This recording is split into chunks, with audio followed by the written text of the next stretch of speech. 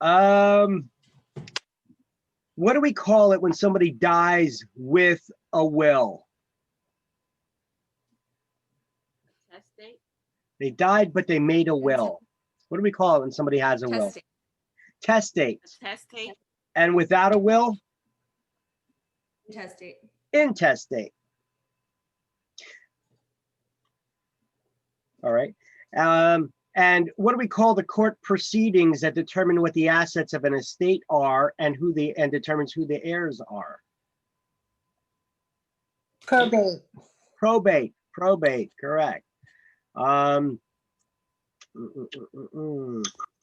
And what's the different, let's see, land is described as the surface of the earth and all things permanently attached to it by nature, like trees and bushes. What's the difference between land and real estate? Real estate includes all the rights, like the heir, right? Well, so it includes all the rights and which we refer to as the bundle of rights, but it also includes, what else does it include? All the man-made improvements, right? Oh, right. Mm-hmm. So it includes, it's the definition of real estate is land plus all man-made improvements and all the rights, interests, and benefits that go with it. Or another way of saying that is the bundle of rights. Right.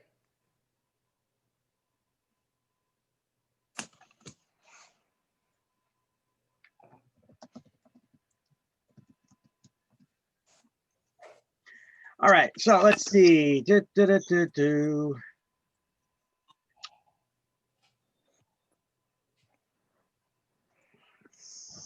Subsurface, air rights. All right, let me take a look. Some other questions I can ask you.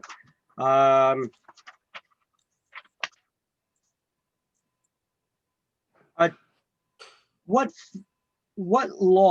anti-discriminatory law covers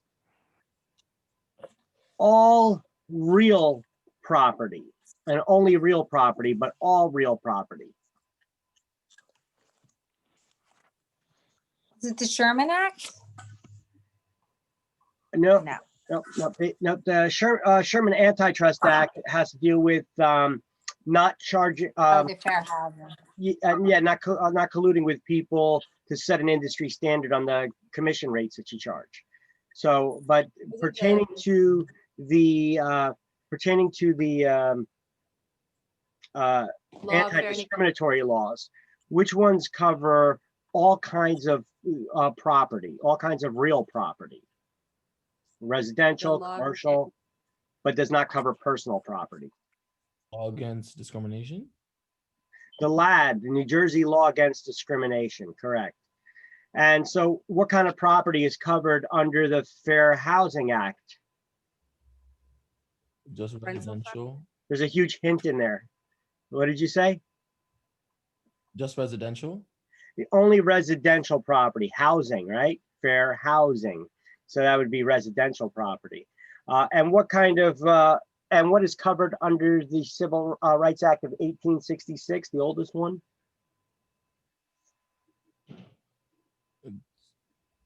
Race, color, so basically. No, what kind of property? Race What kind of property, not the protected class. Under which one? The Civil Rights Act of 1866, what kind of property is covered under that law? Is that a rental property? I'm making that up, but.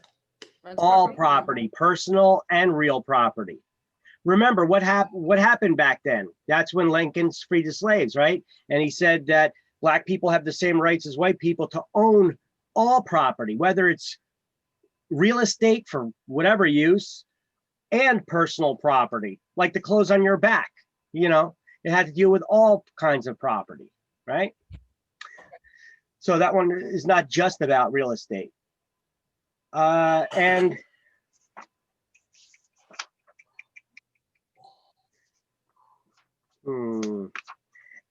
a discriminatory zoning practice.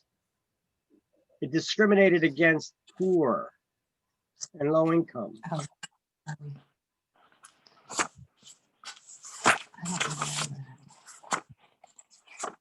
Anybody? Bueller. Could you Bueller. repeat the question real quick? What is an illegal discriminatory zoning practice? Exclusion something zoning? I forgot the word. Exclusionary zoning. Who did it exclude? Yeah. The poor.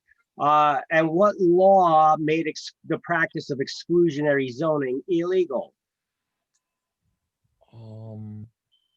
Law or laws? Or lawsuit? Was it the Morel? There was two. Those were the court cases, right? Morel Yep, one. The and Mount two? Laurel decisions, correct. The Mount Mount Laurel Laurel. court decisions. All right. And for violation of New Jersey law, the LAD, what are the penalties? First, second, third offense? 10,000, 25,000, and 50,000. Correct. 10, 25, and $50,000 respectfully.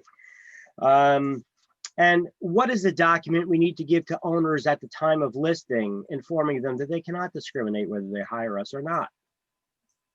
Attorney General's memorandum. The Attorney Yeah, General's General. memorandum about the New Jersey laws against discrimination and the federal laws, correct. Da,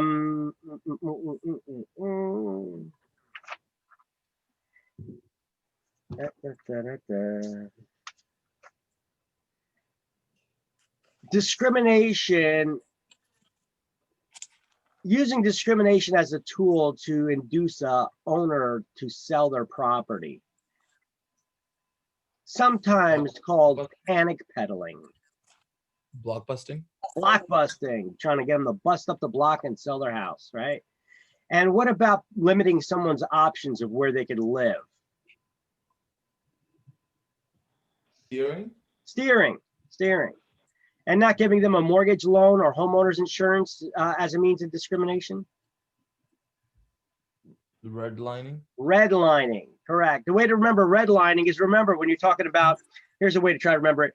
When you go to an accountant, right? Accountants use red ink when they're not going to, when something's not good, right? So it's kind of like lenders saying that they're not going to give the loan or they're not going to give an insurance policy. They put a red line. I mean, that's not what they do, but I'm just, trying to give you guys a visual. They put a red line through the application trying to say that it's not good. They're not giving it, right? So redlining, red ink has to deal with financing, right? Or money, the money. All right, and who enforces the federal anti-discriminatory laws? HUD. HUD. HUD. And how long does somebody have to file a complaint for violations of the federal anti-discriminatory laws? 1 year. 1 year. Unless It's You want federal, then federal- it's 2. unless they want to make a federal case out of it, then it's 2, correct. And what about for the LAD? How long does somebody have to file a complaint under that? 180 days. 6 months, correct. isn't it? Mm-hmm. Oh, the lad is 6 months. Yep, it's 6 months. Mhm. And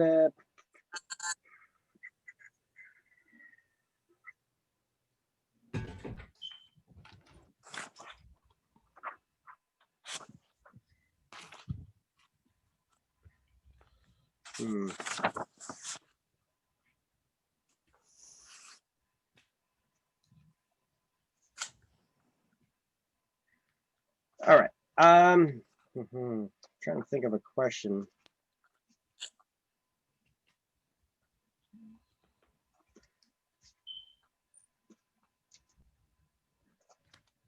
What do we call those undercover mystery shoppers to make sure everybody's compliant with the equal housing laws? Testers. Testers. And what are your fiduciary duties?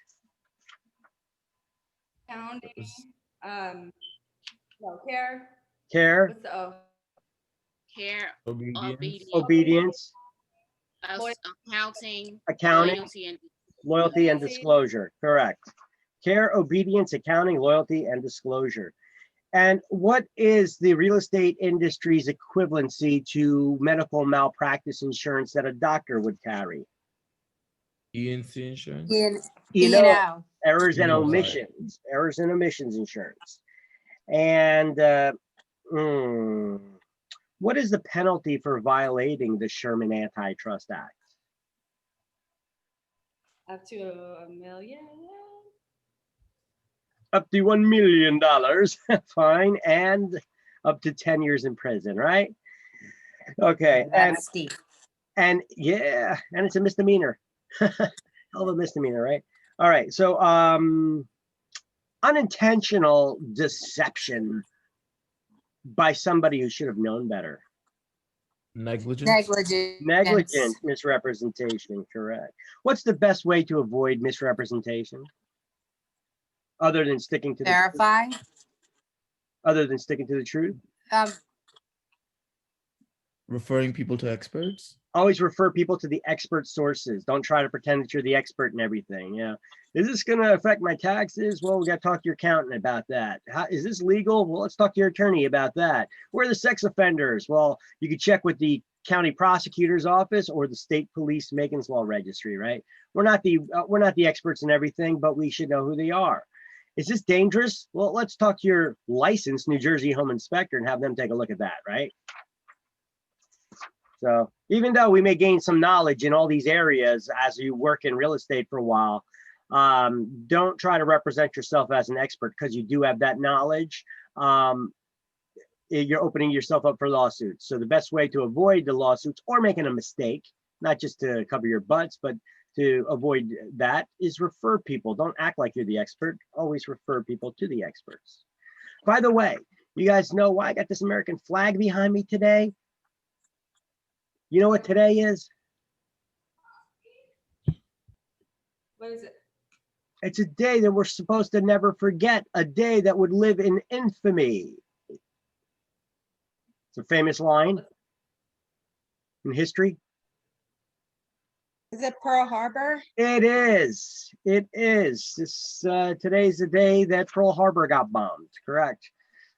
So there we go. A little factoid for you. Daily factoids. Okay. What's the first document you give to anyone you intend to do business with for residential real estate? CIS. CIS. And the purpose of the consumer information statement, what does it do? Is it noted? How the agency would work with them. It discloses, it's a disclosure of agency relationships, the different ways that the agency can work with you and represent you, correct?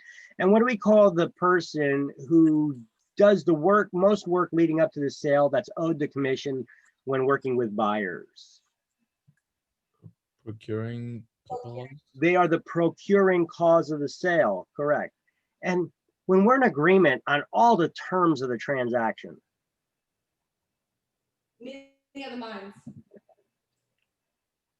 what do we call it when both the parties are in agreement on all the terms? Right? Meeting of the minds. It's a meeting of the minds. Yes. Oh, okay. I thought you were saying CSI or something. Okay. Yeah. Meeting of the minds. Meeting of the minds. And giving anything of value to somebody who does not have a license.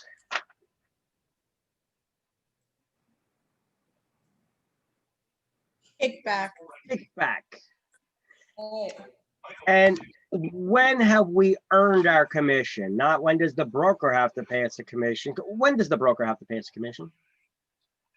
10 days after the. Within 10 days or as soon as the check clears. And when is it considered that our company earned the commission? When you bring them a willing, able, and ready buyer. When we bring them a ready, willing, and able buyer. Correct. As an independent contractor, what are you responsible for? Taxes, insurance. Paying your own taxes, insurance, tools, licensing fees, etc. So what is your broker responsible for providing to you? Supervision.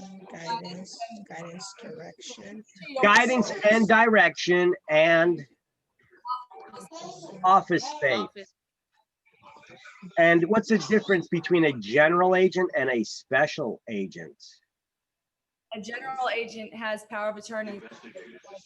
All right, I told you not to remember it like that, though. Dumb it down for me. they can sign contracts on behalf of their clients. Like, So they could legally bind their clients to a contract, whereas a special agent cannot, right? General agent can legally bind their clients to a contract, whereas a special agent cannot. And what's the difference between a client and a customer? we have fiduciary duties to a client, and a customer with their, fair and lawyer or whatever. So we have legal responsibilities to a client and a customer. We just need to treat fairly and honestly. Mhm. All right. Let's go to chapter 5 and we'll just pick up from there. But let me just see really quick what's going on in our chat window here. So resuming. All right. So in chapter 5, we left off on page 85. Last thing that we did, we were talking about tangible assets and intangible assets, right? Tangible asset is something you could touch or feel. Another word for tangible is corporeal. Another word for intangible, something you cannot touch or feel, like your rights or views, would be called incorporeal. So another word for tangible, another word for intangible, corporeal and incorporeal, right? All right, we went over subsurface and mineral rights. That's anything below the surface of the land would be considered subsurface rights. Somebody can own, sell, or lease their rights individual of the property itself. You guys seen those Alaskan gold rush shows on TV before, I'm sure. A lot of those guys that are mining for the gold they don't even own the property that they're mining on. What they do is they get what we call mineral leases, and they actually rent the land, and with the intention of digging on it to try to get the minerals out of the ground. And then they would have a further agreement in those leases that they would also have to pay or share it with the landlord from the proceeds from whatever they find. Now they got that for gold, they got it for oil, they got it for gas, you know. All right, air rights, the same thing. It works the same way. You have the rights to the air above the property, whether you, when you own it, and if you sell the property, these rights can be retained by you, or you could sell them individually of the land itself.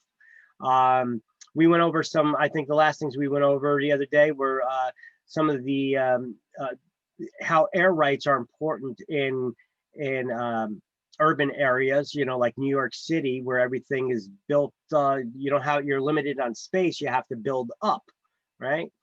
So the air rights are very valuable in areas like that.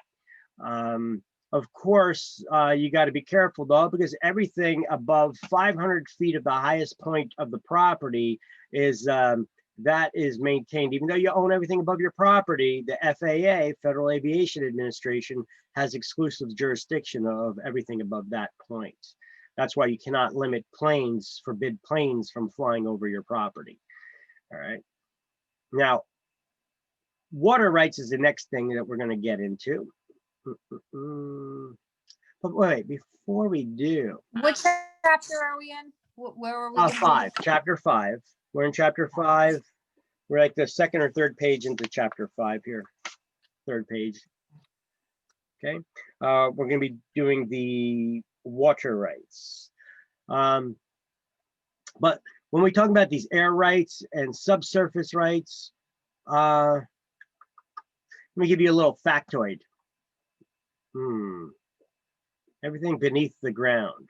Remember I was talking about how in that MetLife building in New York, they have air rights and subsurface rights. That's where the Grand Central Station is, right? So we got 3 owners of that property there. One that owns the property, the land, and they got a couple buildings on it.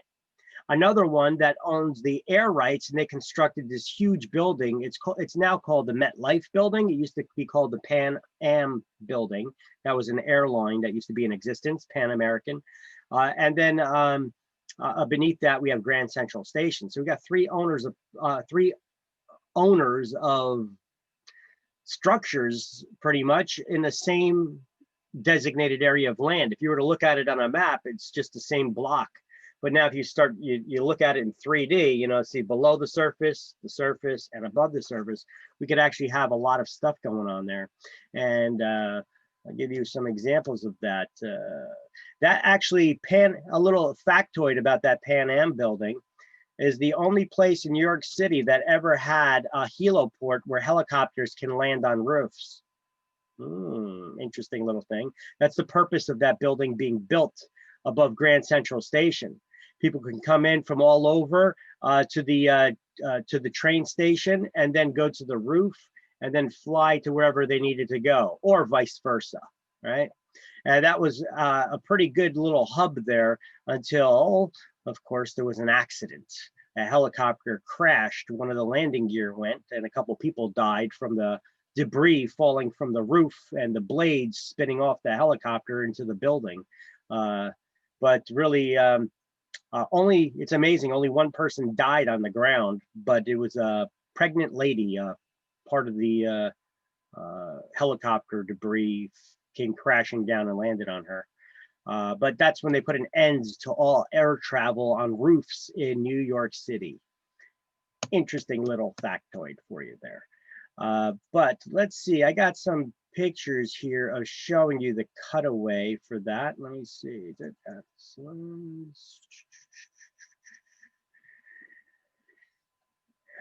Water rights, air rights.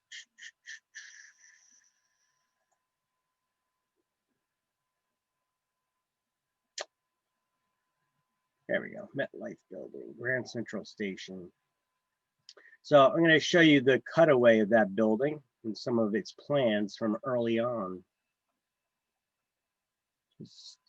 Just to clarify a little bit more, but sometimes people enjoy seeing the little historic stuff, so why not?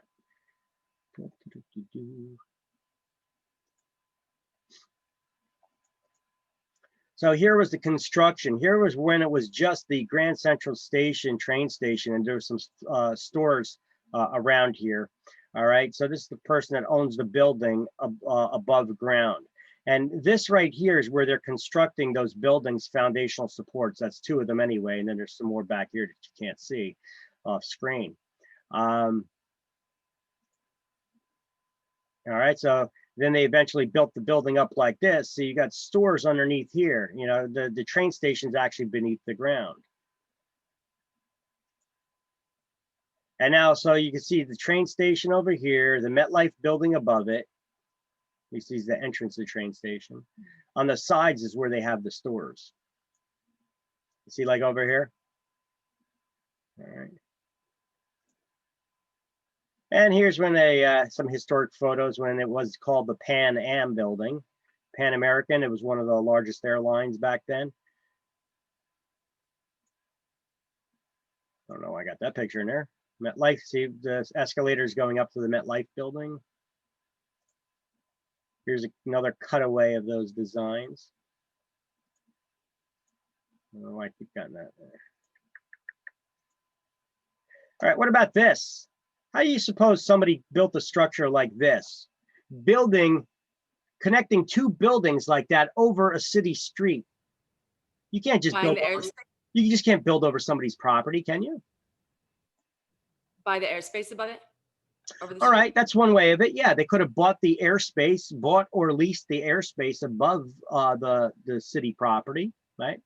Think of another way that could have happened. Is there like an air easement? I'm sorry?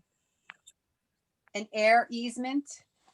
No, No. not an easement, but the easement is a right to cross over somebody's property for a particular purpose. But once again, it's a right. So just like air rights, right? They would either buy the air rights, or what about this? Maybe that person owned the city, maybe whoever built this also used to own the property where the city street is sitting down below. And what they did is then they sold it or gave the land to the government to make the road, but they retained the air rights above it so that they could build above it. Maybe that's another way. I'm just trying to get you guys to think out of the box a little bit of the possible ways of, I mean, because you can't just build over someone else's property, right? So I'm just trying to just spitball ideas. I don't know how this one was built. All right. It's just more of Grand Central Station.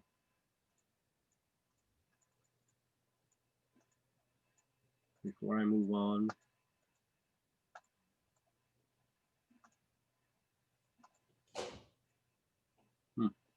All right. Ooh, that's that for that. Okay. La-dee-dee-dee-dee-dee.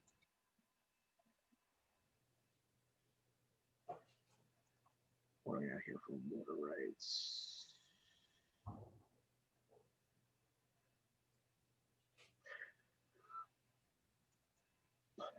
Sorry, bear with me 1 second here. Just opening up some other images as we start getting into water rights now.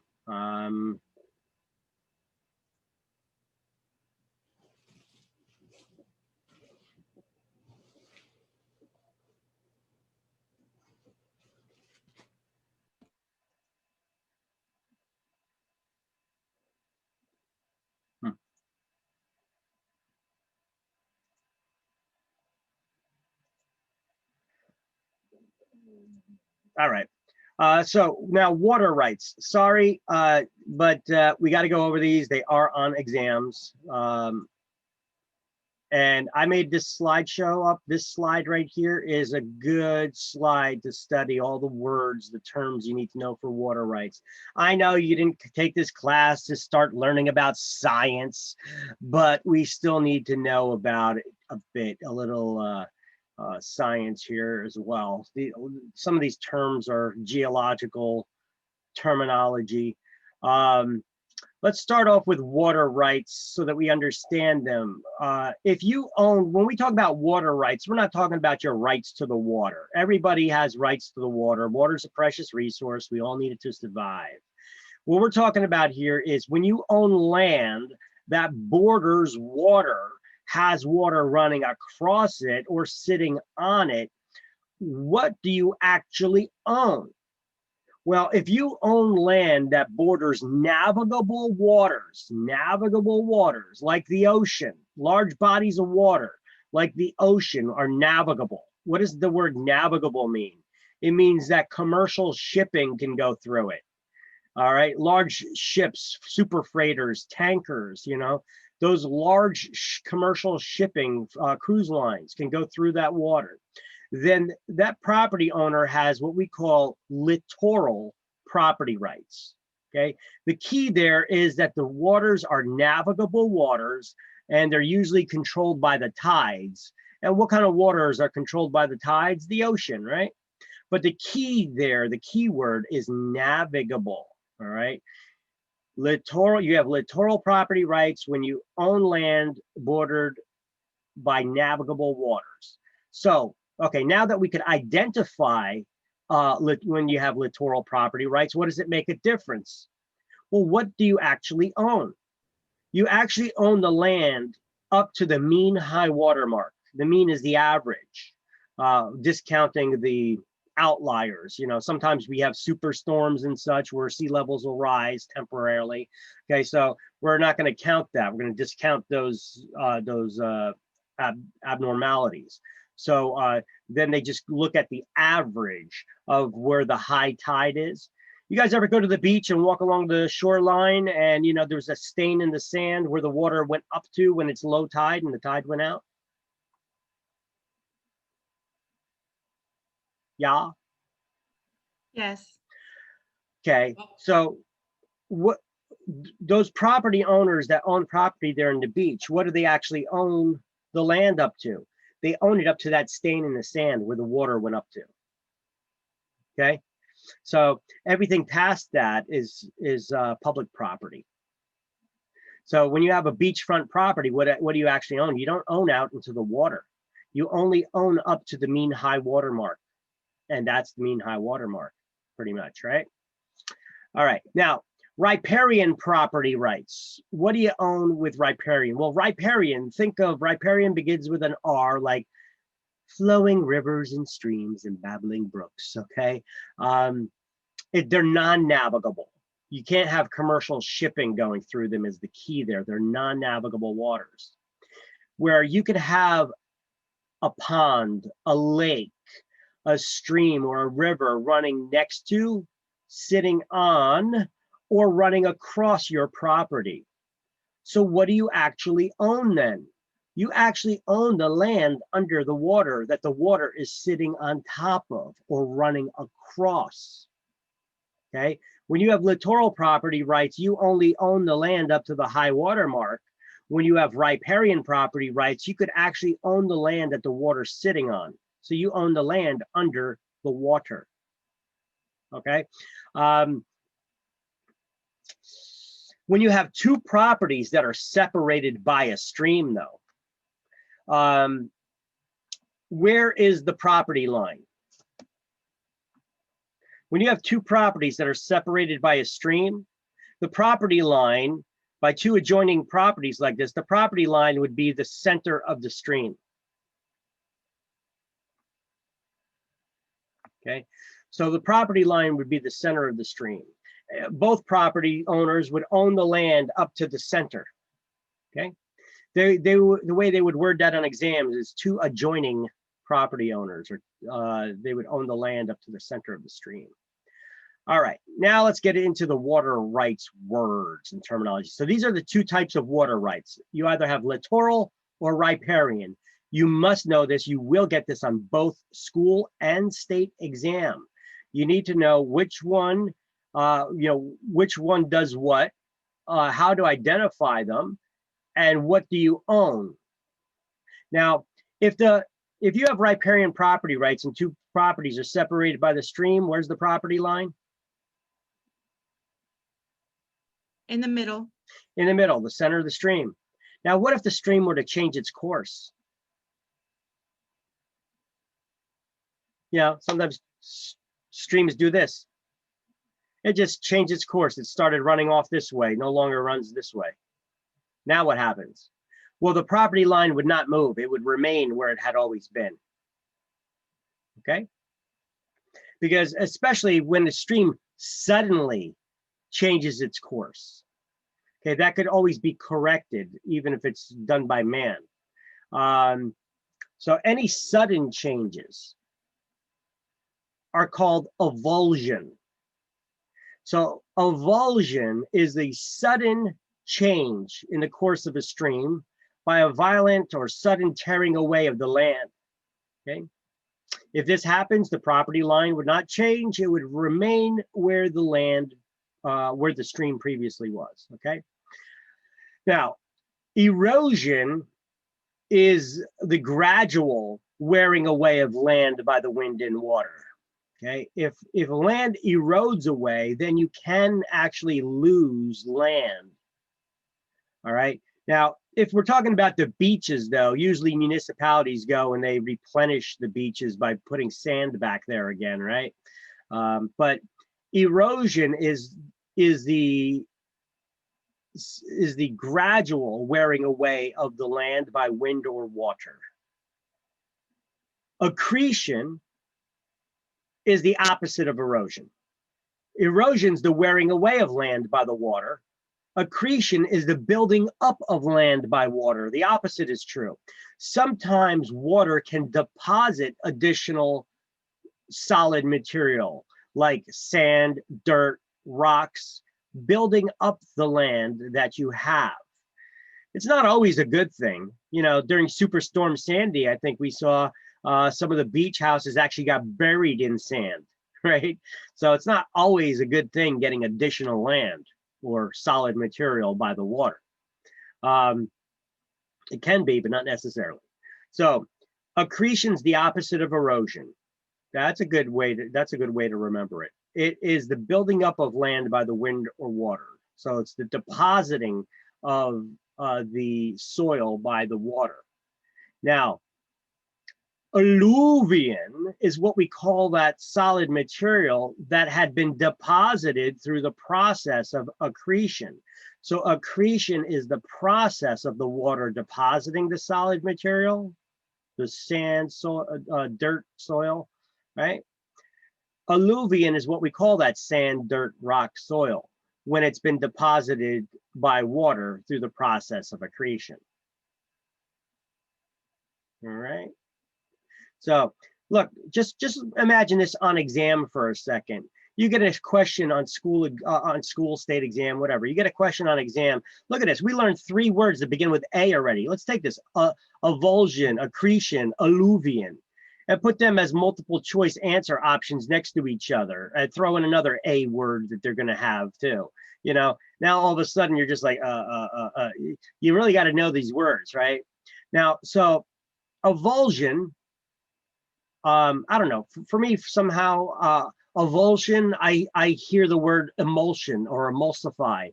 And I see those infomercials in my head where that guy's talking about how the blender moves the water and, you know, so avulsion, that's exactly what it is. It's the sudden change of the course of the water. It's water moving, okay? So that's the picture I get in my head. Avulsion is the movement of water, okay?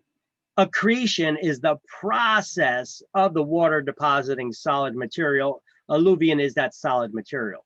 Now take a look at these words, alluvian and avulsion. Put them next to each other.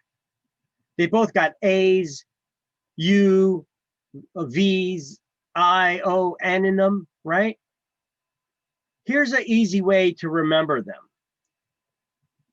Avulsion has an S in it. S for like sudden change in the course of a stream. Alluvian, well, it has an extra L. This is the one where you're gaining that solid material through the process of accretion. That solid material called alluvian. You gain an L, you gain some dirt. Okay, so that's all I got. So hopefully that'll be a way to remember it. The one with 2 L's, it's you gain an L, you gain some dirt. Okay, there's a way to remember it. The one with 2 L's. All right, hopefully that works for you. Now, one more water right word, reliction.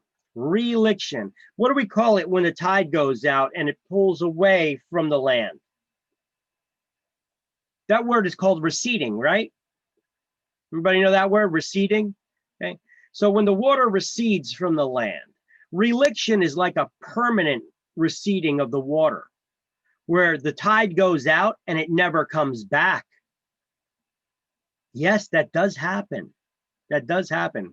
You know, all we hear about all the time by, you know, the environmentalists is, you know, the tides are rising because the polar ice caps are melting and blah, blah, blah. Well, you know what? The opposite happens too. Right? The tides go down. Ocean levels raise in some areas, in other areas they go down. All right. The earth is always changing. It always has been, right? So it is possible for this to happen, and it has happened near us. What about the Meadowlands? You guys know that all used to be underwater. Now we have stadiums. We have got the Parkway, the Turnpike over there. That all used to be underwater years ago, before any of us were born. That tide went out and it never came back. Okay, so there's an example of reliction right there at the Meadowlands. That all used to be underwater. Okay, so reliction begins with an R-E, so does the word receding. So there's a way to try to remember those two. Reliction and receding are the same thing, except reliction is a permanent receding of the tides. Now, permanent, is anything ever permanent? You know, well, you know, permanent as far as our lifetimes go, okay? The tide goes out and it doesn't come back in our lifetime, that's pretty much a receding, a reliction, an example of reliction. Okay? Okay. Okay. Yeah. Mm-hmm. All right, so those are all of our water rights words. We need to learn them, okay? Okay. Mm-hmm. All right, Mr. Hand. All right, let's moving on. Boom, boom, boom, boom. Frontage, frontage. What is frontage? Frontage or front feet. It's how wide the front of your lot is. When you own a piece of land, when you own a parcel of land, the width of the front of the lot is called frontage. If you have a lot that's 50 feet by 100 feet, the way that would be written, oh my God, did I have it open, please? No, I didn't. Shit, all right. Sorry for that. Hold on 1 second. Let me open up in the background my whiteboard. Lovely whiteboard. Takes forever. Let's see if I got a slide with this. Okay, yes, I actually got a slide with this. Here we go. So screw that.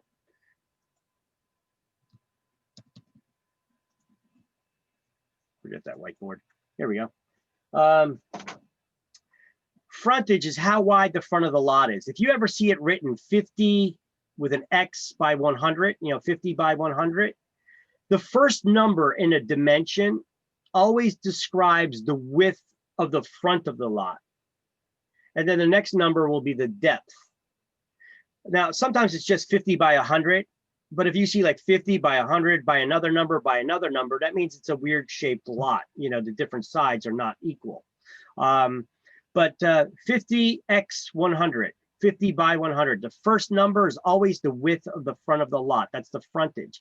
So how much front feet do you have? It could be expressed that way. You have 50 front feet or 50 foot of frontage, the different ways that it could be worded, okay? Now, if you have waterfront property, waterfront, where's the more valuable side of the lot? The side facing the water, right? Facing the beach, for example, would be the more valuable side, right? So the frontage is actually measured on waterfront properties by the side of the lot. If it's the back of it, whatever, the side of the lot that's facing the water would be the frontage on a waterfront property, okay? So that's why they call it waterfront. That one's not too hard to remember, right? Okay, real property versus personal property. I mean, in the book here, let's see, for our highlights, there's really no great definitions. My slide is actually the best thing to study from. This one right here with all these words together and the way I defined them. This is actually a very good slide to study the water right terms. And you will be getting them on both exams. So boom, right there for you, okay? Littoral rights, riparian rights, I'd say just highlight that in the book, but there's no like one sentence I could give you. You have to understand the whole thing, the whole concept of it. This slide does it probably the best, okay? And then when you turn to page 86, the next page, we'll highlight in the second paragraph, the second sentence. If the stream were to suddenly change its course, it's a process known as avulsion. The property line would not move, but would remain where it had always been. Then the next paragraph, accretion. We're going to highlight accretion is an increase of land caused by the gradual depositing of solid material called alluvion. And then go a little bit further on that line and just highlight the opposite of erosion. I think you guys get a question on an exam like that. They give you these terms and they say, which one's the opposite of erosion or something like that. What's the opposite of erosion?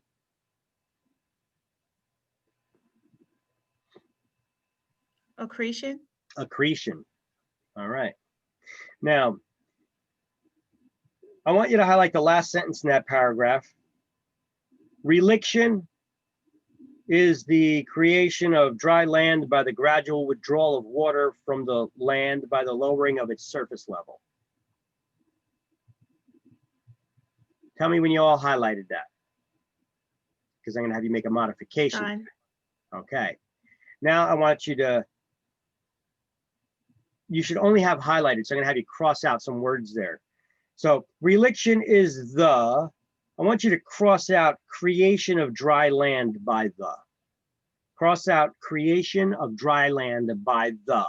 I don't want it confusing you if you're studying from the book and not the slide that I gave you. Reliction's not creating any dry land, or it's not creating any new land.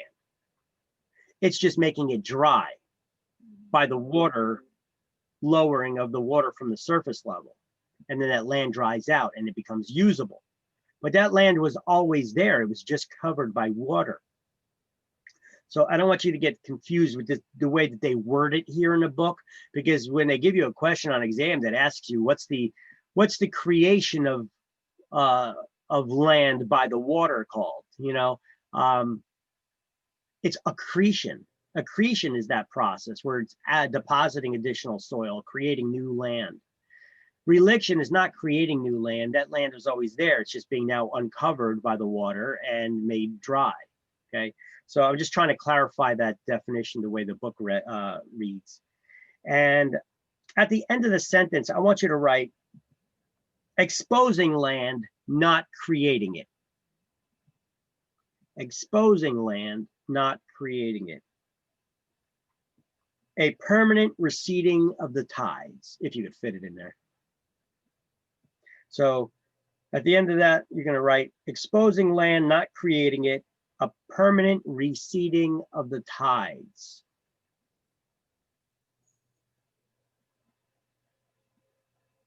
Can you repeat that? My system is freezing. Exposing land, not creating it, a permanent receding of the tides. Exposing land, not creating it, a permanent receding of the tides. Okay. Here you go. Here's how you spell receding, R-E-C-E-D-I-N-G, receding of the tides. Okay. Mm-hmm.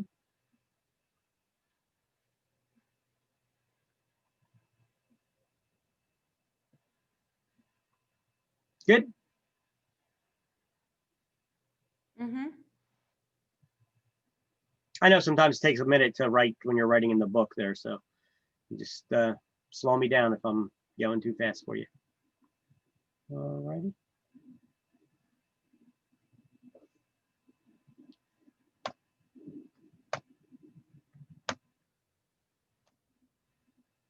All right. Now, there's only two kinds of property in this world, personal or real, right? Okay, so personal property is everything that doesn't fit into the definition of real property, real estate. If it's real property, that means real estate. Okay. Let's learn this new word, chattel, or sometimes you see it with an S, sometimes you see it without an S. Chattel or chattels. You need to know what this is for exams, so put it on your definition list. The definition is tangible personal property is chattel. Chattel is tangible personal property. So let's highlight that on page 87 under where it says personal property, personality, at the beginning of that paragraph. The next line, at the end of the line, highlight tangible personal property is also referred to as chattels. Now, if I ask you what chattel is, don't tell me it's personal property. That's wrong. It's tangible personal property because we have intangible personal assets as well, don't we? Mm-hmm. Chattels is tangible. Tangible is something you could touch. You could have personal property that you don't.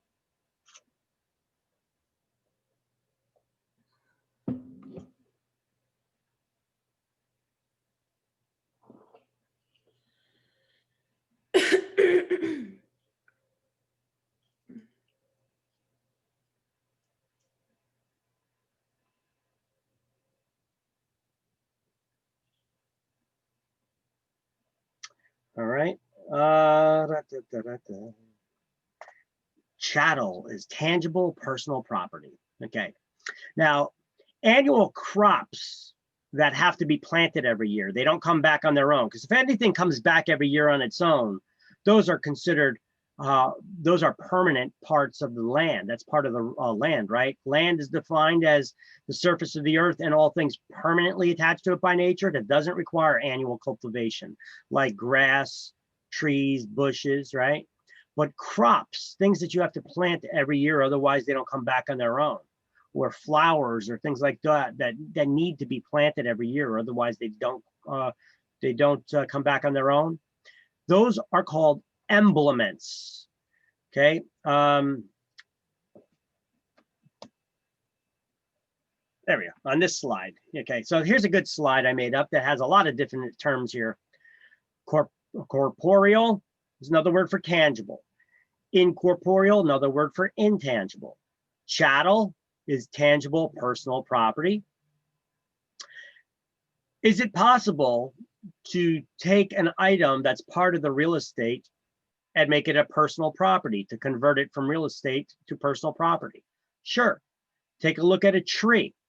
A tree is a part of the real estate, but if you cut it down, severing it from the earth, that tree becomes personal property, a process known as severance. You don't need to study that word though. You're not going to get that word. The reverse is also true, which you do get this word.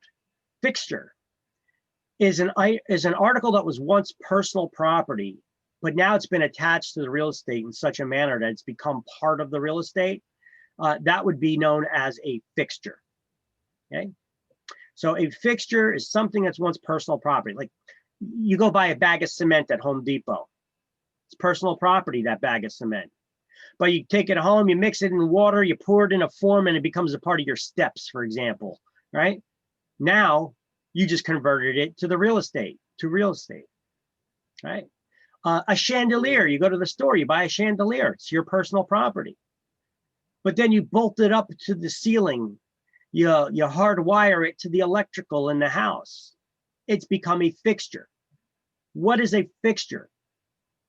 It's part of the real estate. Can you take fixtures with you when you move? No. Generally speaking, no. Yes. Unless If you have to replace it with something. Unless you state that you're going to take it with you. And yes, you can't just like remove the chandelier and leave the wires dangling there, right? You got to replace it with something. Can you take the toilet bowl with you when you move? No. How's that different than the chandelier? Right? Yes, you got to replace it with something. You can. I mean, I used this as an example in class once before in a live class that we had in person. And it was the funniest little episode that we had because we were talking about chandeliers and people are like, oh no, yeah, but you could take the chandelier. Some of those chandeliers can be expensive, you know? And if that's the case, even though it was wired into the house and bolted to the ceiling, it's part of the real estate now. The owner can take it with them as long as before you get under contract with somebody, you make it clear that they're taking it with them and they're going to replace it with something else. Okay. But typically people don't take fixtures with them when they move because it's part of the real estate. And if somebody makes an offer to purchase your house, they're purchasing the house based on its current, the way it's set up. You know, they're not planning on you, they're not putting offer on the house and then going to be okay with you taking the kitchen cabinets and the chandeliers out of the house and stripping the house basically. Now you're physically modifying the house. So fixtures are part of the real estate. You can't take them with you if you did not make it clear from the get-go that you were taking them with you. Now, in class one time, I gave that as an example to people. I'm like, you're not going to take the toilet bowl with you when you move, right? And everybody's like, no. I had this one lady, she was like, she's like, when I sell my house, I'm taking my toilet with me. Everybody shot her a look. They're like, what? What do you mean you're taking your toilet with you? And she's like, listen, and now she had a real valid reasoning behind it that I would have never thought. She said, listen, I'm a tall woman. And she said, my husband's even taller than me. She's like, you know how hard it is to sit on you little people toilets? That's the way she worded it, you know? And I was like, you know what? That's a valid argument. That's like us trying to sit on a kiddie toilet, you know? That's a valid argument. You know, it's probably hard for her to find those a taller toilet like that, and they found them, so they want to take them with them. But as long as they make that clear at the beginning that they're going to replace it with something else. Look, what if it was somebody else that was tall that was looking at the house to buy it, and they liked how extra tall the toilets were, right? It's a valid argument. I would have never thought of that because I'm a normal sized person, I guess, you know. But yeah, it is a good argument. Victor, you would need to make that clear at the beginning. Yes.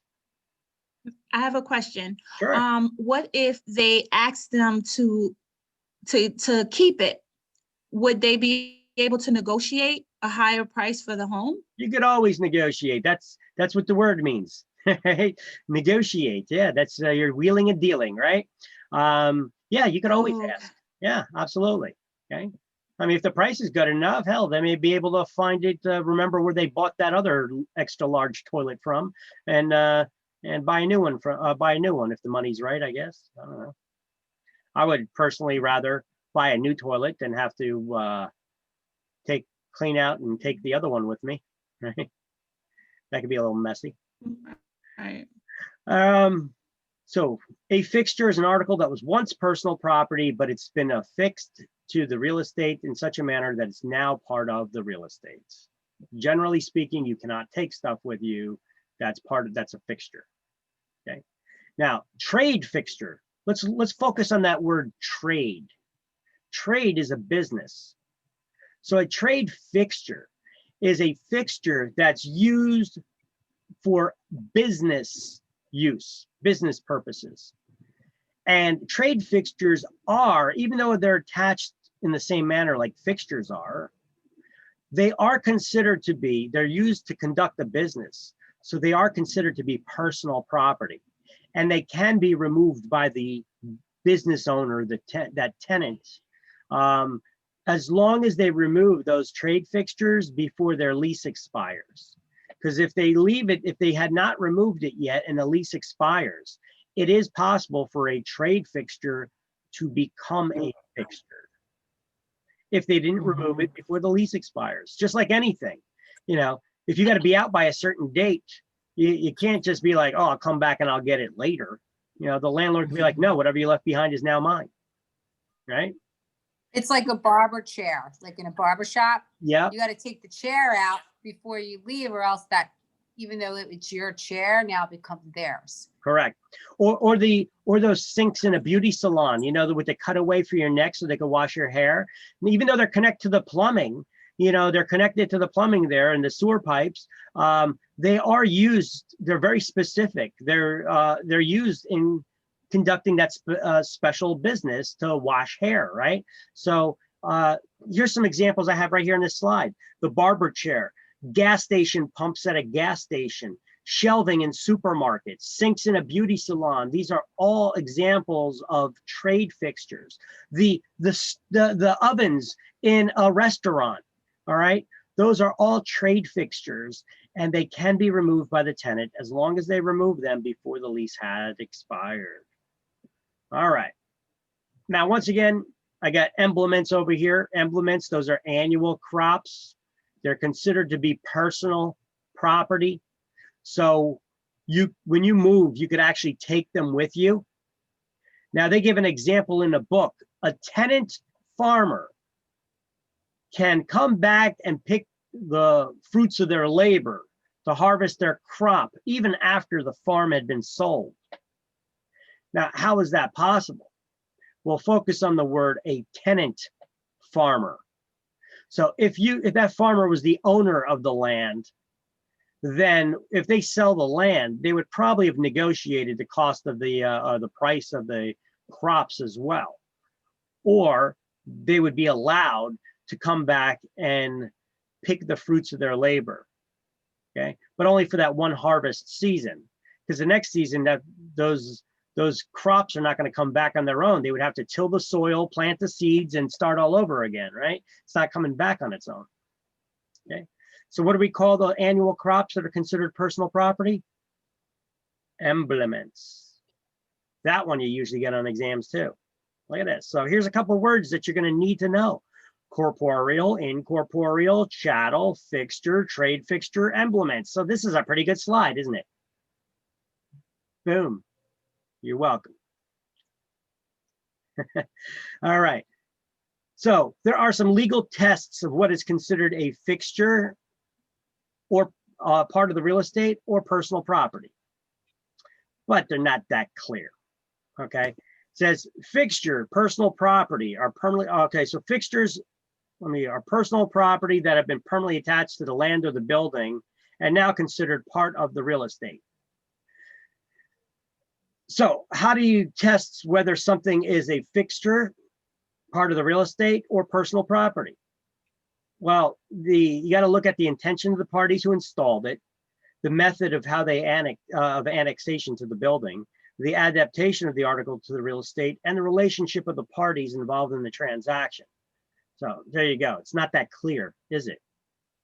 So let's do some highlighting. Go down to the next paragraph on page 87, and we're going to highlight real property ownership is transferred by deed, and personal property is transferred by bill of sale. Real property ownership is transferred by deed, personal property by bill of sale. Go down a little bit further, 1, 2, 3 paragraphs down, and highlight annual crops such as wheat, corn, and garden vegetables are considered to be personal property.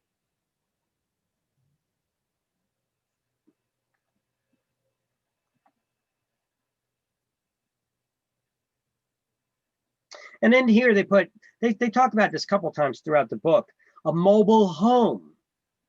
A mobile home, unless it's been removed from its axles and permanently mounted to a foundation, is considered to be personal property. Yeah, because you could always drive it away, right?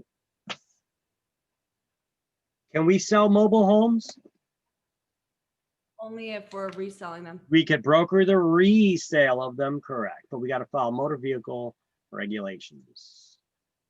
All right, here's an important article to talk about since we're talking about all these fixtures, or important topic since we're talking about fixtures. Walkthroughs. There's various times to a real estate transaction that we walk through the property, okay? When you're showing the property to buyers, just to see if it's something that they're even interested in, that we do walkthroughs then, right? We make an offer on the property. After you do that, if it's accepted, then we go to attorney review. We get home inspections and appraisals. Those are another time where walkthroughs get done on a property. Appraisers come through, home inspectors come through. And then if any work needed to be done, we go back through that property again to confirm that that work had been done properly and completed. And then shortly before closing, we do a final walkthrough, okay? I suggest that you guys do the final walkthrough on the day of closing on the way to the closing table. I, like most other agents out there, have made a practice of doing the final walkthrough the day before closing, or maybe even sometimes days before, once the seller has moved all their stuff out. However, I learned a valuable lesson a couple years back, because I always did that final walkthrough the day before. So we did it the evening before the closing. The closing was going to be the next morning. And we walked through the house, seller moved all their stuff out. The purpose of doing that final walkthrough is to make sure the seller moved all their crap out and they didn't take anything with them that's part of the real estate, and that they did not do any damages or leave garbage behind, because they're supposed to be leaving the house in broom swept condition, meaning that no junk left behind. So I did a closing, and then the real estate agent, the listing agent, she asked me if I could do her a favor, if she gave me the shackle code to the lockbox, if I could go and pick up the key box from the property for her, because it was on my way to the closing and out of hers. And I was like, sure, no problem. I can do that for you.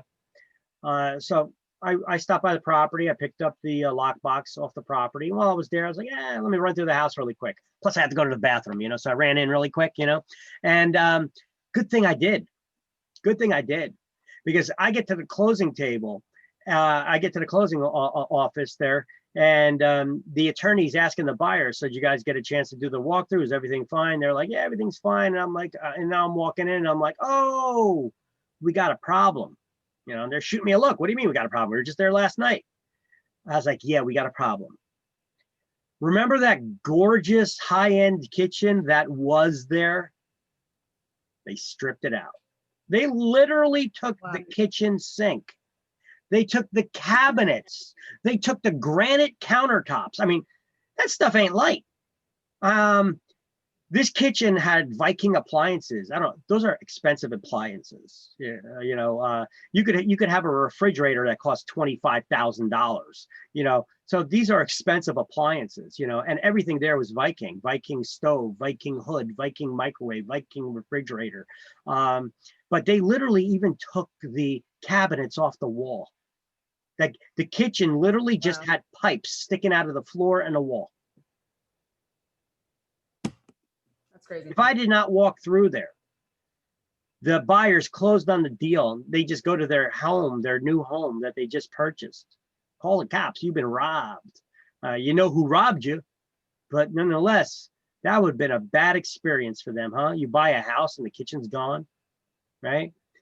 Thank goodness. So now I made it a practice, even though it's very inconvenient to do. I make it a practice of doing the final walkthrough on the way to closing. This way you could catch something like this. I mean, thank God I've never, this is rare, but they had to get in there because we saw that property the evening before. So from the time that we looked at it in the evening to the morning, they had a crew of people in there. That took a crew to do, to remove the cabinetry from the walls. I mean, it was a beautiful kitchen, custom 42-inch cherry cabinets, granite countertops, So you what got happened? Viking stuff. What happened? So What happened? at the end of the day, we got in there and basically the seller it was a short sale. So the seller was trying to, they could not profit on the property. They're basically selling the property for less than what they owe on it to the bank still. So I guess they figured they put all that money in the kitchen. They're going to try to get some of it out. They're going to try to take it with them, I guess. I mean, those granite countertops are cut for that particular kitchen. So at the end of the day, I end up something like this. I'd usually let the attorneys handle, but I mean, I got up in the guy's face and I was like, because the guy actually showed up to closing too. What balls does that take, And I was like, basically, he tried robbing you. He wants to sell you his house and have you bail him out of foreclosure, and then he's stealing all the appliances and cabinetry. I'm like, that's pretty effed up, and I told the guy, I was like, that's a real scumbag move. I was like, if you still want to close on this property, not have them back out on you and sue you for violating the terms of the contract, because you're in breach of contract right now. I was like, they're going to sue you. You could do this. If you want to avoid the foreclosure and lawsuits, I would suggest that we do a dry closing here. We're going to hold money in escrow and not release it. You're going to go and bring back those appliances, those expensive Viking appliances, and we're going to inspect them to make sure they still work and make sure that there's no dents or dings on them and they're not broken. And you know what? The kitchen cabinets and all that, you want it so bad, keep them. You're going to pay them to get a new kitchen installed. You're going to give them money. You're going to come here with cash, and you're going to give them cash to build a new kitchen. Now you're going to have to estimate how much that kitchen's going to cost. And I told the guys, like, listen, you're doing a short sale, but you've been working for the last 5 years without making a mortgage payment on that house for the last 5 years. So it's not like you don't have the money stuffed away, not making mortgage payments for 5 years, putting it in your pillow for those 5 years, So it's not like the guy was broke. Okay, he just didn't want to continue. He sold the house because people sometimes they do short sales. It's simply because the value of the house is half of what you owe on it. So it doesn't make sense to keep it. So especially if you could work with the bank for them to agree to sell the house and not chase after you for the difference, right? That's what a short sale is. So that's what ended up happening. And then I left it up to the attorney to negotiate with them how much money and how they were going to work that out. And they did that. And we checked appliances. Appliances were good. He brought it back. And they ended up getting a new kitchen built, but it was a hassle. They didn't have to go through with that. They could have been just like, no, we don't want to deal with this, and backed out. And the seller would have been breach of contract, and they could have sued them for it. So anyway, they still got the house, they got their appliances, and then they got some cash that was paid to them on the side there. All right. So when do you do your final walkthrough? On the way to closing. That's right. That's my On the suggestion. way to closing. On your Yeah. way to closing. Yeah, on the way, yeah, yeah. That's like right before. that's what I would suggest. I would after that Always. experience. After that experience, I mean, listen, I was in real estate for years and I never experienced anything like that. But I tell you what, the first time you do, that's your eureka moment. We're not going to do that again, right? So And especially with COVID, like, you know, people are saying they're, you know, we're encouraged not to be in the house that much and only so many people are allowed in the house at one time. yeah, But you could be like, oh, I'm just going to not go. But that could happen. Like a leak could happen in the middle of the night. You know, anything's possible. yeah. So I mean, real estate's a learning experience, and I'm trying to get you guys. I learned from my mistakes. I learned from hard knocks, and I don't want you guys to have to go through those bad situations that can make your transactions rougher. I mean, what happens if I didn't go in that house and I just got the lockbox and I went to closing? My clients would have been called me up. They would have been pissed. They would have been screaming, and they know that I didn't do anything wrong, but you know, they would have ended up blaming me and pointing the finger at me because I'm in real estate. I should have known better that we should have done the walkthrough on the way to closing and not the evening before, you know. And now they have to file an insurance claim, put a police report in, you know. What a hassle, you know. All right. Also real quick, I want to just add, like sometimes when your sellers don't go to closing, if you're in a table state, it's like, oh, they're not going to be there. You know, Yeah. I'll let the buyers walk We call through, that a I'm closing good. and escrow. We call that closing and escrow when everybody's not sitting across the table from each other. And if that happened, Mhm. then we would have had to try to reach out to them and do the argument, you know, hey, what you just did, you know, we would have to, but thank God the guy was there and we were able to at least argue in person, you know. Yeah, but that's why I always do the walkthrough regardless of my clients being at the table or not, because like, Oh yeah, you you need got to to do the know. walkthrough Got either way. Yeah, you got to do that Yeah. walkthrough either way. It's very important. Mhm. So I'm sorry. So Yeah. Kate, this is your 2-year class that you have to take, education class? No, No, no, no. I'm licensed in 2 other states. Yeah. Oh, okay. So I'm just, New Jersey will be my third. Yeah, you don't want to. Nice. She could probably get a waiver for this class and just go take the state exam, but you're probably not going to pass it with all this stuff that you need to know. Right. You know.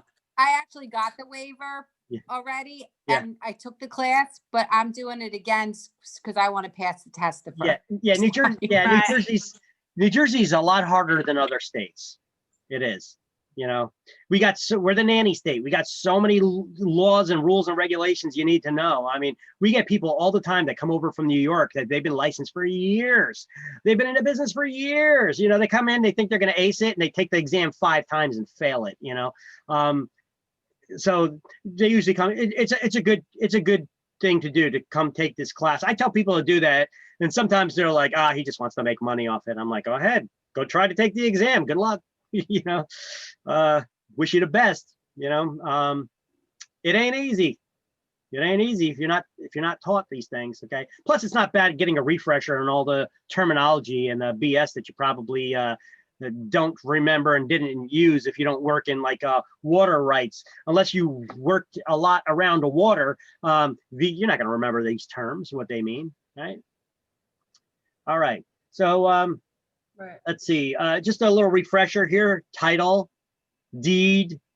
Title is a word that means ownership. Deed is a document that's used to transfer the ownership. The 4 deed is not proof of ownership. The 4 evidences of title, 4 proofs of ownership are an abstract with attorney's opinion of title, certificate of title, title insurance policy, and Torrens certificate, which is not used in New Jersey. You need to know that. Not used in New Jersey. Okay. All right.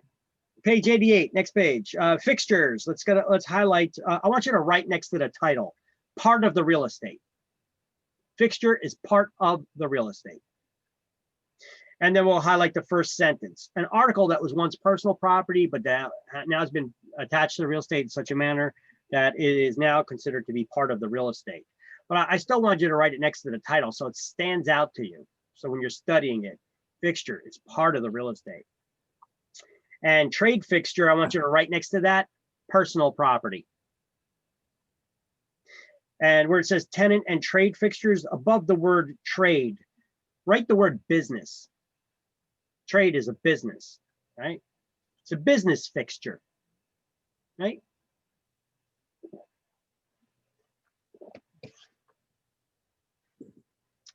All right. And then you're going to highlight the first sentence, trade fixture. I already told you to highlight that. Then go down to the bullet points. Trade fixtures differ from other fixtures in the following ways. Fixtures belong to the owner of the real estate, but trade fixtures are usually owned and installed by tenants for use in their business, for business use. So highlight trade fixtures are usually owned and installed by tenants for business use.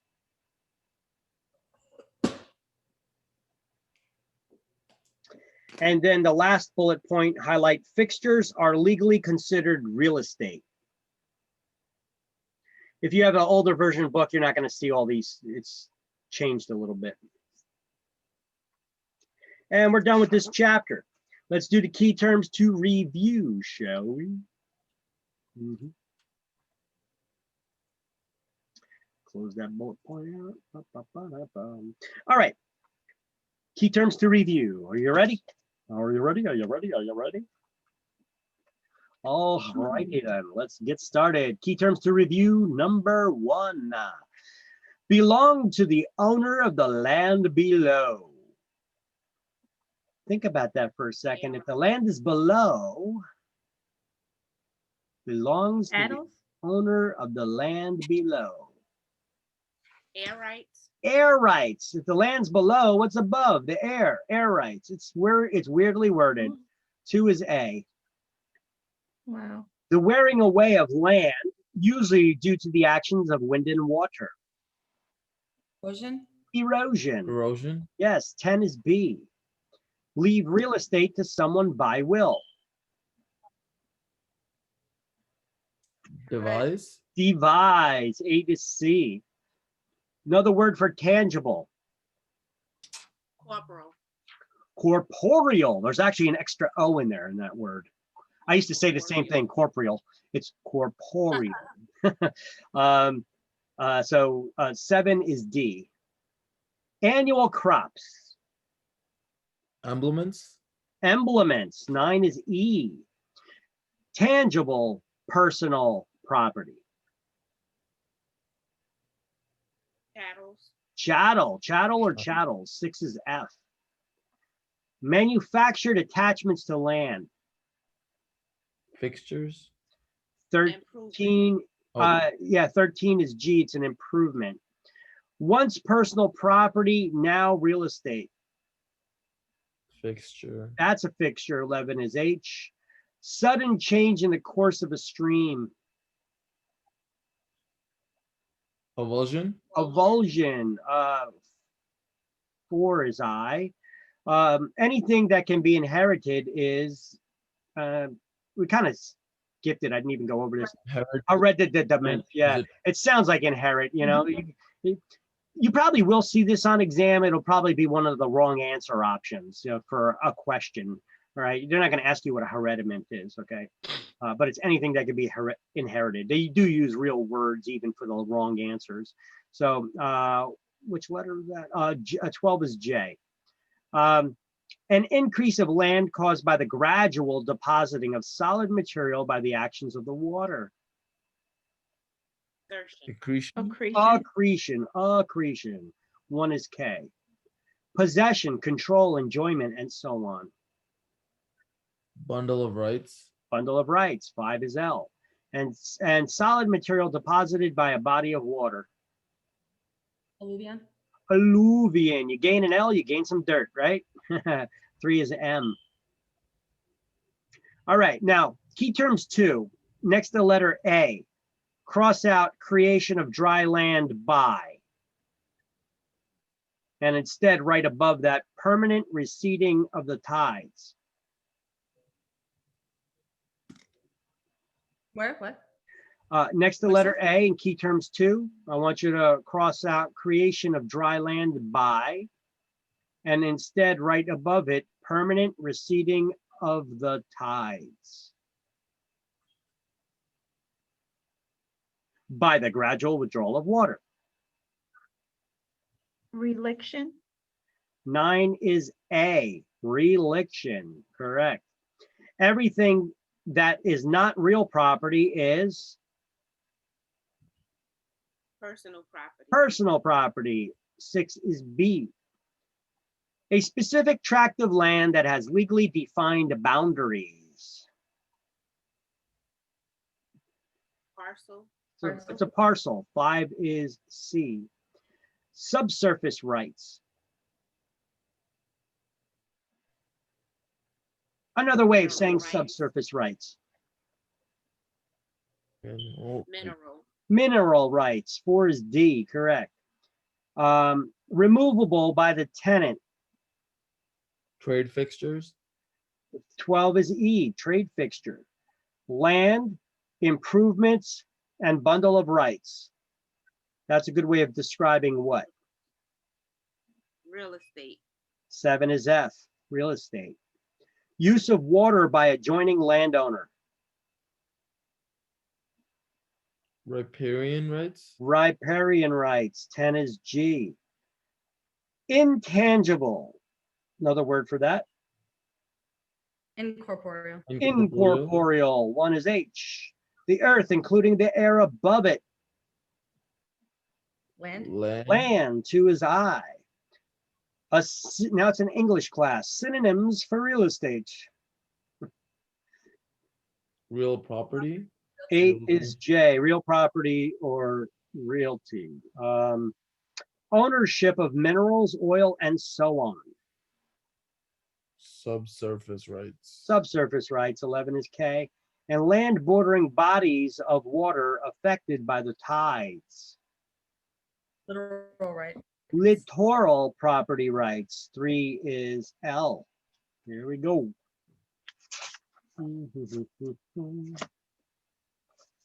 All right. Let me.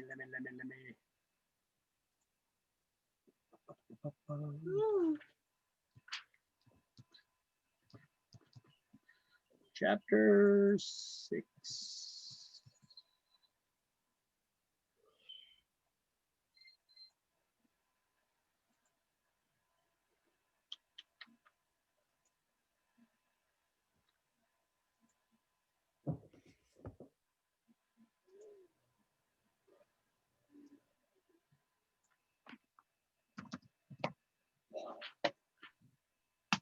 Victor, you said most of the questions on the state test will be on which chapters? Probably the first 4. You'll get, I don't know about most of the questions. You get a lot of questions from those chapters, so. Okay. And this Chapter- is gonna oh, be a chapter- silly question, but First 4, Um, chapter 11, chapter 19.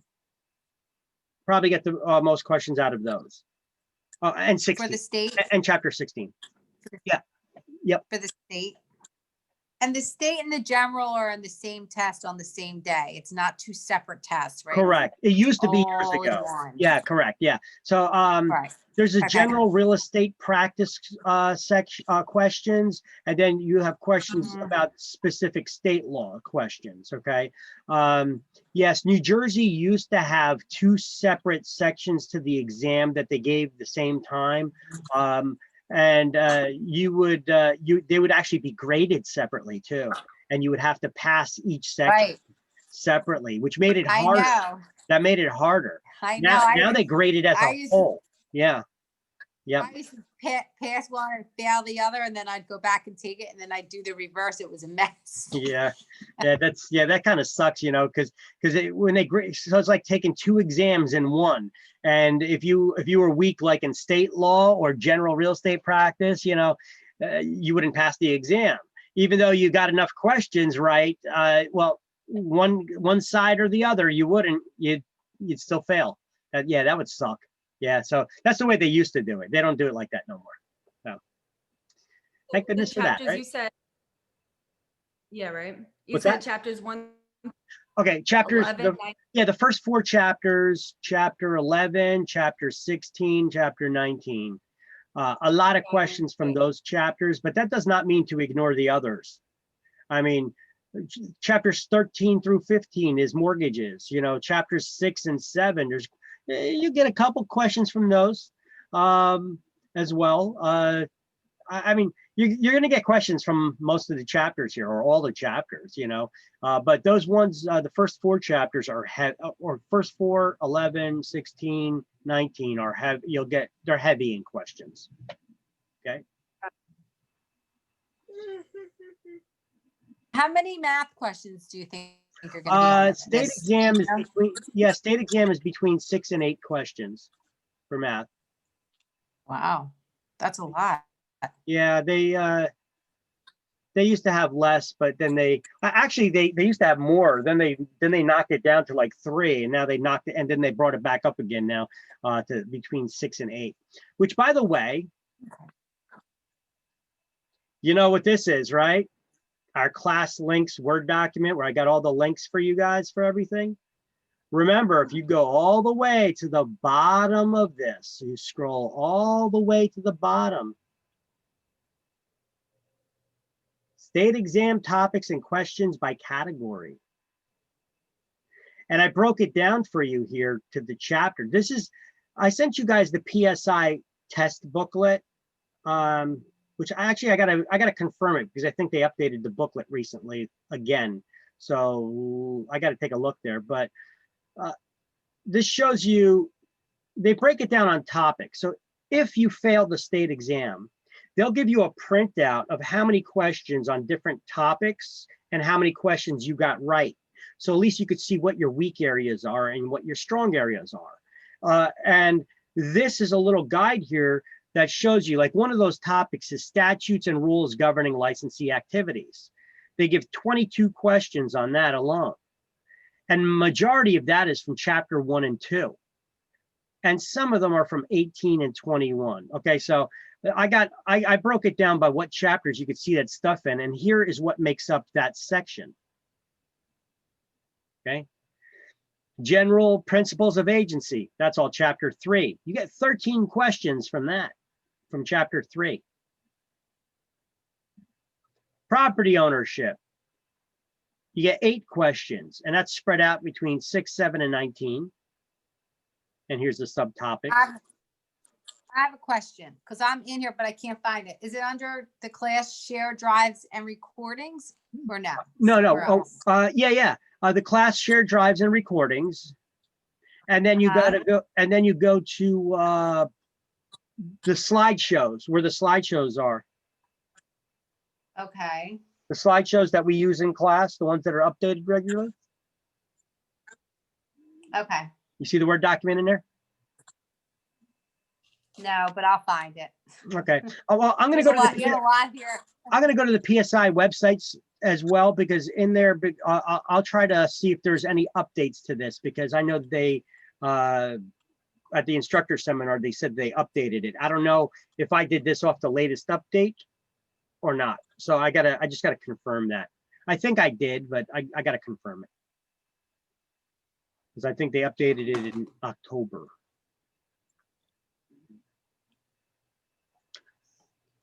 Let me just make sure. Take a look real quick.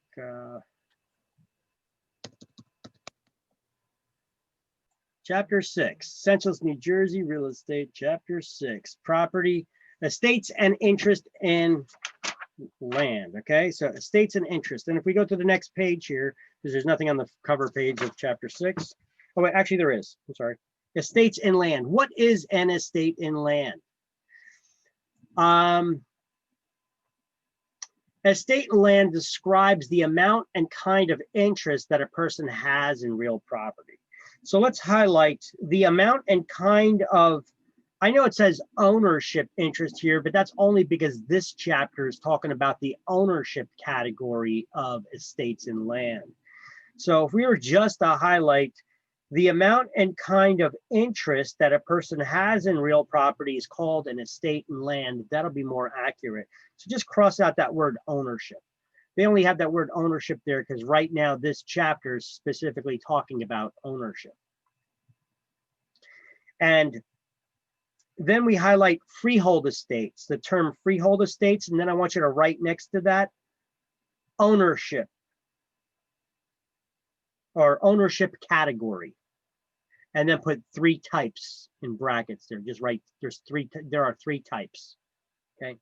So there's 3 types of freehold estates. This chapter is going to go over them. So just highlight the title, freehold estates, and write ownership category. There are 3 types. And they're going to be gone over in this chapter. And then number 2 is a less than freehold estate, which is a leasehold estate. So just highlight leasehold estates. And then right next to it or below it, chapter 12, page 196, 197.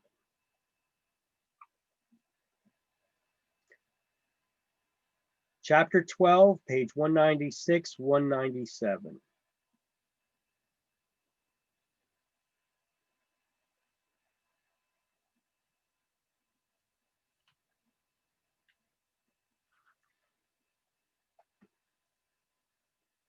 All righty.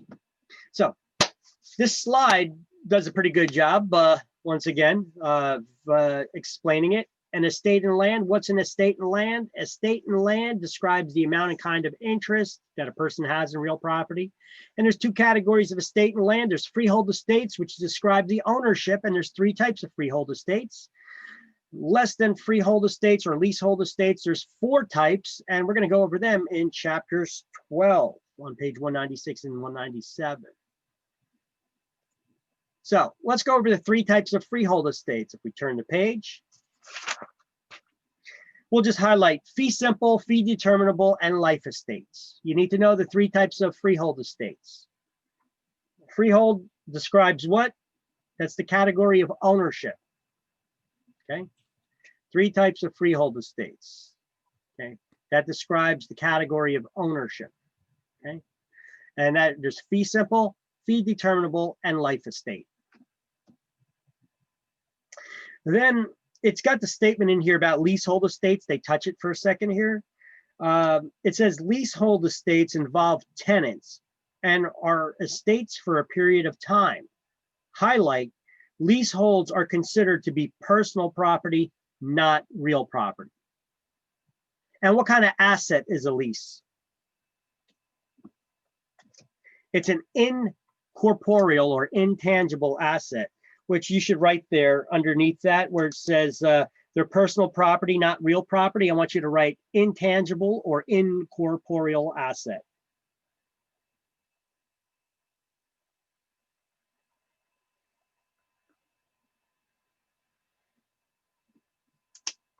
Because what does a lease symbolize? Your rights to occupy someone else's property for a limited period of time as defined in the lease. So you can't touch your rights. So it's intangible, right? And I actually wrote here on this slide, I actually wrote all that. Leasehold estates are for a specific period of time. A lease signifies the tenant's right to occupy an owner's property for a limited period of time as defined in the lease. It involves tenants who are not owners. A lease is personal property. It's an intangible asset, not real property ownership. So a lease describes a tenant's right to occupy someone else's property for a limited period of time as defined in the lease, as well as the terms, the length of time, what is being leased, and any limitations. That's all put in a lease. And there's 4 types of leasehold estates, which we're going to learn about in chapter 12. They are an estate for years, a periodic estate, a tenancy at will, and a tenancy at sufferance. And we're going to learn all about those in chapter 12. But for now, we're going to continue with this chapter, and we're going to go over the 3 types of freehold estates. Are you ready?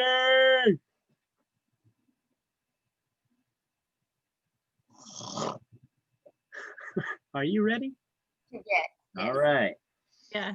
So Next to the title of fee simple estate in the book, I want you to write ownership forever without restrictions. Ownership forever without restrictions.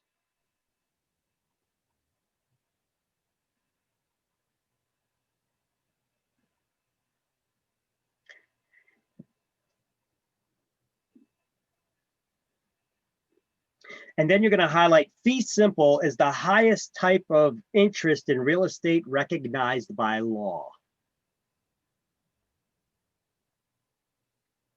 And on the last line, you're going to highlight fee simple. The terms fee simple, and fee simple absolute are used interchangeably.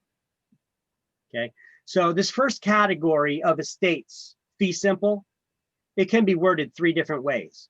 Simply using the word fee simple, or fee simple absolute describes the same thing. That's what they mean by it's used interchangeably.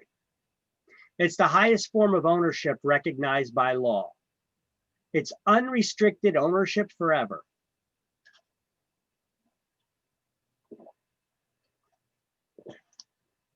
Okay.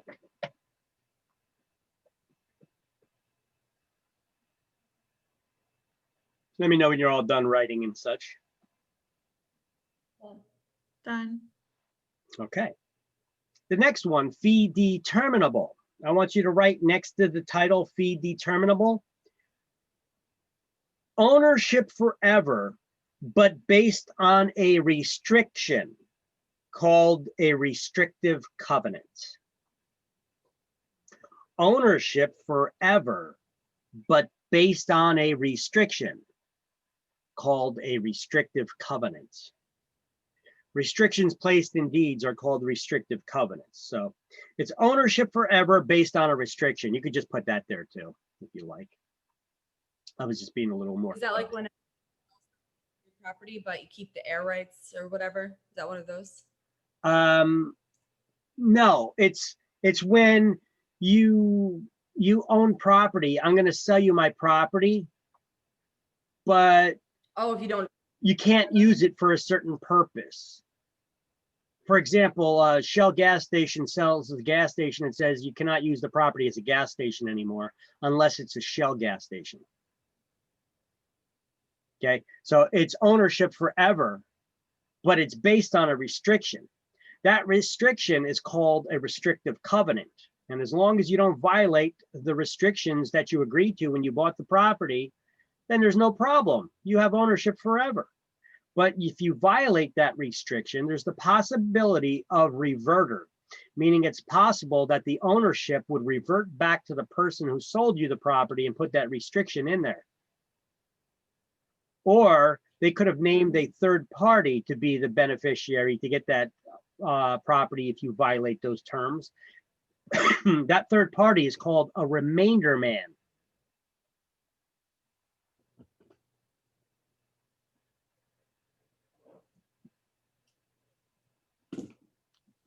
So let's highlight fee determinable, also known as a conditional fee or defeasible fee, is an estate in land that can terminate on the occurrence or non-occurrence of a specified event.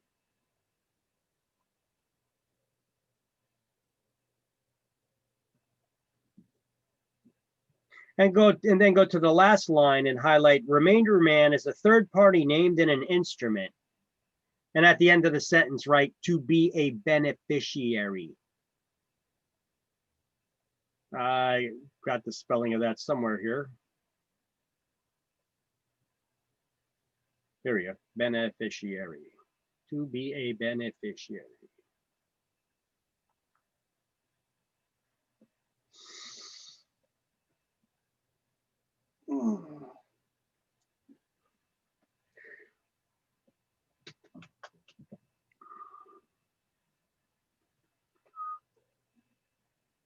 Y'all good? Mm-hmm. Okay. So basically, so fee determinable is the type of ownership. It's also forever, just like fee simple. However, unlike fee simple, that's unrestricted ownership, this type of ownership is based on a restriction. that somebody says how you can or cannot use the property, for example. Now, governments do not place restrictions in deeds. They have their own powers. They got police powers. So they don't put restrictions in deeds. Only private parties do. And when private parties put restrictions in deeds, they're called restrictive covenants. So there's a lot here in this definition. And I broke it down in this slideshow pretty good. Now, next to life estate, I want you to write, is ownership based on the life of the person it's given to? So next to the title of life estate, I want you to write, is ownership based on the life of the person it's given to?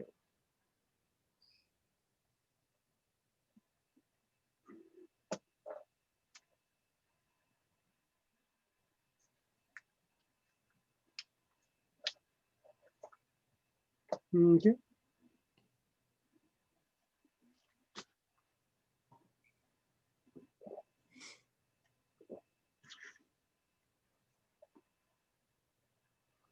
So life estates are just that. They're usually given and not sold, but they could be sold.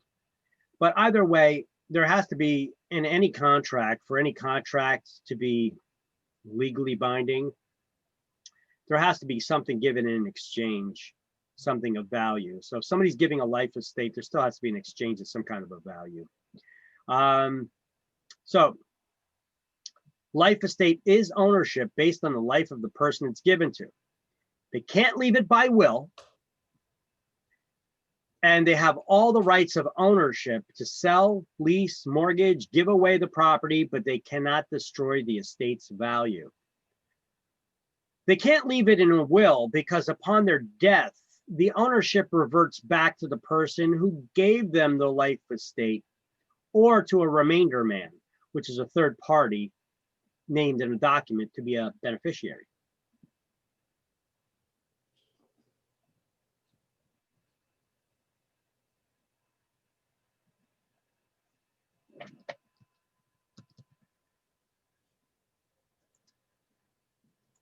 La -di -di -di -di -di -di.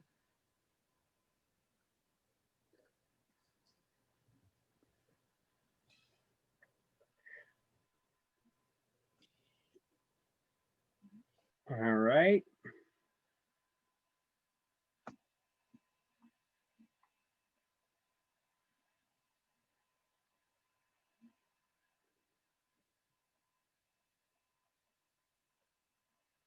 Just trying to find a document that I have about the life estates.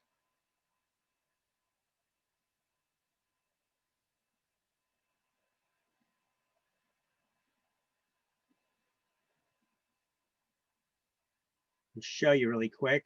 So life estate is based on the person's life on which the estate is given.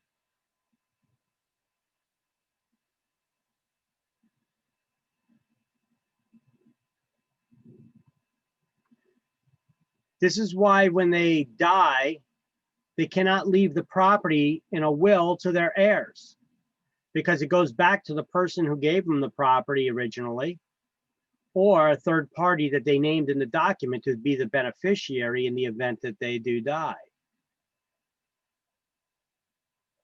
You cannot, a person who has a life estate has to maintain its value, cannot destroy the value. They're responsible for paying the taxes on the property too. Okay, because that could destroy the value if they don't, because they could get foreclosed on. Right. Why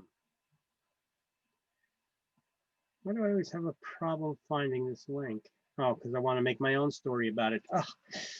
Hold on one sec. I know where I gotta go. I gotta look something up.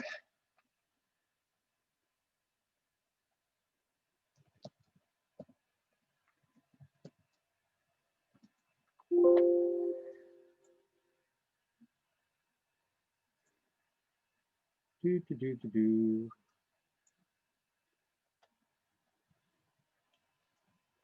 Mhm.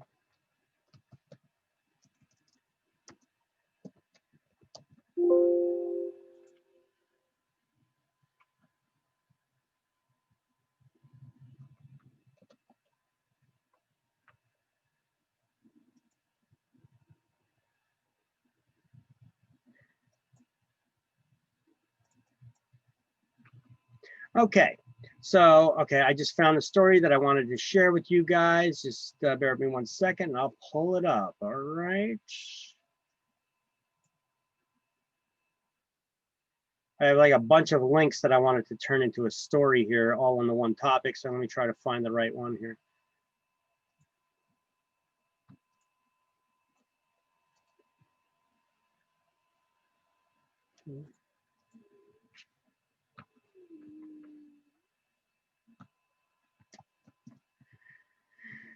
Put it in the browser. I want to give you the example of a real life example of a life estate.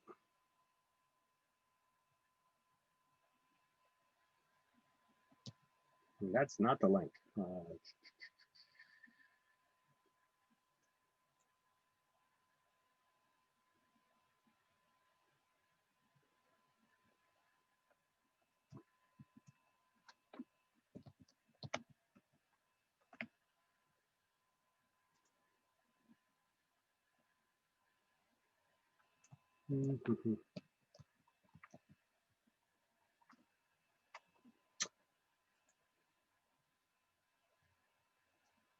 Here we go.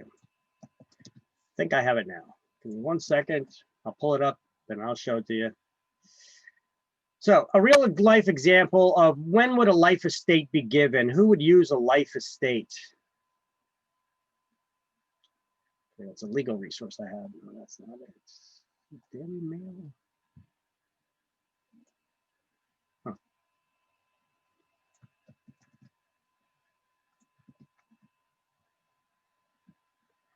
Sorry, I'm just trying to go through a bunch of links here. Anyway, here is an example of an actual life estate.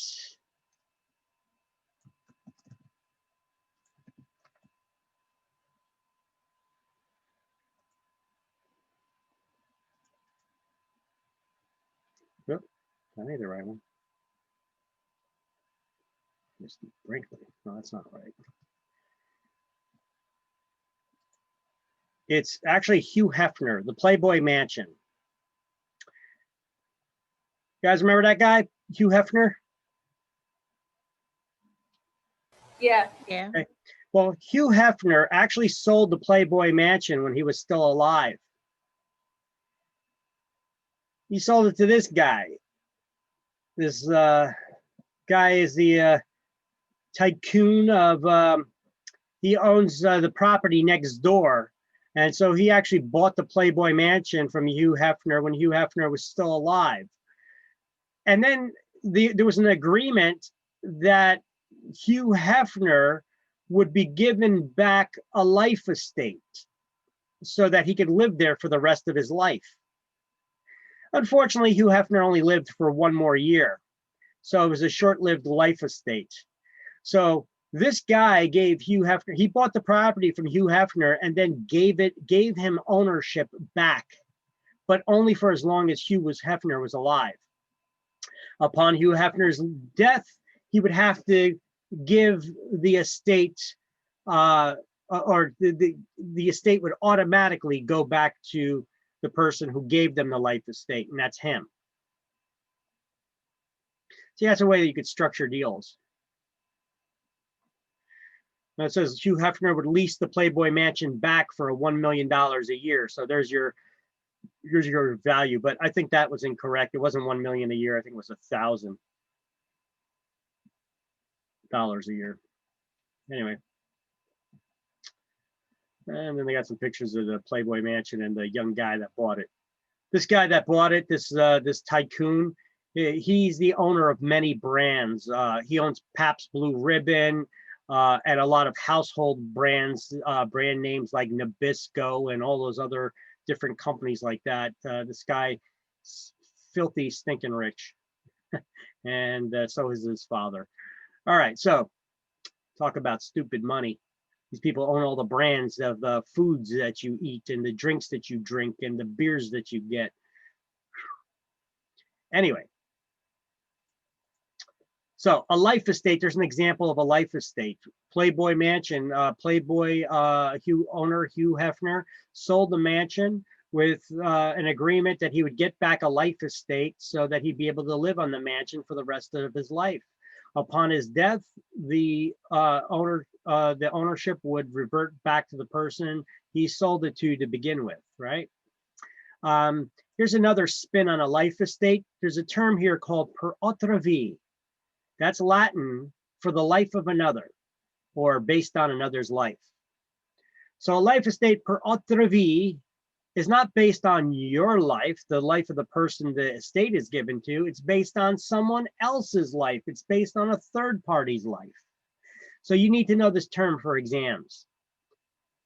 Per otra vie, for the life of another, or based on someone else's life. So a life estate per otra vie is a life estate that's given to you.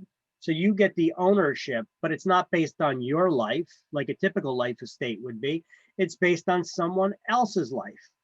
For example, let's just say that you have an elderly parent and you're going to give the ownership of your real estate to somebody who has perhaps some nursing experience. As long as they stay living in that house with your elderly parent and they take care of them, and your parent is in good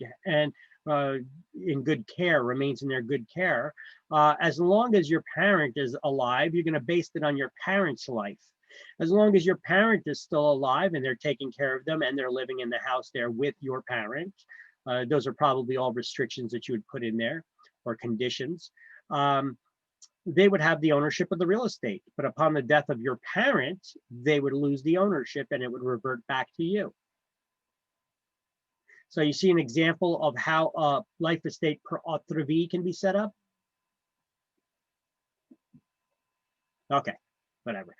So you guys got to know fee simple, fee determinable, also known as a defeasible or conditional fee, because it's based on a condition, right?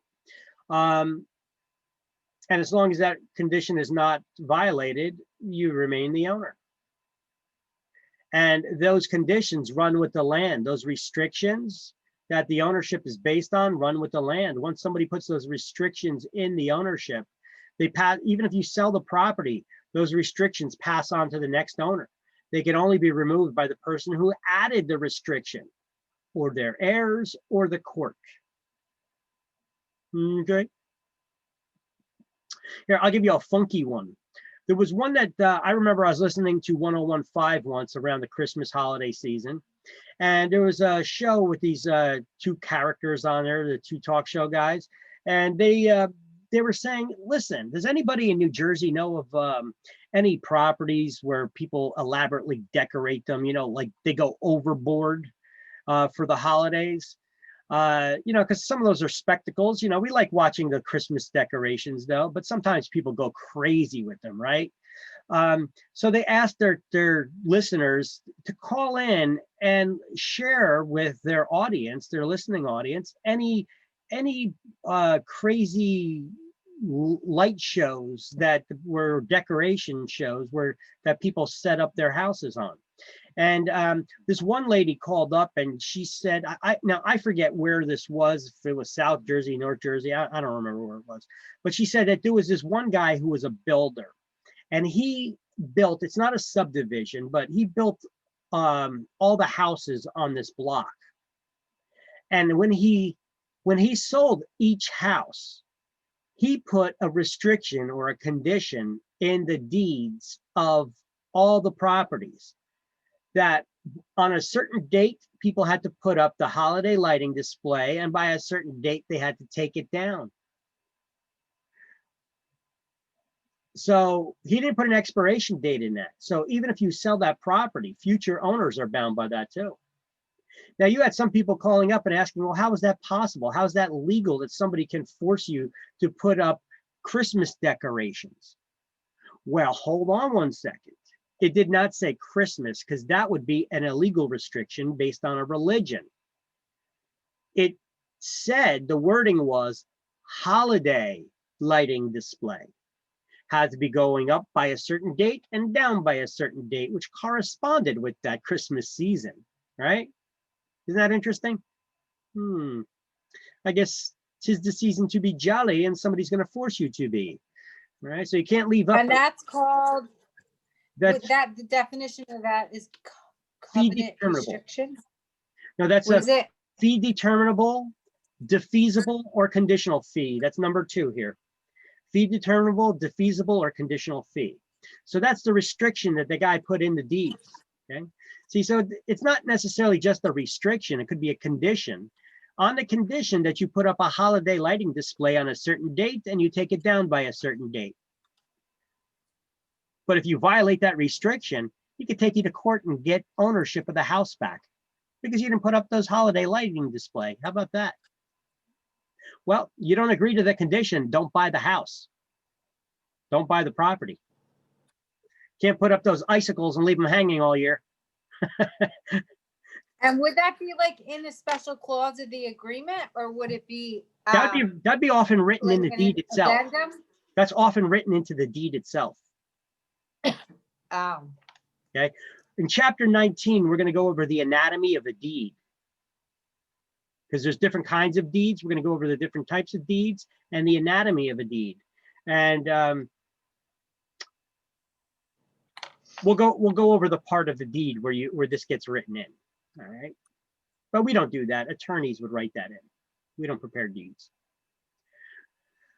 All right. So fee determinable or fee simple absolute is 1. Fee determinable, defeasible fee or conditional fee is number 2. Life estate and life estate per autre vie. Which form of ownership is based on the person's life it's given to?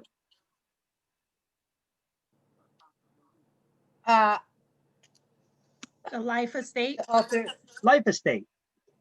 And a Right. life estate based on someone else's life, not the person who it's given to. Per autre vie. Life Per estate per autre autre vie. For the life of another. Now, Victor, Um, did you just add this slide recently? Because mine stops at fee determinable. I don't have life estates and per author V on my slides. Hit the advance to the next show. It'll come in there. Look, see how I have it progressively? When you start it, it comes up like this. You hit next, you hit a key on the keyboard, it goes there. You hit another key and the other things come up. Okay. Okay. You got it? Yeah. Awesome. All right. So you need to know these will be on exam. You got to know what a remainder man is, restrictive covenant, and who can place restrictions in deeds. Private parties, not governments. This is actually a great slide to study. Got a lot of goodies in it. What should we be highlighting under life estate? I don't know if Under got to life that yet? estate, you highlighted the first sentence. A life estate is limited on the life of the specific person. The owner of a normal life estate does not have rights to pass ownership to their heirs because the life estate ends with the death of the owner.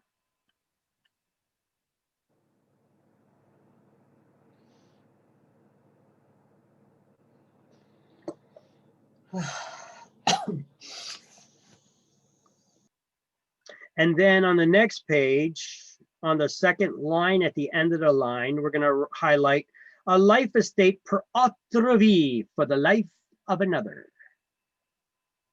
or for another's life. Then the next paragraph will highlight on the first line, the first sentence. The holder of a life estate has true ownership of real estate. And then go to the last line of that same paragraph. But it always, and highlight, but it always ends on the death of the person against whose life the estate is measured.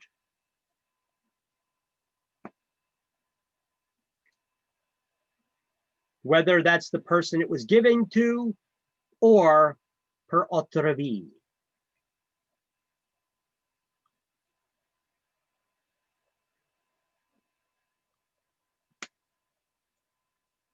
Yeah. Yeah.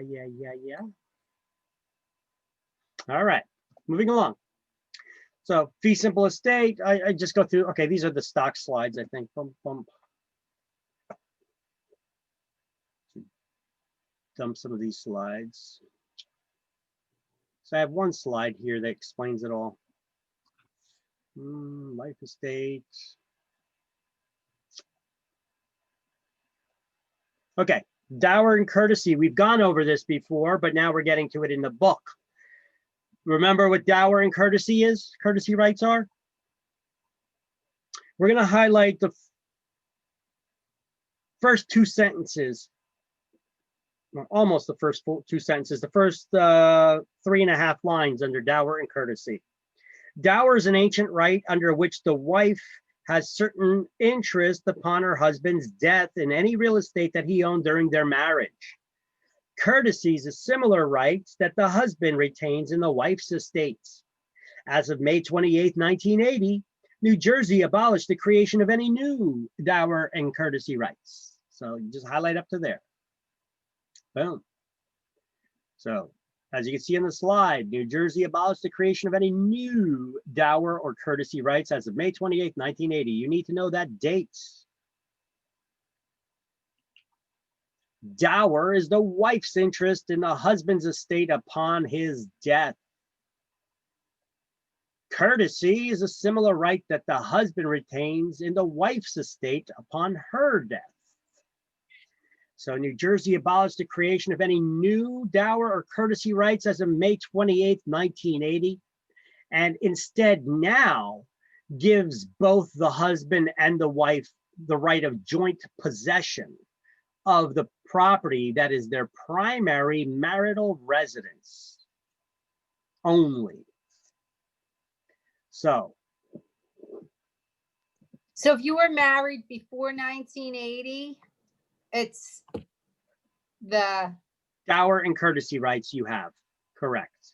okay, and if, like my parents, but if I were to get married today, it wouldn't apply to me. Correct. Instead, you and your spouse would have the right of joint possession for the but only for the primary marital residence. You could own a house or real estate that your spouse has no interest in. But the primary marital residence, your spouse will have interest in, because upon your death, they get the house. That's what the right of joint possession is. It has the joint possession is when one co-owner dies, the survivor automatically gets the ownership. Okay, but that's only for the primary marital residence. Okay. And then I got a little factoids to get into the details for people who like to get into the weeds of the details that just popped up down there at the bottom, right? So property acquired before this date gives the surviving spouse a life estate in all the real estate owned by the deceased person, no matter what other provisions were made in a will. In New Jersey, children may be disinherited, but the surviving spouse is entitled to at least 1/3 the estate. Remember, we went over this when we did chapter 20. At least 1/3 of the estate for all property acquired after May 28, 1980. And the determination of the augmented estate is a complex calculation. If the required minimum is not left to the surviving spouse, the courts may grant 1/3 the estate to them by what we call the right of election, which is reserved only for a surviving spouse. And that's for all the assets. Encumbrances. What is an encumbrance?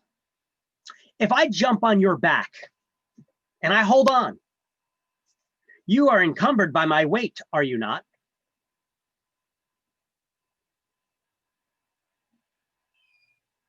You're weighed down by me, right? If I jump on your back, can you move Yes. around still? If you're not too heavy. Most Oh, likely. come on, look at me. I mean, I got a couple pounds on me, but I'm not that bad.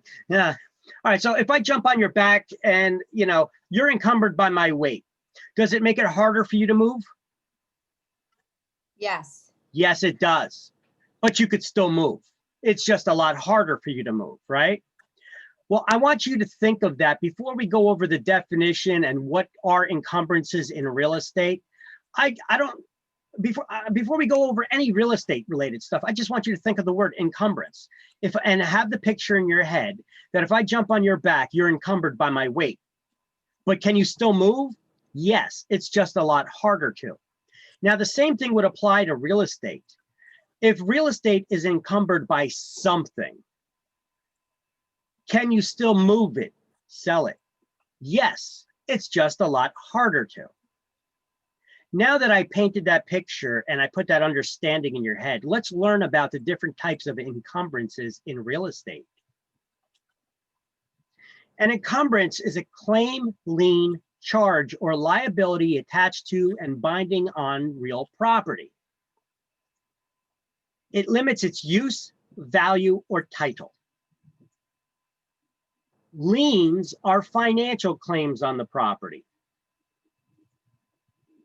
A mortgage lien would create, well, a mortgage lien is the loan on the property. The loan that you take out to buy the property does create a lien on it. You also have tax liens. If you don't pay your taxes, taxes become a lien on the property. You also have lawsuit judgments. Somebody can sue you and they could turn that judgment, that decree from the court saying that you owe the money, into a lien, and they could place that on the property too. And then we also have physical or usage encumbrances, like deed restrictions. You have to put those light bulbs up, or you cannot use the property for a specific purpose. Easements. An easement we're going to learn about is a right to enter someone else's land for a specific purpose. License is the same thing, but it's permission. It's not a right. It's permission to use the land of another for a specific purpose. And encroachments. An encroachment is anything that crosses over the property line. You know, your neighbor built the shed over the property line, or the fence they put on your property. Anything that crosses over the property line, okay? It's something that you don't want, right? And I had one student give me a good way to remember the word encroachment. Encroachment has the word roach in it. You don't want roaches on your property. So an encroachment is something you don't want on your property, much like a roach. So brain teaser here I got for you. All liens are encumbrances, but not all encumbrances are liens. Well, that's true. Let's try to define these words in our heads as we're reading this. All liens are encumbrances. Wait, what's a lien? Financial claim. So all financial claims are encumbrances. That's true. But not all encumbrances are liens, financial claims. See, that's the way you guys should be reading questions in your head, trying to define the words in English, okay? In plain, dumbed down terminology so that we understand what it is, you know, because sometimes we could get lost with these new terms, you know. So I like to define them while I'm reading a question, you know. All liens are encumbrances. Okay, all financial claims are encumbrances, but not all encumbrances are financial claims. That's the way I read it, and that's the way I translate it in my head. So a lien is a financial claim against property that provides security for the debt or obligation of the property owner. Now, there's 4 classifications of liens. They could be voluntary or involuntary, and general or specific. What have I told you about the word general? It's a wider scope, right? General, talking in general. General is a wider scope. So a general lien would affect all property that you own. The specific lien only affects one single property that you own. Voluntary liens are ones you wanted, and involuntary are ones that you do not want.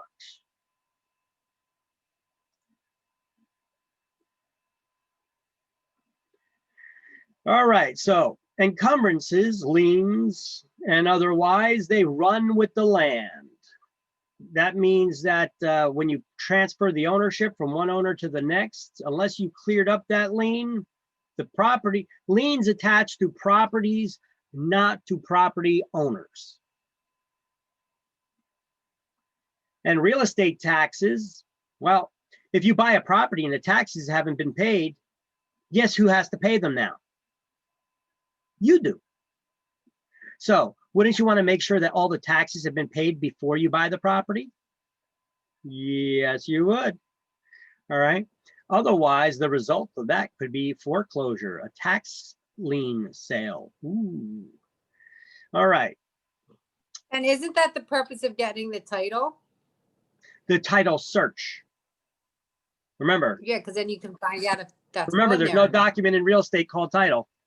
Title just means ownership. So we do a title search, okay? Search. I'm gonna keep nitpicking and correcting on those things because you need to know it like that for exam, right? I want you to change the way that you're thinking for exam. All right, so liens, voluntary liens, those are ones that you wanted, like a mortgage loan. You went out of your way to get that lien, right? Yeah, you gave them your tax returns, your social security number, your pay stubs, you put in an application, you went through a whole process to try to get it. Mortgage loans are specific liens. They only affect that one property. If you don't pay your mortgage, they can only foreclose on that property. They can't touch any other property you own.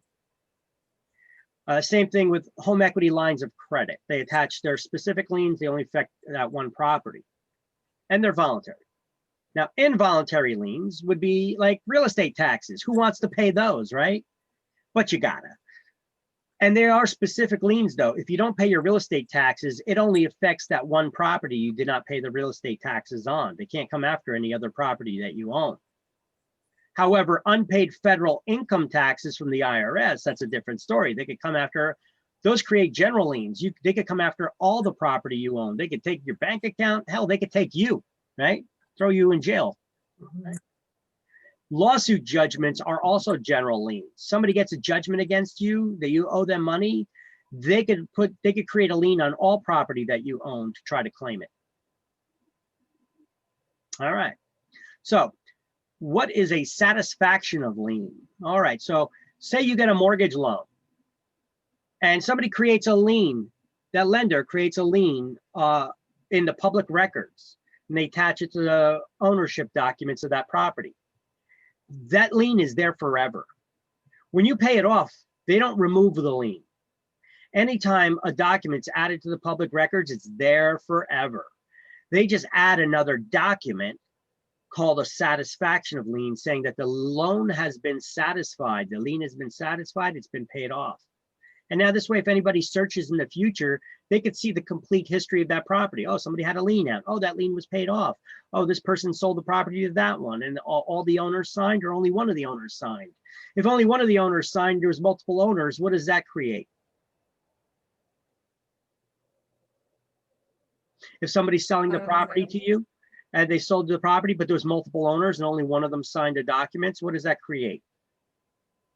A cloud on the title. Creates a cloud on the title, right? Because there's always that possibility that that one owner can step forward and claim ownership still, right? So any liens on a property create, oh, I got it down here. I didn't see it. I had my controls covering it. It creates a cloud on the title. Okay. Not another bad slide to study from, by the way. So let's go highlight in the book under encumbrances. Highlight encumbrances. An encumbrance is a claim, lien, or charge or liability attached to and binding on real property. Then highlights in the number 1 and number 2 list. A lien is a financial claim against property. And then we also have physical or usage encumbrances.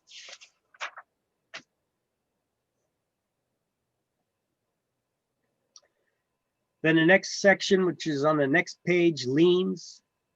We're going to highlight the first sentence, that a lien is a financial claim against property that provides security for the debt or obligation of the property owner. You don't want to buy a property that has liens on it. You want to make sure that the seller pays them off and clears them before you take ownership. Because if they didn't, you just bought a property that has liens attached to it. Are you responsible for paying them? I'm going to get technical here. You're not. But the property you bought is. Okay, so let me explain again what I just said. If you buy a property from somebody and there's a lien on the property, first of all, can you buy a property that has liens on it? Yes, you can. So this is another type of home inspection, isn't it? Searching the public records to see if there's any existing liens on the property that have not been paid off. Wouldn't you want to know about that? I would. So can you buy a property that has a lien on it? Yes, you can. But if you do, are you personally responsible for paying that lien? No, but the property you bought is. Now, that doesn't make much sense, So, right? but so you could buy it, never pay it, but when you go to sell it, it would be your problem. Or if that person that's owed the money sees that the transfer of ownership occurred, the reason why they put a lien on the property is in the hopes that when somebody sells the property, nobody's going to want to buy it with a lien on it, that they're going to want to force the repayment of that loan. But if that transfer of ownership just occurred and you did not make sure that happened, they may be like, you know what, screw this, we want to get paid. We're going to force repayment of that loan through foreclosure. You could have bought that house just now and there's a lien on it. If you don't pay it back, they're going to foreclose on you. Foreclosure is a legal process in New Jersey, it goes through the court system, but it's a way of a lien holder getting their money back. So they could force the sale of the property so that they can get paid. Another reason why it's really important to make sure that that those loans are paid off, right? Now, would you want to buy a property that has liens on it? No.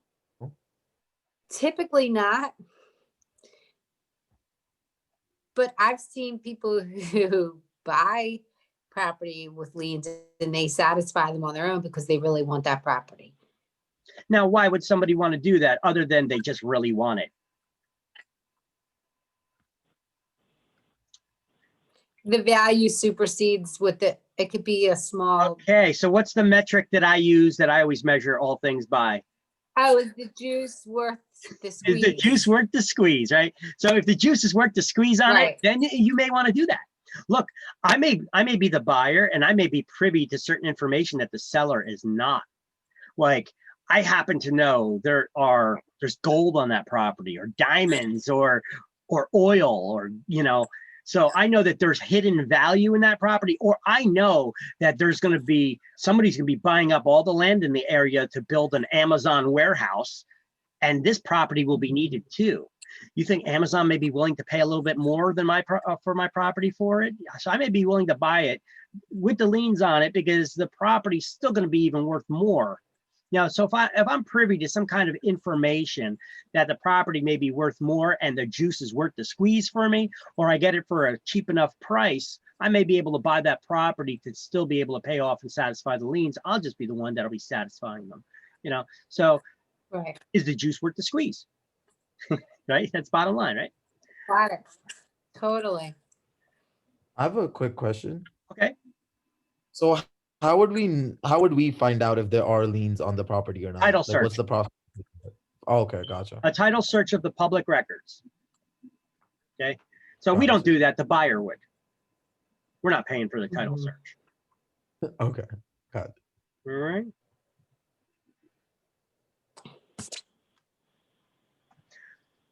All right. But can I say? Yeah. Oh. So like my experience is when you get the title search, you really need to be on top of it, and make sure it's clear or clean for your client. Like I always bring in, we read it and then I ask my title clerk to read it. Yeah, and then see, I in New give it to Jersey, the the real- buyer to read. And In New Jersey, the real estate agents, the attorney does it. yeah, we don't even see that Yeah. paperwork.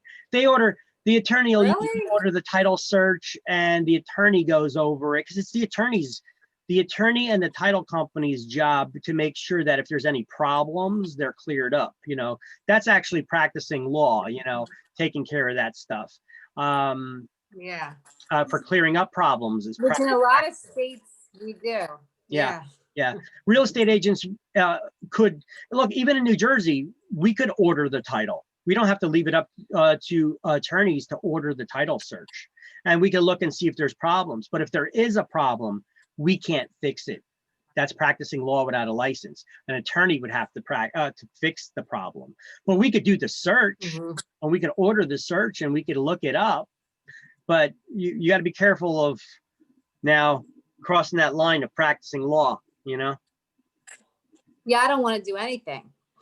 Let somebody else do it. Yeah, I mean, it's not our job.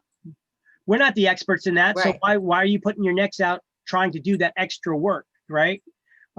Get the experts who specialize in this crap to do it, right? Mhm. All right, so liens. How are liens repaid? Through foreclosure usually, right? If you don't just pay back your loan, how are they forcefully repaid? Well, they do a foreclosure. So they sell the property at a public auction and they use the proceeds to pay off the debt. Now, what determines if there's multiple liens on a property, who gets paid back first? Well, liens are paid back according to their priority. And that priority is established by the date that the liens were recorded in the public record. Now, tax liens always jump to the front of the line, right? Even if there is a first, you got all these liens that are listed, they're recorded according to the date that they are their priorities established by the date that they were recorded in the public record. But if you don't pay your property taxes, they skip the line. They jump to the head because two things are certain in life: death and taxes. You're all gonna die and you all gotta pay taxes, right? Now, a mechanic's lien is also unique. A mechanic's lien is a contractor's lien. You know, say that you did not pay the contractor to do some work on your house that they did on your house. A contractor can place a lien on the house. We call that a mechanic's lien. Now, those are unique in that they're retroactive. They don't get recorded. They don't go. The priority is not determined according to the date they recorded it in the public record. Their priority is determined by the dates that they did the work or the materials were delivered, whichever occurred first.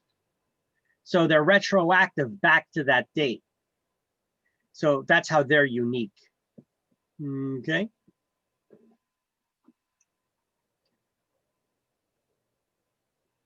All right, so under liens, you highlighted the first sentence in that paragraph and the last sentence. Liens are classified as either voluntary or involuntary, or general or specific.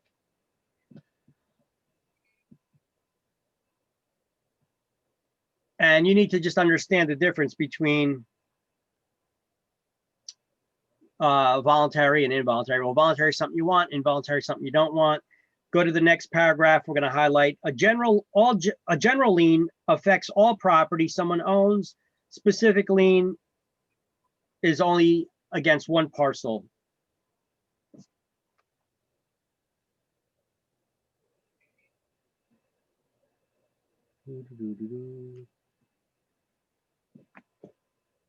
Yep. I knew I had a misspelling there somewhere. Wrong spelling of effect.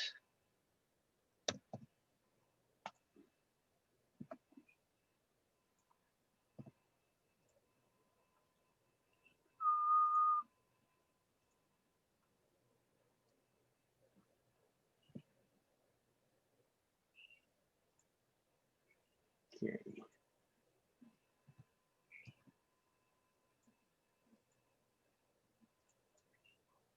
Okay, so liens, let's see, we went over this already. So let's highlight under effects of title, effects of liens on title. Encumbrances, liens, and other kinds run with the land, and underline that term, run with the land. They go with which means that they go with the real estate that's being sold. They attach to and they're binding on the property even after the sale. And in the next paragraph, we're going to highlight the words liens attached to the property, not to the property owner.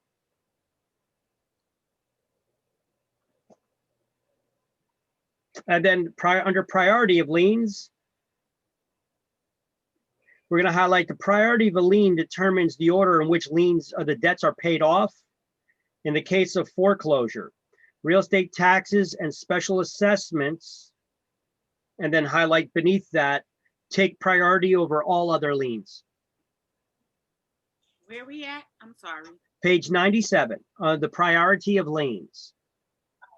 We're going to highlight the priority of liens determine the order in which liens will be paid off in the case of foreclosure, real estate taxes and special assessments. Stop there. Then go right beneath that. Take priority over all other liens. And just highlight that.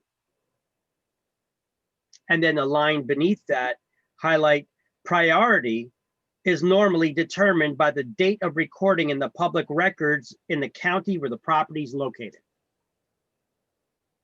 So I'm just having you highlight specific things. So now if you just read everything that's highlighted, kind of looks like the slideshow.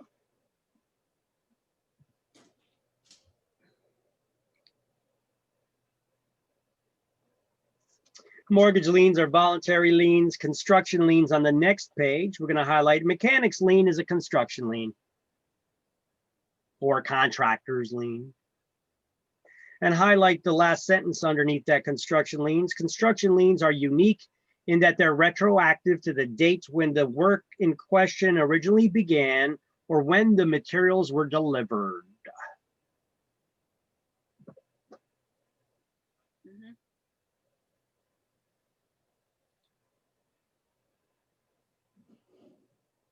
Now, what is a judgment? There's a whole section here on judgments. A judgment is a decree from a court where a judge says, you owe this person money. That's it, right?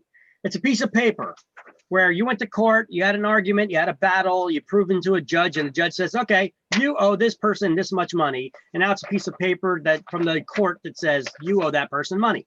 That's it. So it's one thing to sue somebody and get a judgment against them. It's another thing to collect on it.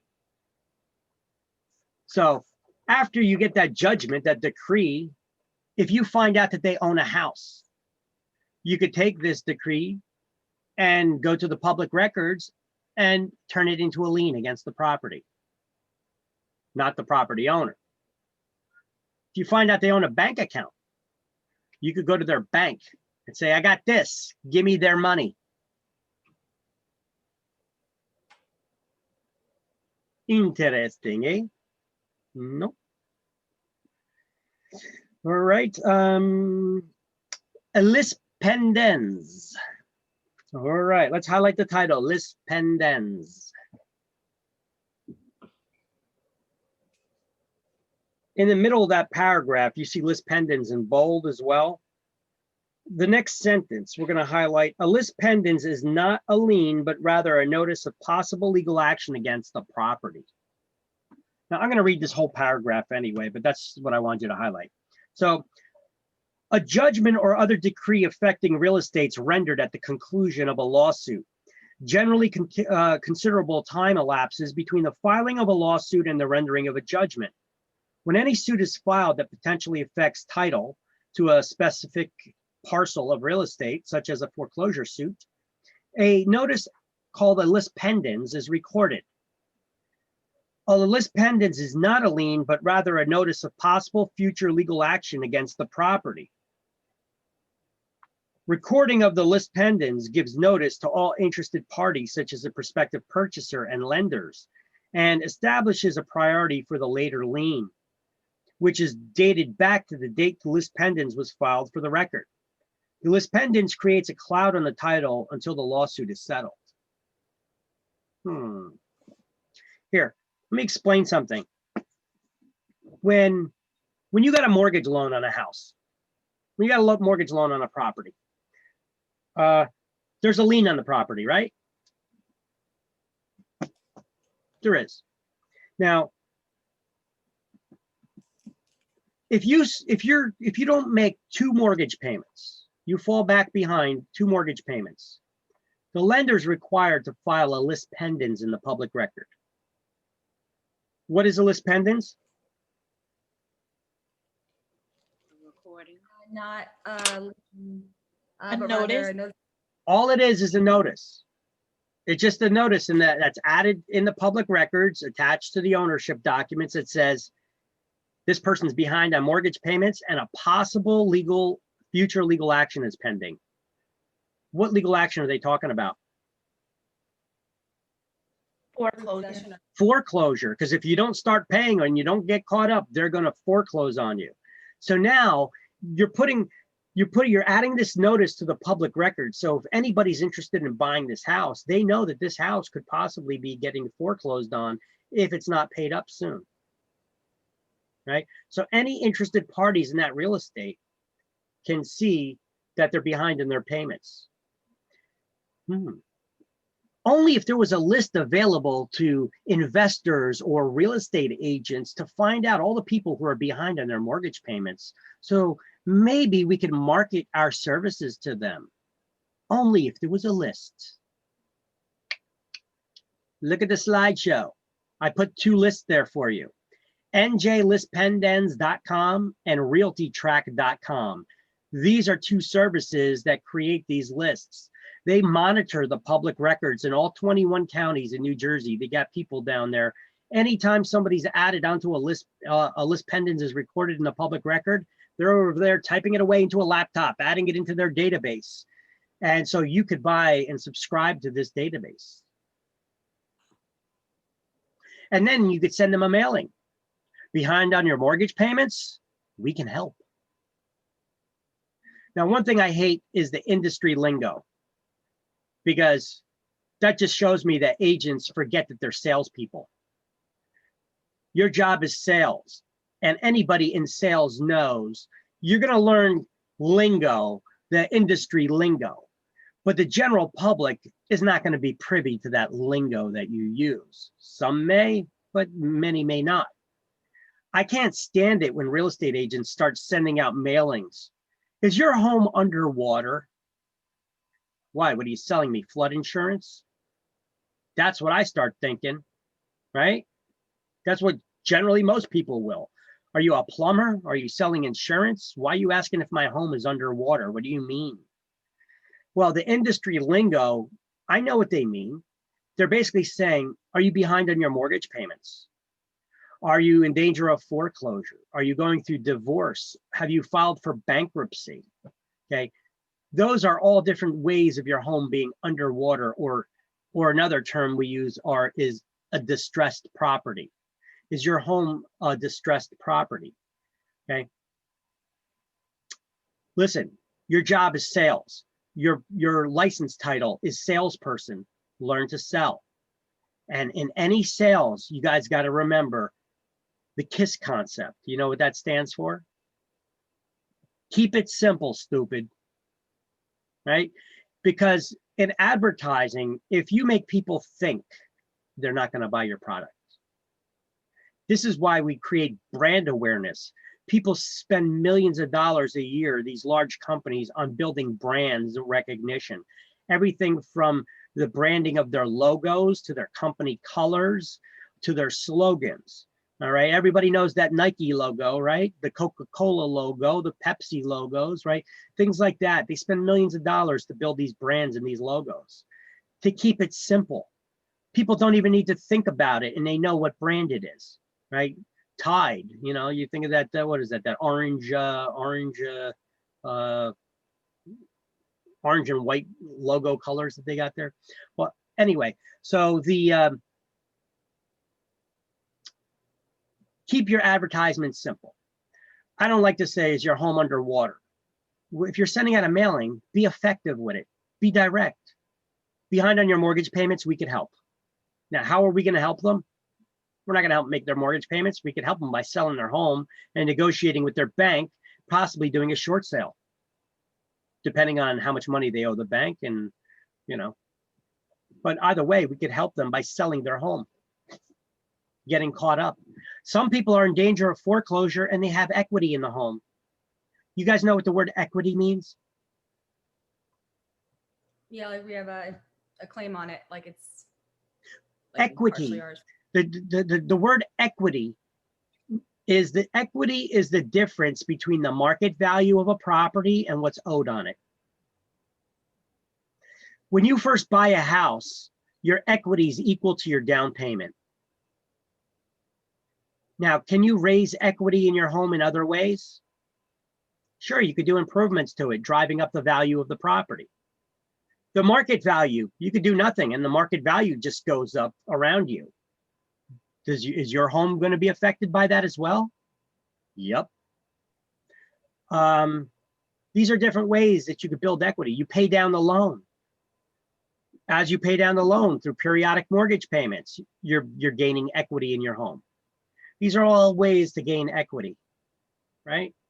Improvements, market, paying down the loans. These are all ways of increasing your equity.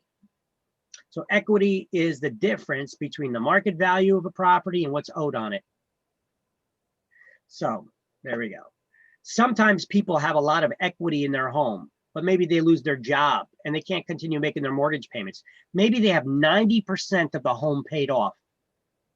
They have 90% equity in their home and they lose their job. They can't continue making the mortgage payments. That would be a shame if you got foreclosed on. You could have actually just listed your home for sale and sold it yourself. But sometimes people wait to the last minute and their home does get foreclosed on and they had all that equity built into it. You know, if that house sells at auction and there's enough money to pay off that 10%, what happens to that 90% equity that homeowner had? Does the bank get to keep it?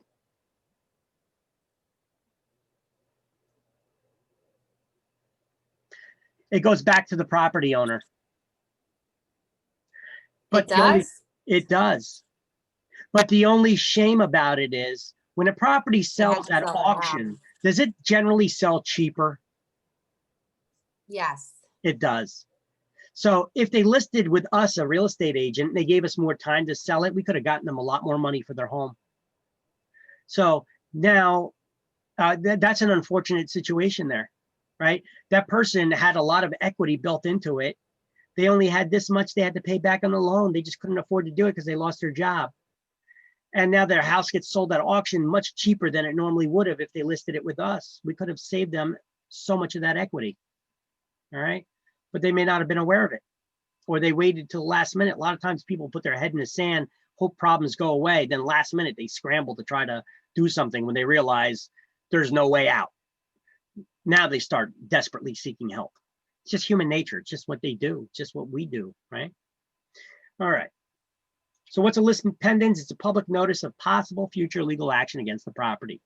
And these are two resources that I'm sharing with you guys that you could use for marketing to try to get listings from people who are behind on their mortgage payments. These are possible foreclosures here. Now, do people end up on these lists sometimes and they're not going to foreclose? Sure. Maybe they had a medical emergency. They've been in a hospital, so they missed some mortgage payments. You know, there are legitimate reasons why people fall behind sometimes and then they'll get caught up. Maybe they were on an extended vacation in Europe and they never set up the automatic paying. I don't know. Maybe there's reasons sometimes, okay? But generally, the majority of people that end up on list pendens lists, they get foreclosed on. So those are good resources for you to market yourself and not just sending blanketly advertising to neighborhoods. You're sending directly to specific people who you know are behind in their mortgage payments. I would not suggest you go knock on their door. You may get punched in the nose.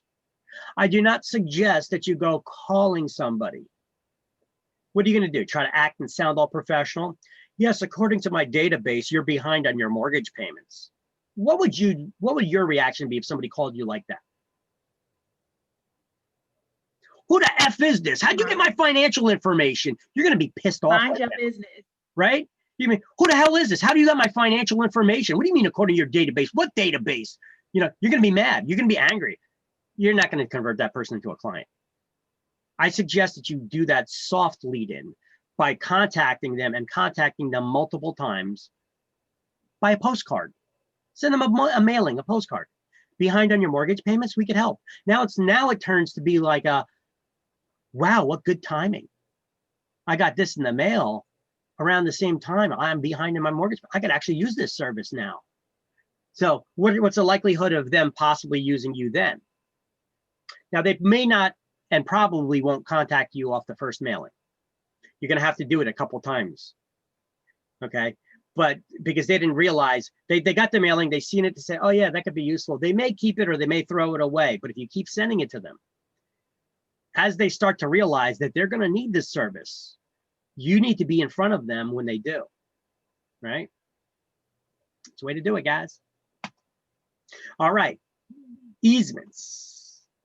We're gonna get into easements right after. Damn it, wasn't recording again. Okay, so let me just back it up real quick. So an easement, once again, an easement is a right to cross over the land of another for a particular purpose. It's a right. Once it's been established, you have rights. Nobody can take them from you. The difference between an easement and a license is that a license is permission to enter the land of another, and it can be revoked. So easements, once they've been created, they run with the land. That means it passes on from one owner to the next when you transfer the ownership. You do not need an easement right to cross over your own land, because an easement is permission to cross over someone else's property for a particular purpose. And so there's easements come in two categories: an easement appurtenant or in gross. An easement in gross is a utility easement for public utilities, such as the cable, sewer, FiOS, gas lines, water lines, etc. So an easement in gross is the only type of easement that if the need for the easement were to cease, then the easement would cease to exist. So as you can see, that definition I have here on this slide, I have all these easements together in one slide with their key points that you need to study. So these slides are pretty good. Now, an easement appurtenant is for any land that is adjacent, owned by a different owner, that's an adjacent parcel that's touching your property, but it's not the guy across the street, it's the one that's touching your property. So an easement that grants the rights to the owner of an adjacent parcel of land owned by somebody else, and it runs with the land. Once easements are created, they pass from one owner to the next. Easement appurtenants always have a dominant estate and a servient estate, or sometimes they refer to it as a dominant tenement or a servient tenement. And what's a dominant and what's a servient? Well, think of a servient as a servant, right? So the person whose land is being crossed over is the servient. They're serving up their property on a platter for someone else who's dominating them, walking on their property and taking control and using their property. So a dominant estate is the one who's benefiting from the easement, and the servient is the one whose property is being used. Okay. Got that? You will get a question on state exam without a doubt that'll paint some kind of scenario, and you need to tell them which one's the dominant and which one's the servient estate in that scenario. So you not only have to just memorize these words, you got to understand the term, how to identify who's the dominant and who's the servient. Well, servient is the one that's being used, right? The dominant is the one who is benefiting from that. Okay. So I'll give you some examples. We'll go over some drawings on the board, and I'm going to draw some examples of these estates. All right. So the dominant estate's the one that benefits from the easements. So let's just say that you got a landlocked property. You will have an easement by necessity. In order to get access to your property, it's necessary to cross over someone else's land to get to yours. So your property is completely surrounded by other people's property. And the only way to get to your property is you have to cross over someone else's. All right. So if you're crossing over someone else's property, are you the dominant or the servient tenement? Dominant. The dominant, because Dominant. you're the one that's benefiting from the easement. You're the one that's crossing over someone else's property. Now, an easement by necessity is for an easement that's for the purpose of ingress and egress only. That means entrance and exit in Latin. All right. So ingress, entrance, egress, exit. Okay. So what type of easement is used for the purpose of ingress and egress for landlocked properties? An easement by necessity. It's necessary. All right. Okay. All right. Now, did we go over all those already? Oh, quick. All right. So let's do some highlighting here. Easement appurtenant. We're going to highlight the first sentence. An easement that grants the owner of an adjacent parcel of land an easement appurtenant.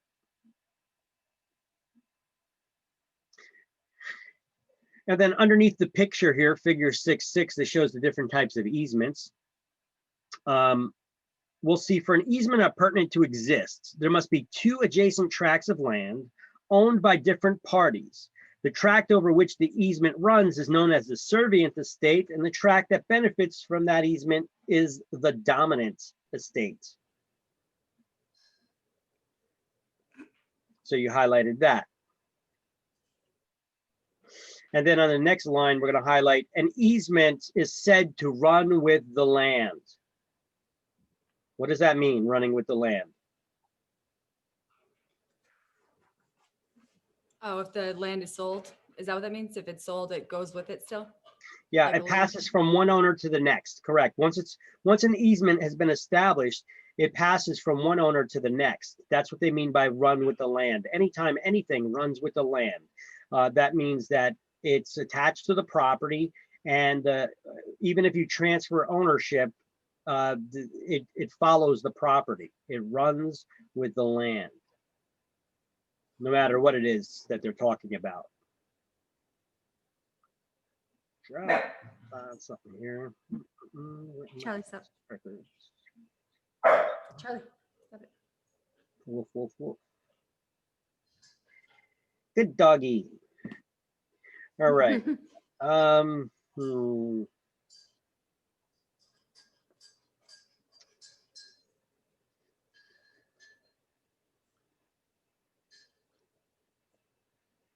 I'll take a picture of this.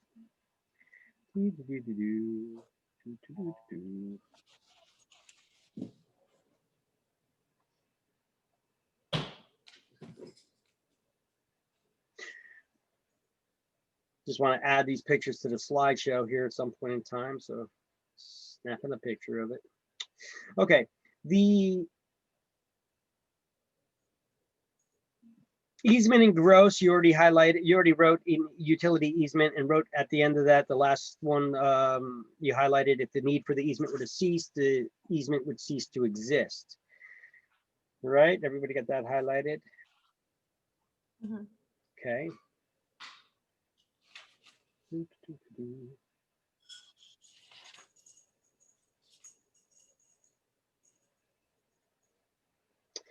And an easement by prescription. Okay, this one's going to get a little, this one's a little bit complicated. An easement by prescription, something is being prescribed. The thing that is being prescribed is the amount of time that someone has to occupy someone else's property for in order for them to claim ownership of it. Yes, it's like squatters' rights. When you use someone else's property for a period of time as prescribed by law, that person can take the owner to court to claim ownership of the property. We refer to that as an easement by prescription. Now, the lawsuits, the court suits to claim an easement by prescription is called a suit for adverse possession. So we're going to highlight when someone has used another person's land for a certain period of time as defined by law, an easement appurtenant may be claimed. I'm sorry, easement by prescription may be claimed. Okay.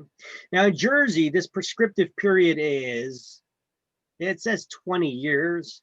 However, there are 3 laws on the book. And in this book, even in a later chapter, we're going to see that there's a 30-year period and a 60-year period as well. The common law, which they're eventually going to try to make it, they're going to get rid of those 60-year and 30-year periods, is going to be 20 years. So as of right now, there's a 20-year period, a 30-year period, and a 60-year period. The way it works is 20 years, the common law amount of time that you have to use someone's land before you could take them to court and claim ownership. There's a 30-year period in New Jersey if it's improved land, meaning that there is a home on it, for example. And a 60-year period exists for unimproved vacant woodlands. If you've been using them for, you got to use that for at least 60 years before you could claim ownership of that property. So right now, nobody's getting an easement by prescription in New Jersey. Reason being is because you have to use that property for a time defined by law. And the law is conflicting. We got 3 different laws on the books that are conflicting with each other right now. So nobody's going to successfully win this case in court. They've been trying to hash this out and settle it for the last 10 years. Our politicians, they know what they want to do. They're going to do away with the 30-year and 60-year and just keep the 20 common year period. But until they actually get around to doing their job, right now, there is a conflict in the law. All right, so what I did is, I'm also going to go down to the next line. I'm going to highlight the claimant's use has to have been continuous, hostile, adverse to the owner's title, exclusive, and without the owner's approval. Additionally, the use must be visible, open, and notorious. I'm going to play a video for you guys in a minute about this. I'm going to have an attorney explain it a little bit better. All right. An owner, we're also going to highlight, an owner can halt the process by specifically granting permission for use or by cutting off the continuous use.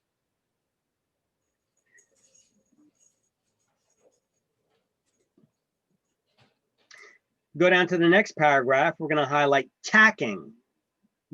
So this word tacking, what does that mean? It means tacking successive periods of continuous, uninterrupted occupation by different parties can be combined to reach the prescriptive period. So you're tacking on one person's time to that of the other to reach that prescriptive period of time. Now we'll stop highlighting there and let me continue reading.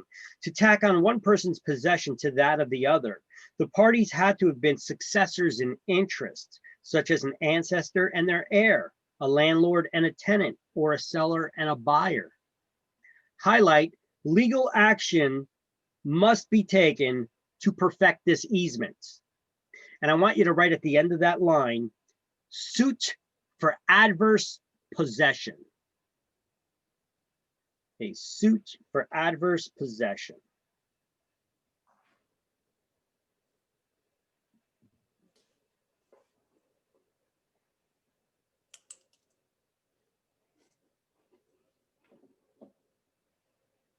Okay, so that's what we call the lawsuit to perfect the easement by prescription. It's called a suit for adverse possession or an adverse possession suit.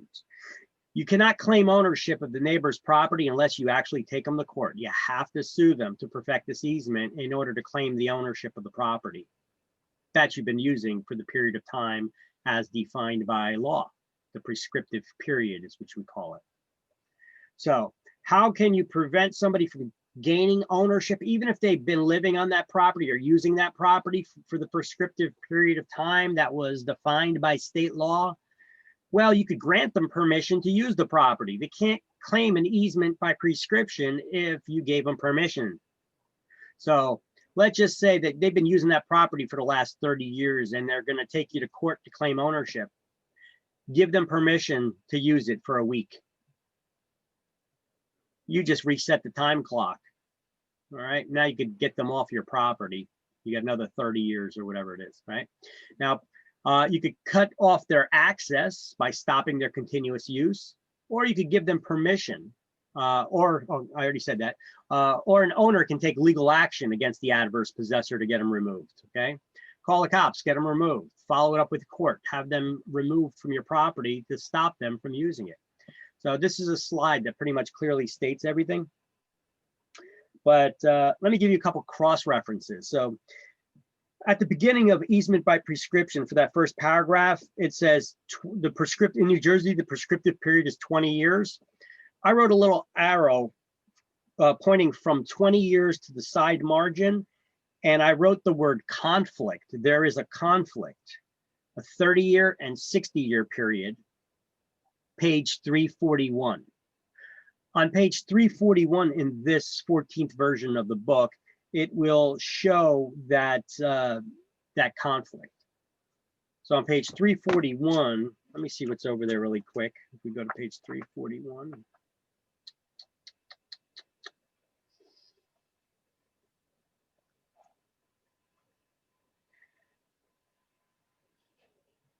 All right, go to page 341. This is only in the 14th version. They're not going to have this listed in two different places on the 13th version book, if that's what you got. So on page 341, let me know when you're there. There. Everybody else?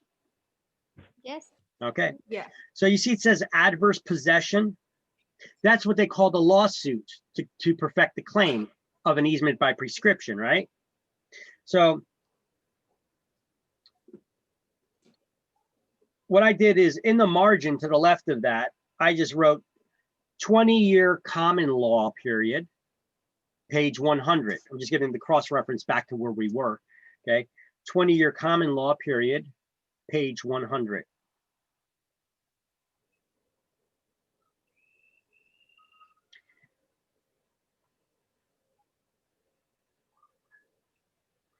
All right, now let me read this. It says adverse possession is another means of involuntary transfer. What do we call a transfer of property from a transfer of property? A deed. Well, this simple transfer of property, it could be voluntary or involuntary while you're alive or after you die.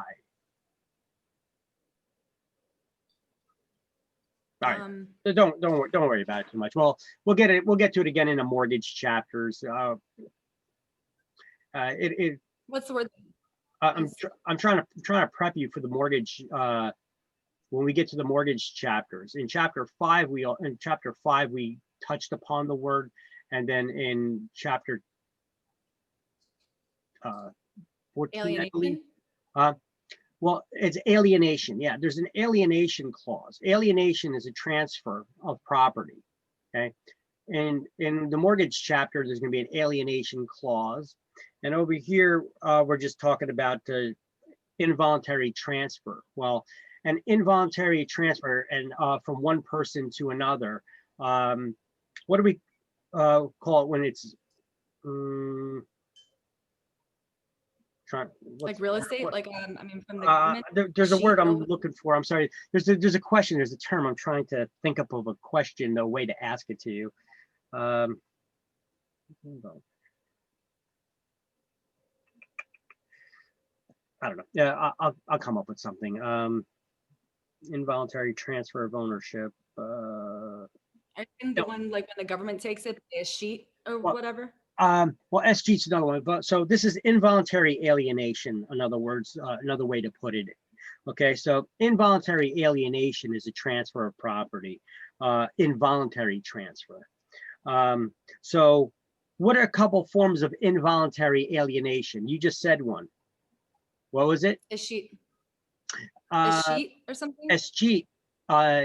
Yes, that's a form of involuntary alienation after you die.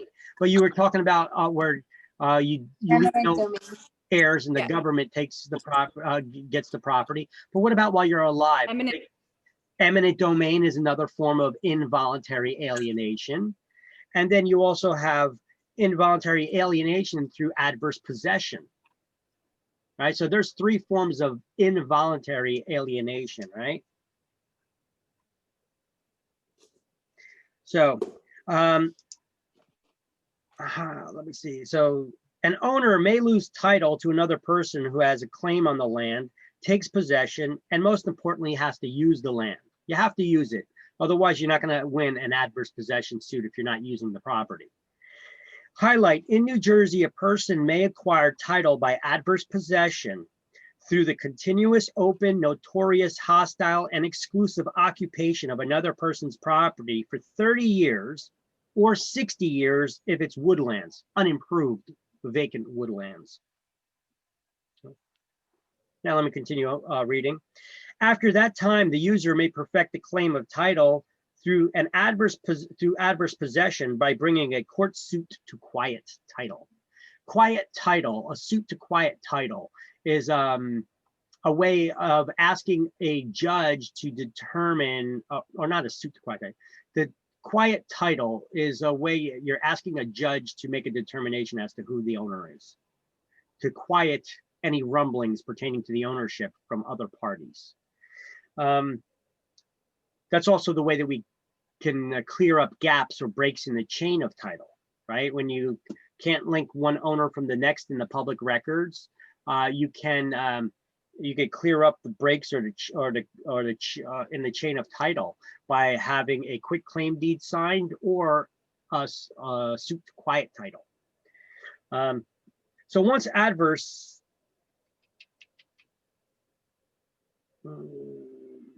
okay, so through the process known as tacking, continuous periods of adverse possession may be combined by successive users, thus enabling a person who has not been in possession of the property for the entire prescriptive period, I'm going to just leave it at that instead of saying the number of years, to establish the claim of adverse possession. Highlight, the process is not automatic. Legal action is necessary to perfect the claim. Adverse possession is not possible against publicly owned property. You cannot claim an easement by prescription or adverse possession suits.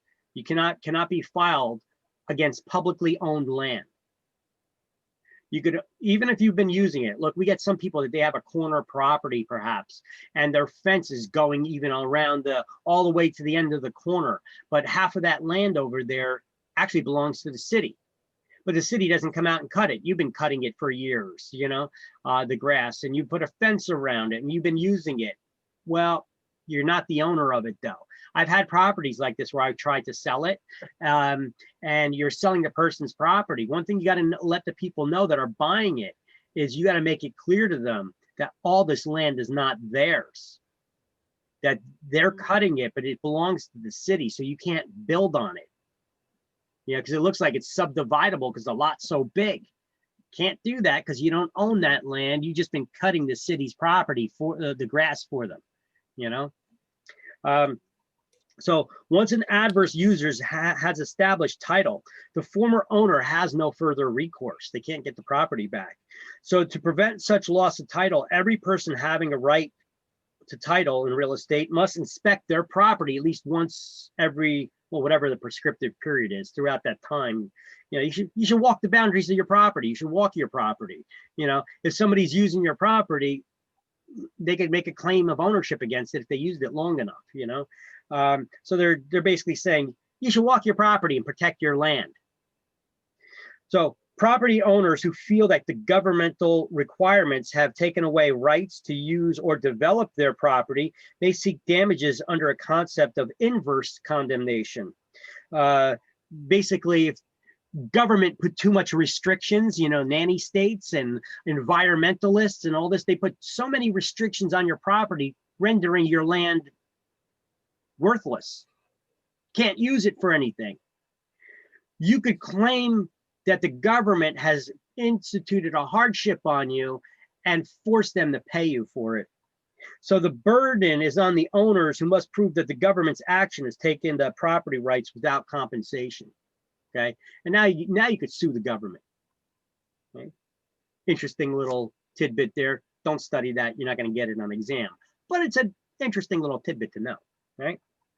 All right, let's go back to page 100, and I'm gonna be sending myself some emails and dilly-dallying over here while I place a video. I'm gonna post a video here for you guys to watch now. Let me just look it up.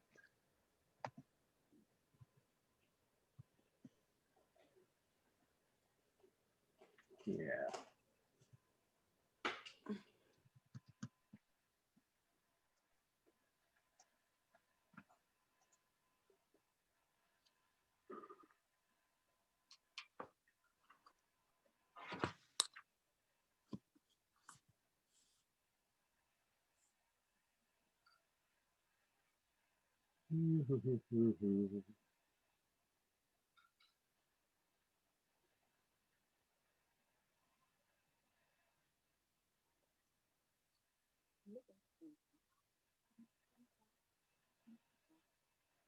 Give me a second while I find this video.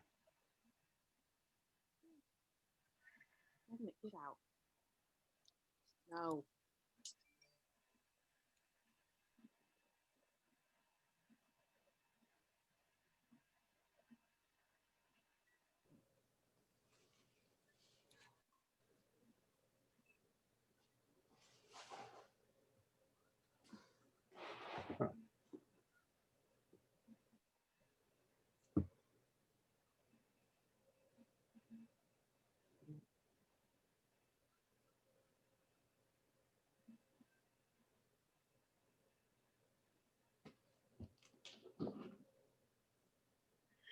Sorry about this. Just give me 1 second here. I'm trying to find where I put this video.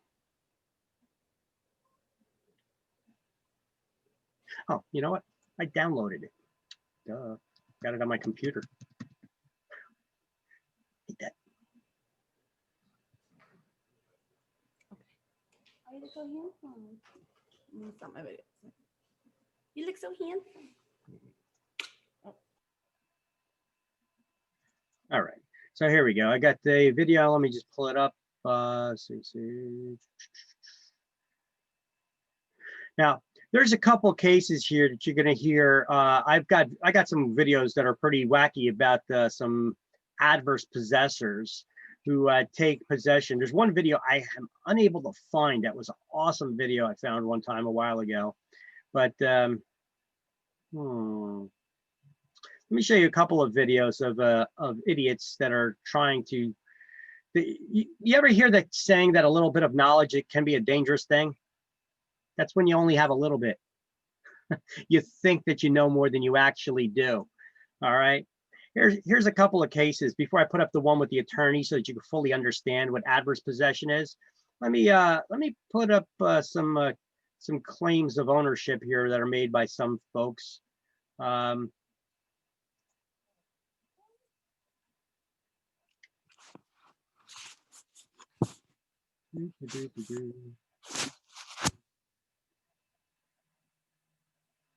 Waiting for the video to pull up. Give me 1 sec.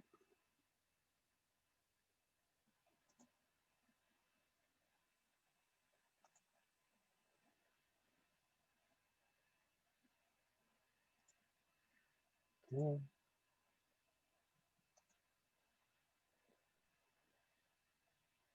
Oh, there it is.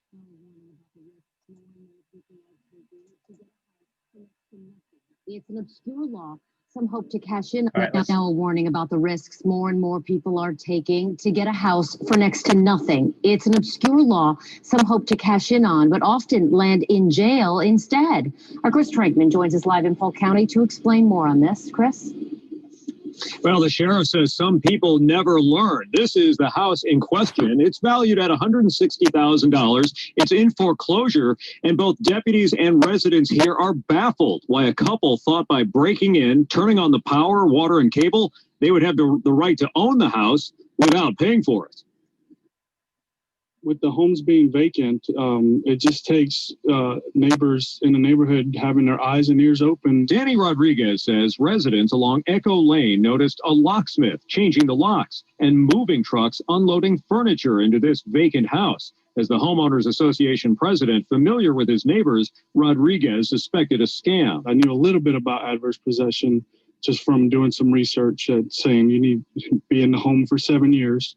And I knew they weren't here for 7 years. Adverse possession is a Florida law from the 1800s that applies to unoccupied farmland. The property appraiser alerted sheriff's deputies about Sherry Fields and her husband after they filed for the obscure law. They were charged with burglary and grand theft. Meanwhile, Sherry Fields is a teacher at Fort Meade High School. Come on, girl. You know, you got a college education. You should know better than that. But anyway, we gave her a field trip to the county jail. Sheriff Grady Judd says more people are learning about That guy's a trip. adverse possession from websites online, mistakenly thinking they can use the law to take over an unoccupied house for free. Of course, we all know if it's on the internet, it's got to be true. Well, what they didn't see on the internet was my Facebook page that says, "We will put you in jail." You know, we work hard for our homes and what we have, and it's not fair for someone to just come in and take somebody's possession like that. And the sheriff says the school teacher and her husband are going on another field trip, this time for a crash course on Florida law. They'll be in a courtroom tomorrow. We're live in Polk County, Chris Trankman, ABC Action News. Oh, that guy's a trip. All right, so that's how some places in Florida are starting to address it when they come up with county ordinances to deal with it. But this was actually a very big problem in Florida for a while, especially during the mortgage meltdown period, where what happens was people were going to to the county courthouse and they're filing a court suit for adverse possession. All right. These people did not do that. These people just broke into a house and turned the electric into their name. And they figured that they would be able to just take over the house because it's vacant. That'll land you a trip in jail, as this sheriff just showed. However, there is a way that people can do it and the cops can't do a damn thing about it. Let me show you one of those videos. Let's see.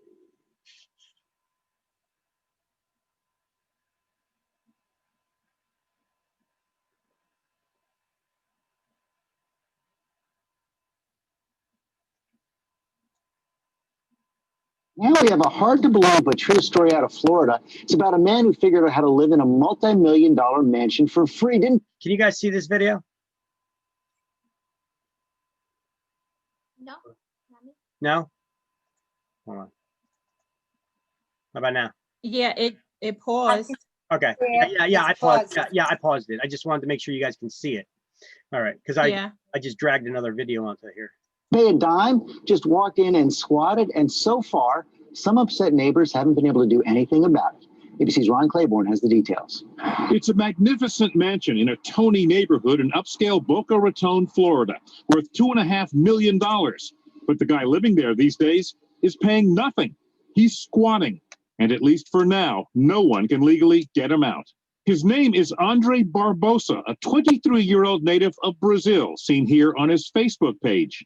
Barbosa moved in last September after the last owner, unable to keep up with the mortgage payments, moved out. There's been so many foreclosures that there's been a loss of control of property. Incredibly, the squatter filed legal papers citing adverse possession, an obscure 19th century state law that allows someone to claim an empty property by occupying it for 7 years. Barbosa, whose nickname is Loki after the Norse god of mischief, posted this no trespassing notice. Barbosa's new, neighbors aren't at all amused. Nobody's happy. We all spent a lot of money to live on this street. Adverse possession is legal in all 50 states. Kenneth Robinson lived in this $300,000 home in Texas for free for 8 months before he was finally ousted. In the Florida case, Bank of America tells ABC News, "We have filed the appropriate and immediate legal action to have this trespasser removed from the property. In the meantime, this mischievous master of this mansion lives on in luxurious splendor for free." For Good Morning America, Ron. So basically what happened is the guy went and filed the court documents, and this is not the only case where this happened. This actually happened a lot. This was becoming a huge problem in Florida. There was one documentary case that I seen about this with a bunch of these videos, which was another one kind of like this guy, where there was a homeless man that that's a good case. This is the video I'm trying to find to enter to this class. There was a homeless man that he basically went down to the court, filed the court paperwork to file a suit for adverse possession, had the utilities changed into his name on a multi-million-dollar waterfront mansion. Then this house was up for sale. So the realtor first noticed it when the realtor went to the house and saw the old door handle on the ground with his lockbox still around it. So he called up the owner and said, "Is there something wrong? Is there something going on? Am I fired? What happened? What's going on? Why, And the owner was totally unaware of what was going on here. So the owner comes down to the property. Now you have the owner and the realtor there meeting at the property, and there's somebody living in it. This homeless man, no longer homeless. And so they call the police. They call the sheriff's department. Sheriff's officers come out. They go in to see what's going on. They talk to the guy inside. They come back out. They talk to the owner of the property and the realtor and tell them to leave. That if they don't leave, they're going to get arrested for harassing the guy inside. You may be wondering, how could that possibly happen? Well, because that guy inside was in possession of a court document saying that he had his right to have his day heard in court, and a cop has no right to make the decision that he does not belong there. Only a judge does. So you got somebody who knows the system and how to play it. And so he was right. And until he gets his day heard in court that shows that he has the right to be there or not, that true owner that's outside with the realtor is harassing him. So they would get arrested unless they leave. Isn't that a son of a gun? So at that time, Florida had a backlog of almost 1 year of court cases like this. So this guy was living in a house for almost a year. And that's just one instance of this happening. But this became such a massive problem with people getting foreclosed on and leaving their houses, just abandoning them. Then you get people filing adverse possession suits and then moving into them like this left and right. That Florida had to do something. They did some change in their legislation that would make it harder for people to just make this claim. Now you may be wondering why we have such laws on the books in all 50 states, by the way. It's the purpose is to make sure that all the land that's out there is being fully utilized. All the land that's out there for private ownership is being fully utilized. We used to have something called homesteading in the United States. Homesteading was people can go out and just claim an area of land as their own, register it with the government, and the government used to allow people to claim 160 acres of land and then register it with them, and boom, it's your land. Now, throughout most of the states, that stopped in the early 1800s to the 1900s even. However, there were some places in the United States that were still doing this. As recent as in Alaska, they stopped the homesteading in 1986. Okay. You guys may see some of these programs on TV, you know, Alaskan Bush people and Alaskan, I forget what it is. It's the last of the people who did those homesteading in certain areas. Well, the government is not allowing anybody else in these areas. They did it right in a national park. And so now they got to remove them though, because government mistakenly gave them permission. Anyway, so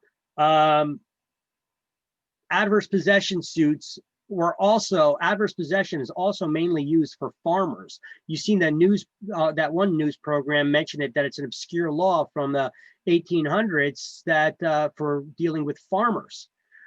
So let's let this lady explain it. She's an attorney.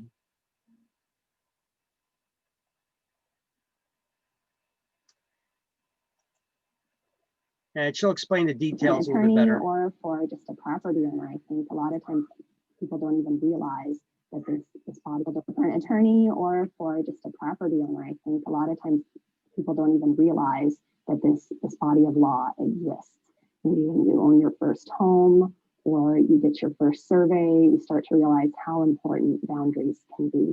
My name is Jessica Shrestha. I'm an attorney at Wheeler, Van Sickle and Anderson. That's here in Madison, Wisconsin. The concept of adverse possession is that, well, first you start, everyone has a deed to their property. There's a legal description, there's a boundary, whether it's a lot or something else, you know, specific distances, and that's your boundary.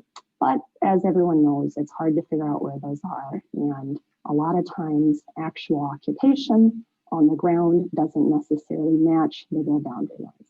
You know, sometimes it's a matter of a few inches, but sometimes it gets to be, you know, we're talking feet, acres, a whole 40-acre parcel sometimes. So basically, let's just say that here we have somebody, one of our clients buys a property and the neighbor put their fence over the property line. It could be a matter of just inches, like she was saying, feet, or even in some cases, it could be acres and acres, 40 acres of land. You know, how far over the property line did they put that fence? And it turns out that if you occupy and use an area of property for long enough and treat it as your own property, the doctrine of adverse possession makes that your property by law. It's more complicated exactly how that applies, but that's the basic concept. Over time, property can become yours even if you don't have a deed that describes it. Adverse possession comes up most often for a typical property owner with a fence. That's really the classic example, and that has been for as long as we've had, real property and the law of adverse possession. Someone will construct a fence, and even if they get a survey to tell them exactly where the property line is, they might construct their fence a foot inside their property. They want to make sure they can stay on the other side, for example, or a foot on the other side. Sometimes it's a greater distance. And over time, they forget, or maybe they didn't know where the exact boundary was in the first place, and that fence might become the boundary by operation of adverse possession. Same thing goes with lines of trees and hedges, or even people might place a shed on a neighbor's property. And that's in a city lot. The same thing though can happen with pasturing cattle or with fences for cropland. When a client or a potential new client comes to me and they think they have a boundary dispute or maybe an adverse possession situation, to start, I think the easiest way to think about it is you have to ask the basic questions: the who, what, when, where, why, and how. The who is really important. Who are the parties involved? And with adverse possession, it's not going to just be the current property owner necessarily. Do you have a governmental entity who owned that property 20 years ago? The what sort of property is involved? Is it hunting property, a city lot? Those are important things to know about property and deciding if you have adverse possession. When? Are we talking 20 years of adverse possession?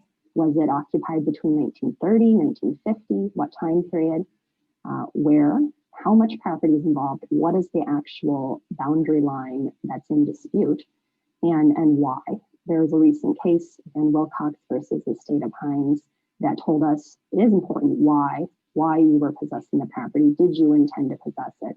Was it with the permission of the true owner? Did you think it was your property?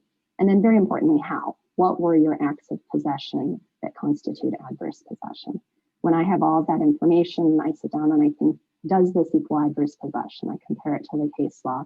And then I start to think about possible defenses and different related doctrines maybe that could come into play, such as the doctrine of acquiescence or easements. Attorneys should know that the statute isn't going to answer their question in most cases. We need to look at the entire body of law that has developed over time. The adverse possession statutes actually codify the common law. And so there are different elements even in the cases than ours are listed even in the statute. So the elements of adverse possession are continuous, exclusive. So in order to claim an easement by prescription through adverse possession, she's now getting into that, explaining what needs to be done, right? Let me back it up a little bit here. Elements of adverse possession are continuous, exclusive, open and notorious, and hostile possession, whereas there is no reference of most of those terms in the statutes themselves. So that's interesting.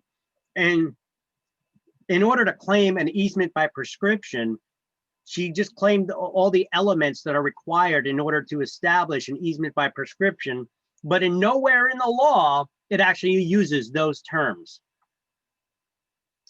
Attorneys also need to know that you shouldn't just look at either the first case or even the last case. It's been a long and complex doctrine that has evolved over time. And a good place to start is probably the latest case, but there are plenty of cases from over 100 years ago that I still reference and that are still relevant good law that you will need to be aware of. Part of why I wrote my article is sometimes it's really hard to find a good summary of adverse possession law. A lot of the treatises will have it, but that's on a nationwide basis. And our state, along with a lot of other states, has developed the law in its own way. So I think the best way to sort of follow along and know what you should be looking at is to just go through the cases. You're going to have to do your case law research. She's basically explaining here that if you want to find an explanation, a good, clear explanation to teach you about adverse possession, well, there isn't one. She's saying you got to look up and do research, a lot of research on previous case law and the most recent. But sometimes she uses cases that are from the 1800s in order to prove her point, to try to take somebody's property or not take the property through adverse possession. It's an interesting suit there. So there is no clear-cut black and white law on going about taking somebody's property through adverse possession. But one thing we do know is that there are certain elements that we know. It has to be open, hostile, adverse to the owner's title, and without their permission and exclusive use. But now you have to try to establish what that means by comparing it to other cases where people actually got the property that way. So that's interesting, but we don't need to get that deep into it any further. So that's a good enough explanation there. So there we go. So how do you take somebody's land by adverse possession? Had to been using it out in the open. Go ahead. Continuous, open, notorious, hostile, and exclusive. Okay, so or with the stacking. yeah, so we can see here, you have to use it for that period of time as outlawed by law, but in New Jersey, we got 3 prescriptive periods. So, you know, it's not going to be easier to do. Nobody's going to get that. So it says, additionally, the use must be visible, open, and notorious. It has to be continuous, hostile, adverse to the owner's title, their ownership, exclusive, and without the owner's approval. Because if they give you permission to use their property, you can't claim ownership on a property that somebody's giving you permission to use it. But let's now go to the whiteboard and draw some scenarios to claim the adverse possession. All right, so let's go over these different types of easements a little bit. So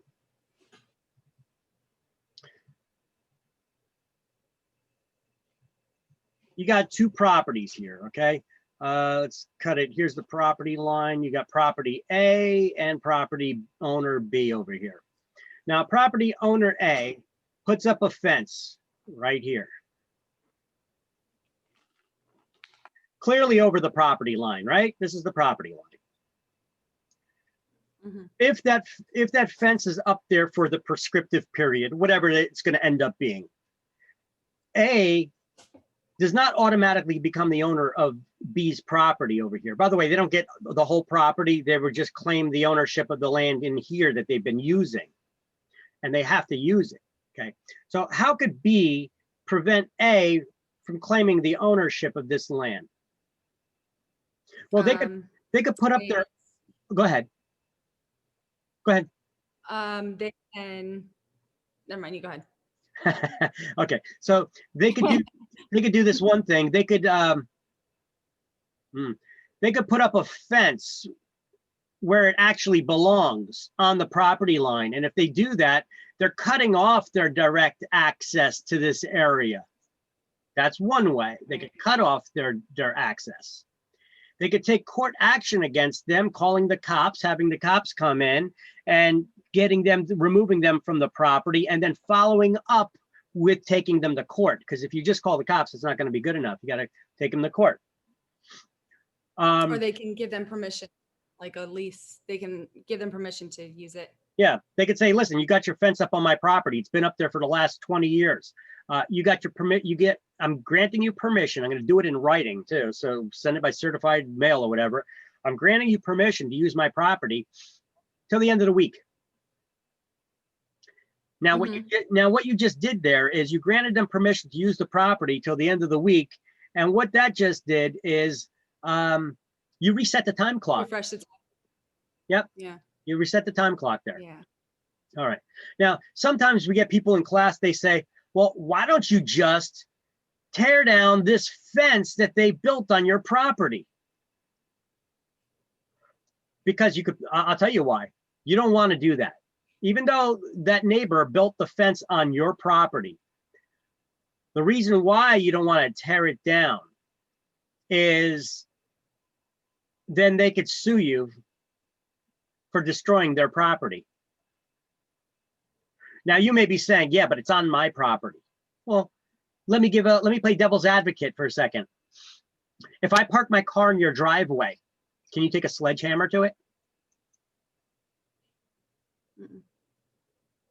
If you do, I'm going to sue you, and the judge is going to award me payment for you damaging my property, even though it was on your property. I had no right to park my car there, but you had no right to destroy it. Works the same way, right? So you're better off calling the cops, saying, hey, they're building a fence on my property. Get them to stop doing that immediately before they finish building it. But if they put it up there, you can't destroy it. You could demand that the neighbor takes it down. If they don't, take them to court, have a judge order that they remove it. All right. Because just like with the car, parking a car in their, in their driveway, listen, here's a scenario I'm going to tell you, and you could apply this to anything in this class. If you guys ever ask me a question that begins with, can I, or could you, my answer is going to be yes, all the time.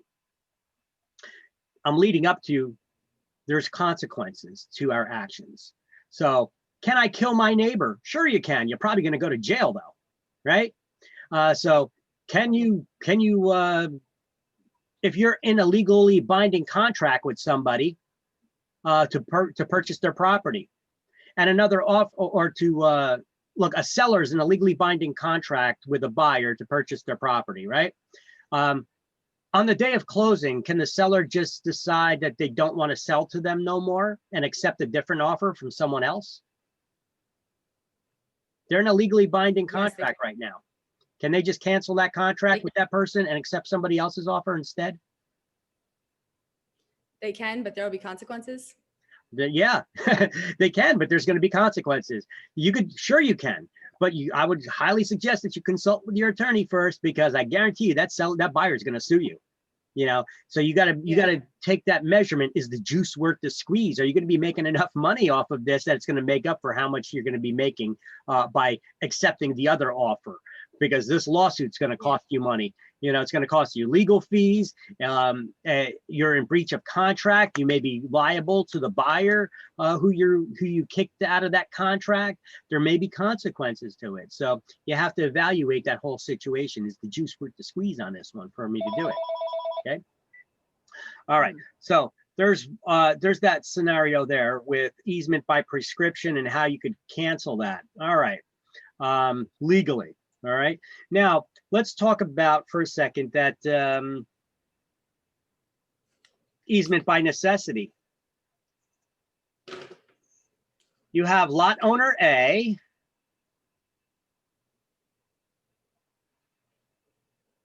and lot owner B. This is what we call a landlocked property. Look, even if we put in another landowner C over here, okay, and so their property is split here, okay, lot owner B does not have access to the road, or this road. Their property is completely surrounded by other people's properties. So how do they get in and out of their property for the purpose of ingress and egress? There has to be some sort of easement engross in place that would allow them, that would create like a driveway here that would allow them, or a road, for the purpose of ingress and egress, entrance and exit. Okay. Now, so whose property is this right here? Whose property is this? Which one? That is it A or C, or A and C? But It's C. Okay, yeah, that's on C side over here. Yeah, so here, let's make this a little bit easier. I'm sorry. I added in there another guy. So here, let's just keep these two property owners here. So we put in a driveway here. This is all A's property and B property. We only got two owners. So whose property is that driveway? A. A. Okay. It's on A's property. And B can only use it. B can only use it to cross over to get access for ingress and egress to their property, for entrance and exit. Can they park their car and leave it there? No, it's just for passing through, right? It's just for passing through, for entrance and exit.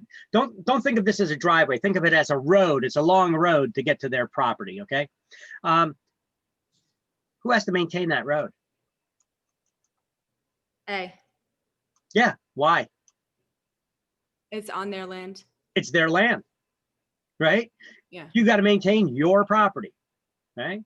B only has the access to use it for ingress and egress, even though it needs to be maintained by A, who's got to shovel the snow on it. A. It's their property.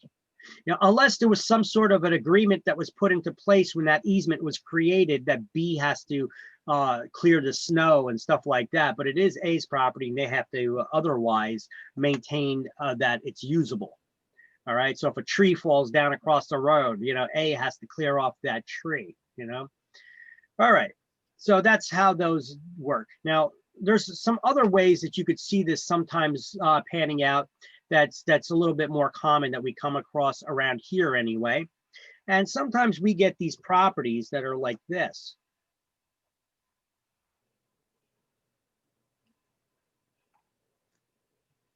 Okay, we got A and B owner. Lots divided right down the middle. Got their house over there like this. Got another house over there like this.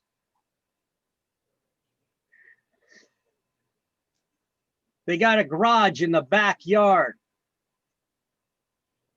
And so we got these driveways that go like this.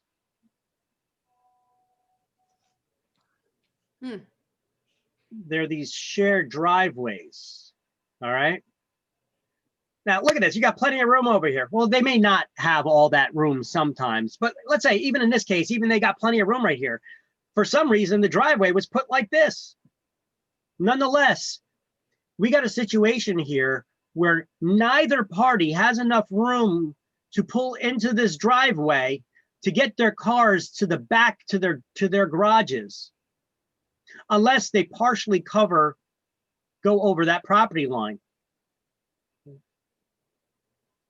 There you go. Make that property line a little bit clearer there. Okay, so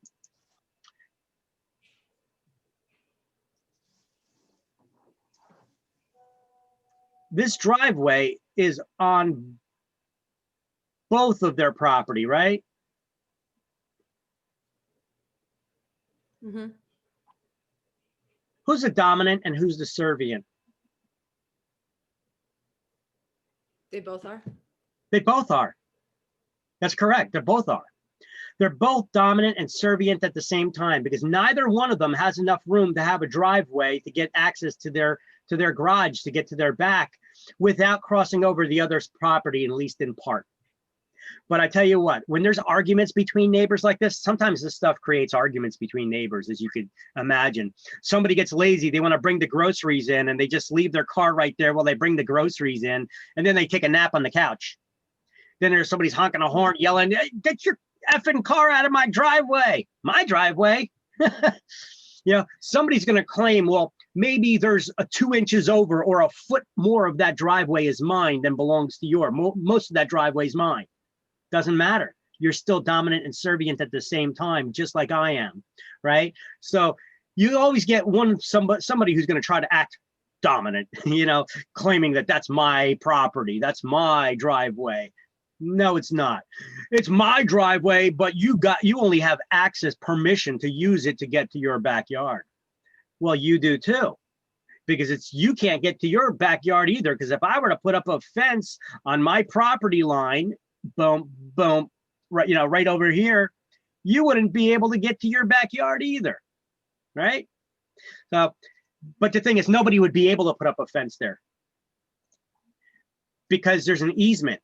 And that was probably created before either one of these property owners ever lived there. Right? Let me show you. Go ahead. Are they responsible for maintaining like their half of the driveway then? They both are, yeah. The other person has to. Yep. They got to share the expenses and they got to share the cost. If anything, if you're having somebody else maintain it, yeah. There's always, but sometimes you come across good neighbors that are able to work this out and it's fine. It's not an issue. They never had issues. But I tell you what, more often than not, when you got shared driveway situations like this, neighbors hate each other. There's always a war going on there. All right, so let me give you another situation. Now, here's a real life situation. I know of one in Edison that's like this.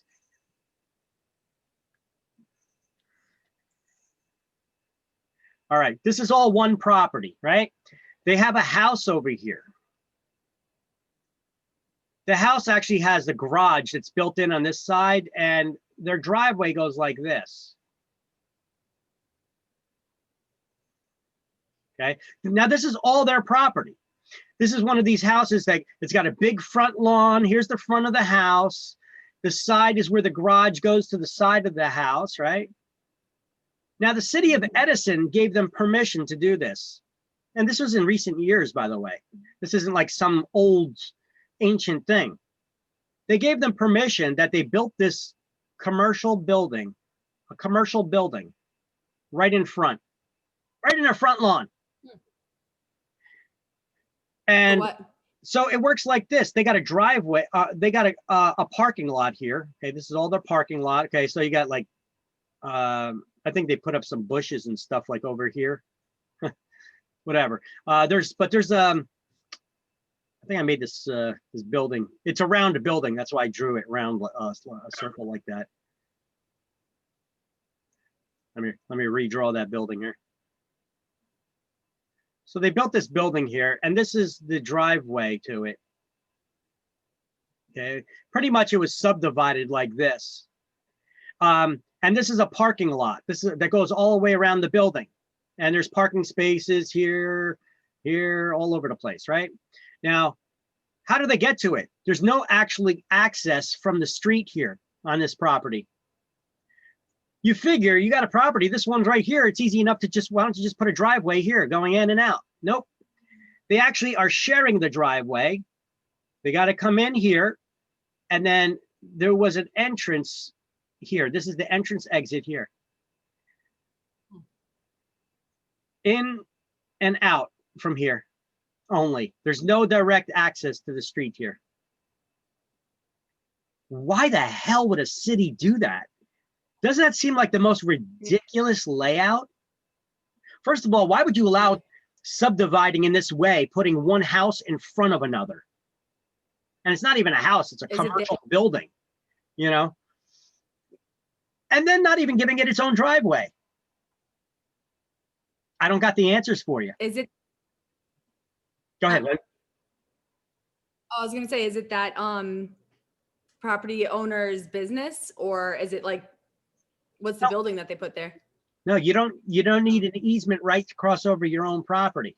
It's a separate, they subdivided it. This is a separate property now. This is owner B and this is owner A. This all used to be owner A.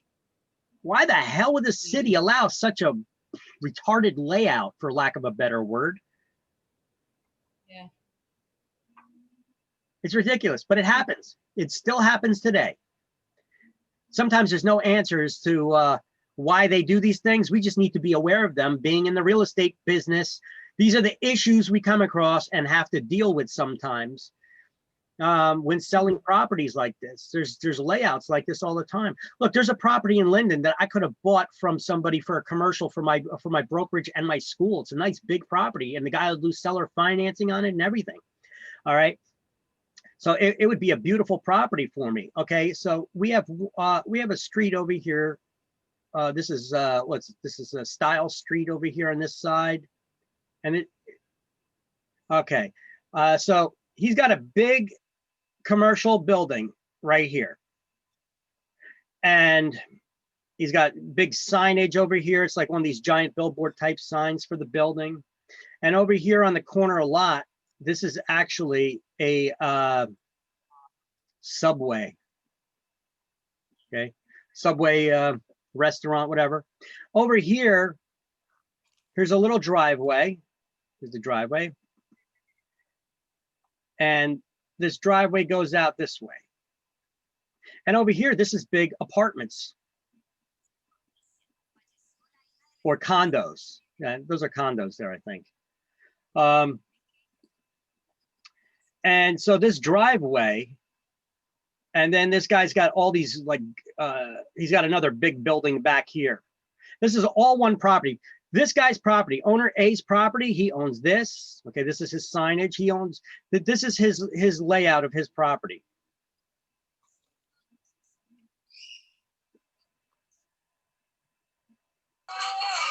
Okay, everything over here is his. That's in red. All right. It's an interesting layout because this apartment complex on this back street, for entrance and exit, there's a driveway over here. A lot of times each one of these condos here's the building pretty much for the condos. They got a little backyard where they could park their cars, but some of them just use it as a backyard. Instead, they try parking right here. Can they park there?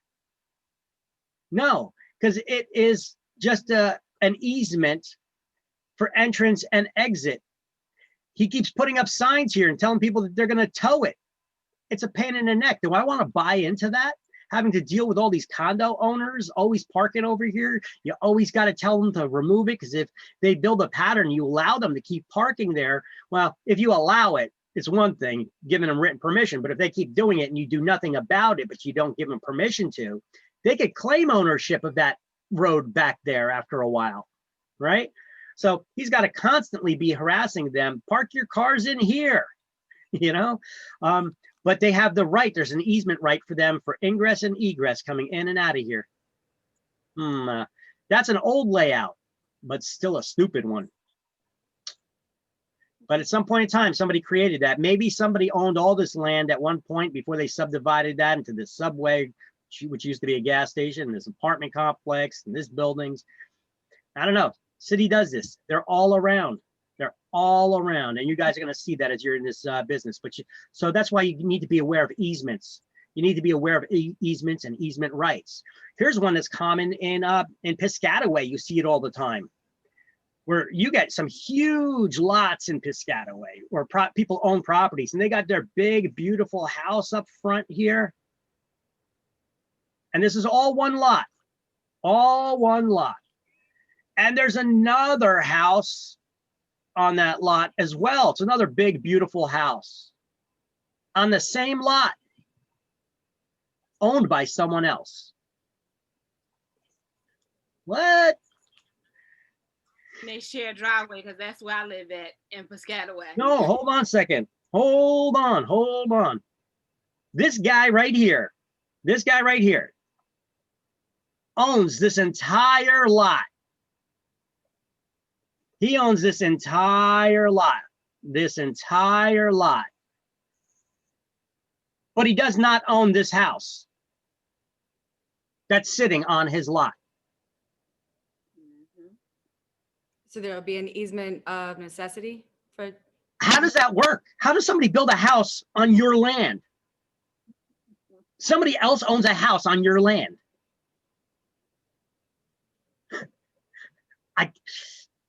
I can't explain it. I don't know what. Go ahead.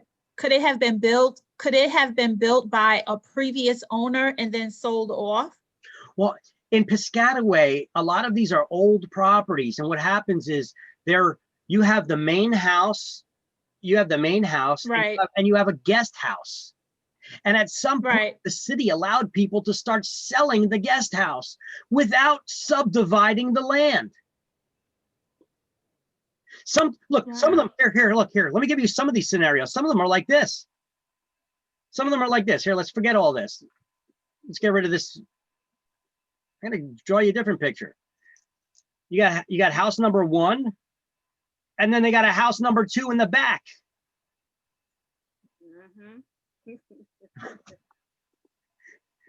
They got that one shared driveway that goes back there.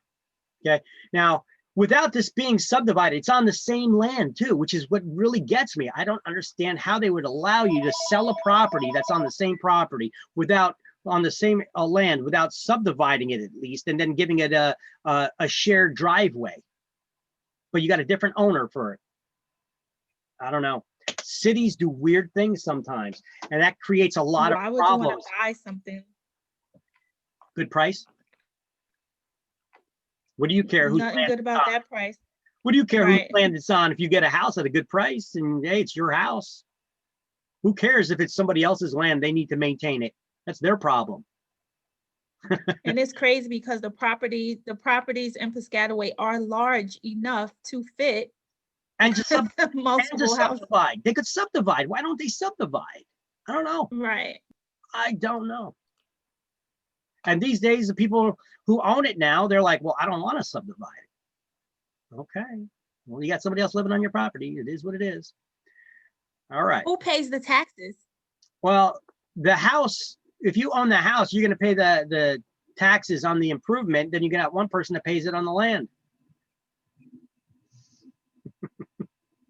So those tax that's bills ought to be weird. interesting to take a look at. But you can look it up. Well, I wouldn't mind sharing them. Yeah, right. That's true. These taxes in New Jersey are steep. All right. Especially Piscataway.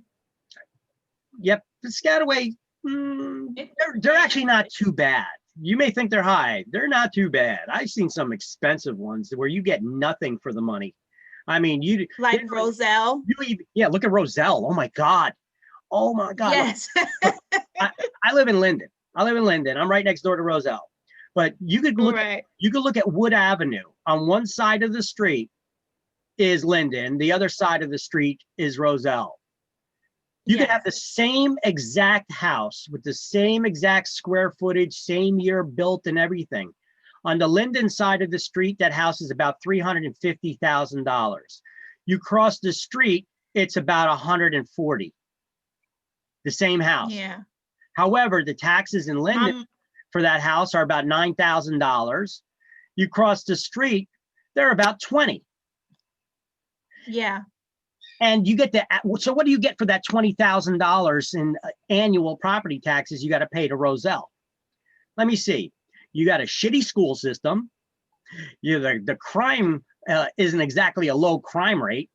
The city does a pretty awful job in plowing the snow. The services you got to pay separately for your own garbage pickup. What exactly are your taxes paying for? The school systems ain't exactly the greatest. You know, they were in danger a couple years ago of getting taken over by the state.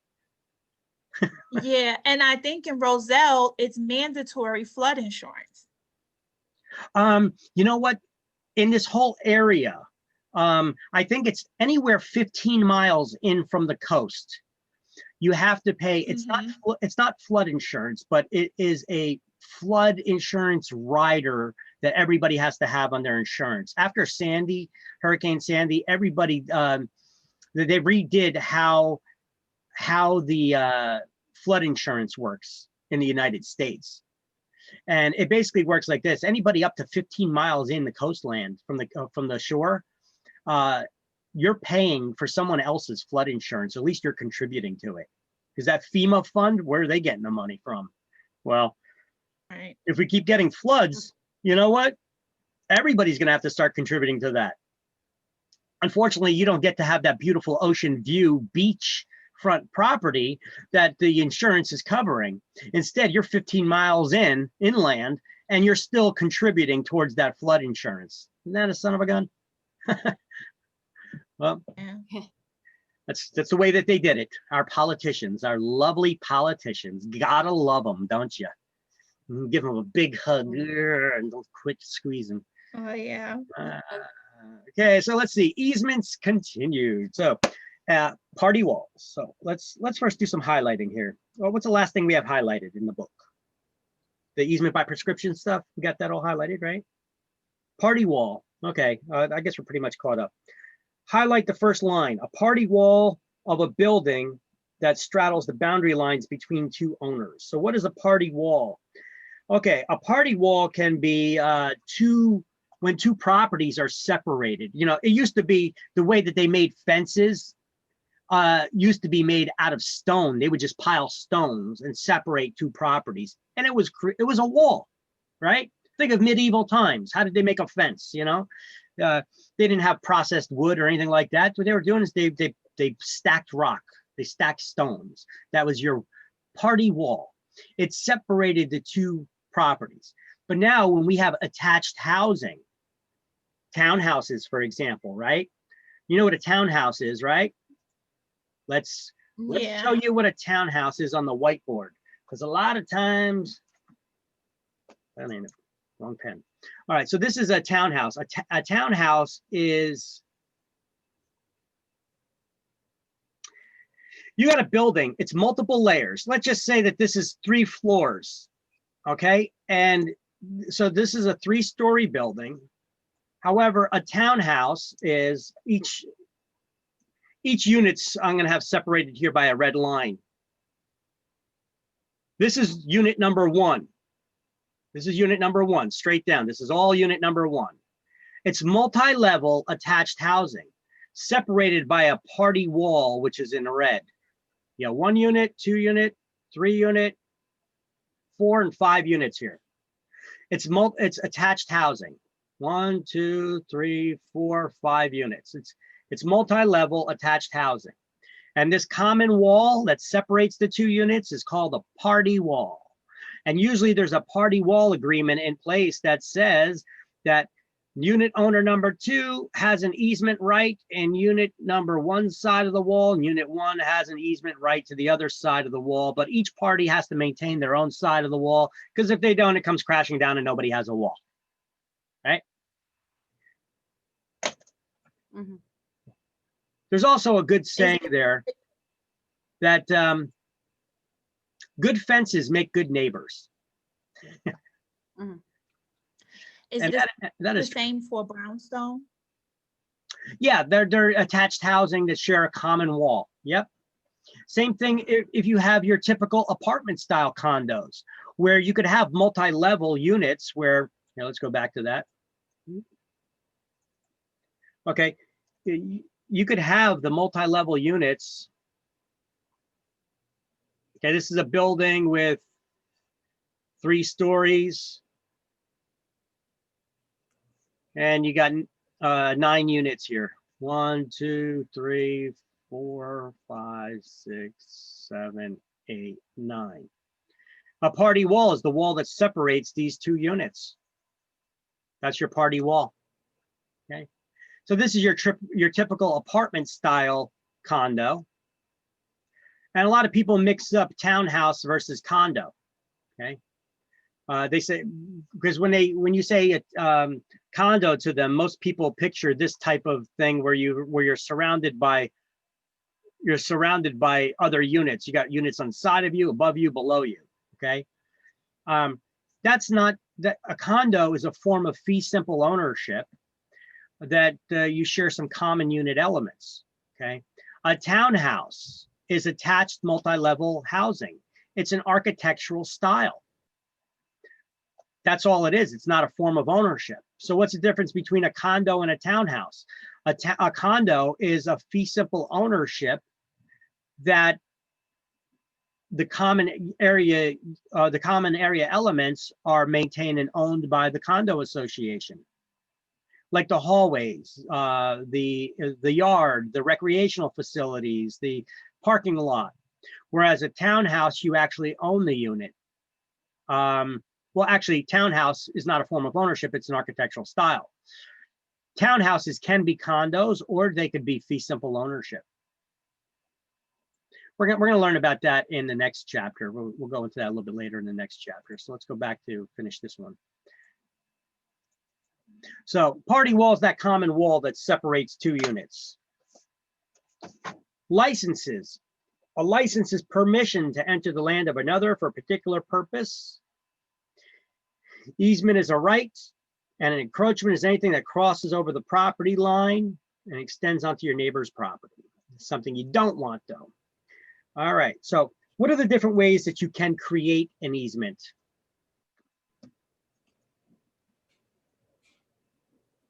All right, by express grants of permission over the property by the property owner. Property owner gives you permission to create an easement to cross over their property. By a deed of conveyance, creating an easement over the sold land. Look at the picture on the, hold on one second for me. Hold on for 1 second. Let me get out of here. I'm going to pull up a picture and I'm going to put it in the slideshow. Let me just go to my email for a moment. Okay. That was my email. There it is.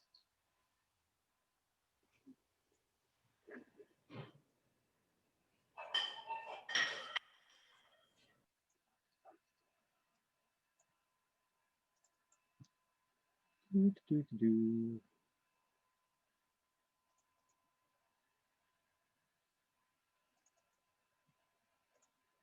the hell my downloads go? web browser.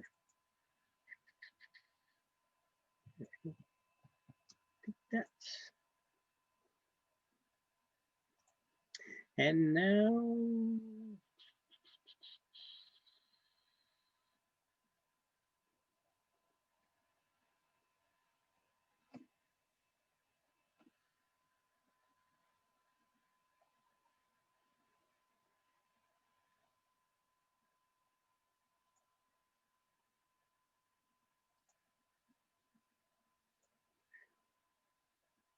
we just duplicate this slide real quick for a sec. Duplicate slide. And I'm gonna post this picture in here. Like that. And post that. There we go. La da da da da. Okay, so this is a figure 6.6. You guys could see it on page, what is it, page 99? Or if you got a different version book, maybe on a different page number. But you've got the same picture here. So these are the types of easements.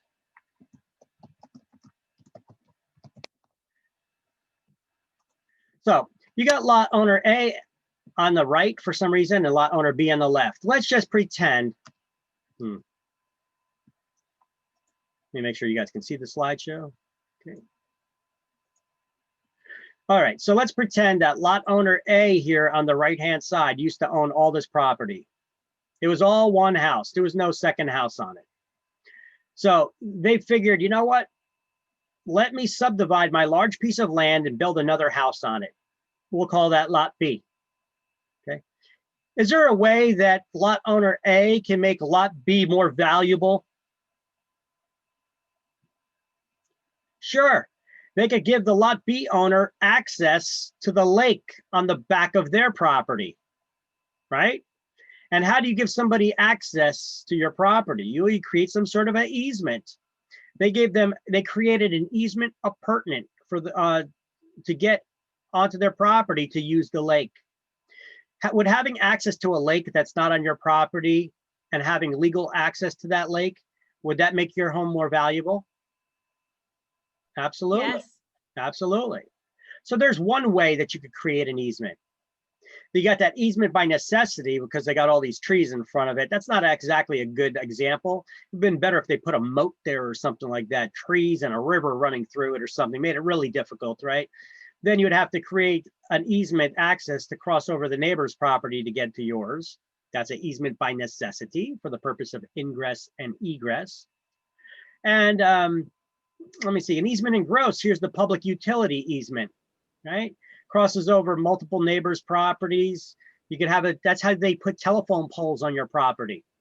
You know, the first 6 feet of your property line, from the street into your property, the first 6 feet, your city has access to. They have a city has a public easement for. This is why a lot of the gas lines, sewer lines, and such, sometimes they're running alongside that first 6 feet of the property. Anybody have a sidewalk, a city sidewalk in front of their house? Yeah. Take a measurement from the curb. See how far out it reaches into your property. 6 feet, I bet. Okay, you got that little bit of grass area, and then there's you got the 4 foot pad of sidewalk width. All right, that's your 6 feet in. Okay, and who's responsible for shoveling that sidewalk? You are. You are. You're responsible for shoveling that sidewalk, but it's a city's property, right? Because the city has the city usually has rules in effect that say that the property owner is responsible for shoveling the sidewalk and clearing the snow off of it within 24 or 48 hours after the snowfall, the last snowfall. Now, sometimes tree roots put up those sidewalks and they push them up, right? Make it a trip hazard, or they crack. Now, who's responsible for repairing that sidewalk? The city? It is the city, city. but But sometimes the city is going to say, no, you need to do that. I would talk to a lawyer now. Do not go doing any repairs like that. I actually had that problem. I had a tree like that, and it tore up my sidewalk. And I told my husband, if somebody come by here and fall, we could be in trouble. Yep. Yeah, but you know what? If you fix the sidewalk and somebody trips and falls, you are in trouble. You are in trouble, right? Okay. Look, I had somebody like this. They had a house in Elizabeth, and this guy was trying to do a short sale on his property. And he had a curb like that was pulled up by tree roots. Okay. Tree wasn't even there anymore, but the tree roots were there. They were pushed up the sidewalk. So it was uneven. He went to go sell the property. We had it under contract multiple times. And somebody did a title search or something, and they uncovered the fact that a lawsuit was going on. And it was like, what are you talking about? They're like, yeah, you're being sued for the sidewalk because somebody tripped and fell. He's like, that's not my sidewalk. That's a city sidewalk, and nobody's suing me. The guy didn't even know that somebody sued his insurance company. They didn't even contact them. They just found out who his homeowner's insurance was, and they contacted his homeowner's insurance, and the homeowner's insurance company ended up settling with them, and they paid. Wow. Wow. So now the owner was like, should I fix the sidewalk so nobody else trips and sues me? The attorney said, you better not. And they reached out and they were fighting with the city to come out there and fix it. Because he said, because if you fix it and you do a half-assed job and somebody trips and falls still, guess what? You are now 100% responsible. At least now we can argue it's the city's property and the city's responsible for it. You know? Mm-hmm. So sometimes those arguments are not so clear cut too, is my point here. You know, the city may say, you are responsible. Time to get a lawyer. Screw you, city, right? All right. So by granting the new owner of an easement over the grantor's remaining land. Okay, so that's the example right there, you know, over their remaining land, or they crossing over their property to get to their lake. Long-time usage, like an easement by prescription. However, court actions necessary. They call that the suit for adverse possession, right? Or by necessity. That's for the purpose of ingress and egress for landlocked properties, or in this case, one where they can't get to their property because the street is here, the public road is here, but they got, I don't know, all these trees here. I mean, he could cut down the trees, so that's not an issue. But if there was like a deep river gully over here, that could be a different story. You would have to be able to build a bridge.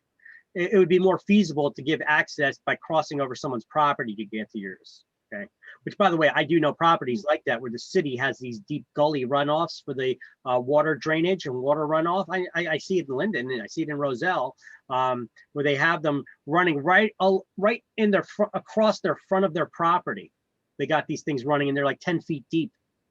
But the city, in that case, they actually built a bridge, a bridge driveway. Yeah, interesting. All right, what are different ways you could terminate an easement?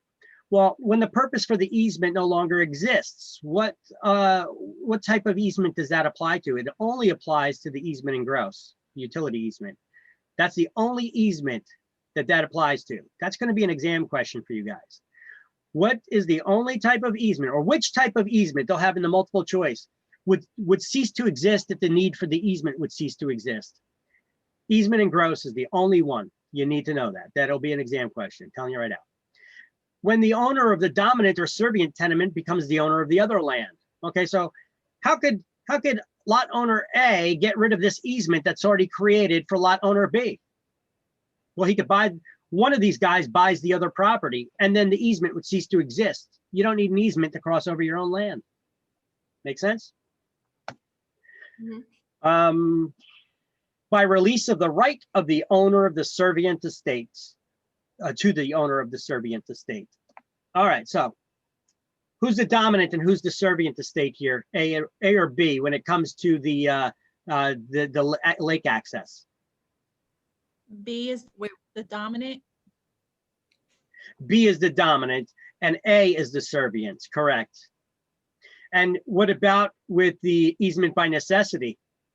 Who's the dominant and who's the servient?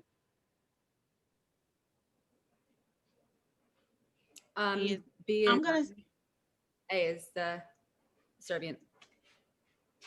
Right? For the easement by necessity, A is the dominant. yeah, I'm gonna say A. Oh, A is the dominant and B is the servient because he's crossing over B's property to get access to his. Remember, the person whose property is being crossed over, they're serving up their property on a platter for you to cross over. Yeah. You're dominating them. Okay. Now remember, you're not going to have pictures on exams like this. You know, they're going to put this like in a long-winded word format. They're going to give you a paragraph explaining a situation, and you're going to have to say who's the dominant and who's the servient in that situation. Just remember, whoever's the one that benefits from the easement is the dominant, and the person whose property is being crossed over, they're the servant or servient. Okay. Now they may refer to them as a tenement. You know, the servient, tenement, dominant, tenement. Okay. So can anybody take away your rights once it's been established that you have an easement right? No. No, nobody can take your rights from you. You can give up your rights, right? You have the right to remain silent. And if you give up that right, so you don't have to give up that right. But a lot of times, you know, we all seen cops before. People start blah, blah, blah, blah, blah. They don't know how to shut up, right? So they give up their right. All right. So the same thing here.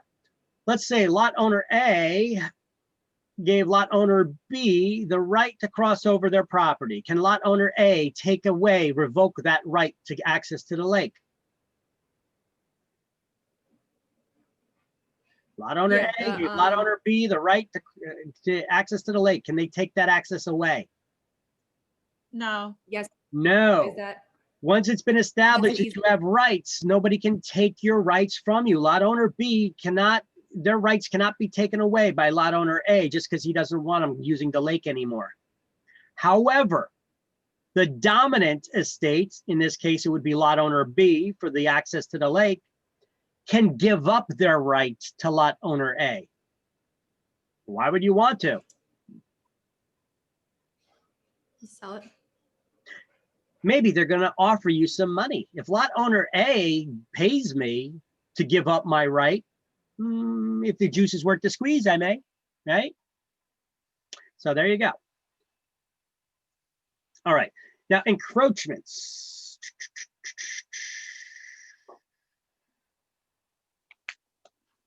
Okay, encroachment. Let's highlight the title, encroachment, and then let's highlight the first two lines. An encroachment when all or part of a building, fence, or driveway or any other installation legally extends beyond the land of its owner. Actually, stop right there. Okay. So anytime something crosses over into your property, and look, I put that little definition that student gave me because I thought it was kind of ingenious the way that she made that up. It says, note to remember the meaning of an encroachment. And you see, I got it in bold there, encroachment. The word roach is there inside encroachment, and it has the word roach, and just like a roach, it's something on your property that you don't want. that was actually pretty cool. All right, so something that extends onto your property, like a fence, the shed, a garage. We see this sometimes. A garage that's been there for years on end. That garage must have been there for 30 years. And it's crossing over the property line. And we don't know that until they go to sell the property and the new buyer gets a survey done. And they see that the neighbor built the garage on your property.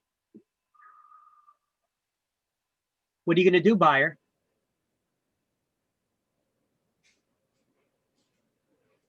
What are you going to do, buyers? You're the buyer. Let's pretend you're the buyer of this property. And you get the survey done and you find out that the neighbor's garage has been built on the property that you want to buy. So we got, Give them permission. we got the two properties here, right? And the neighbor's got a garage in the back, and that garage is over the property line.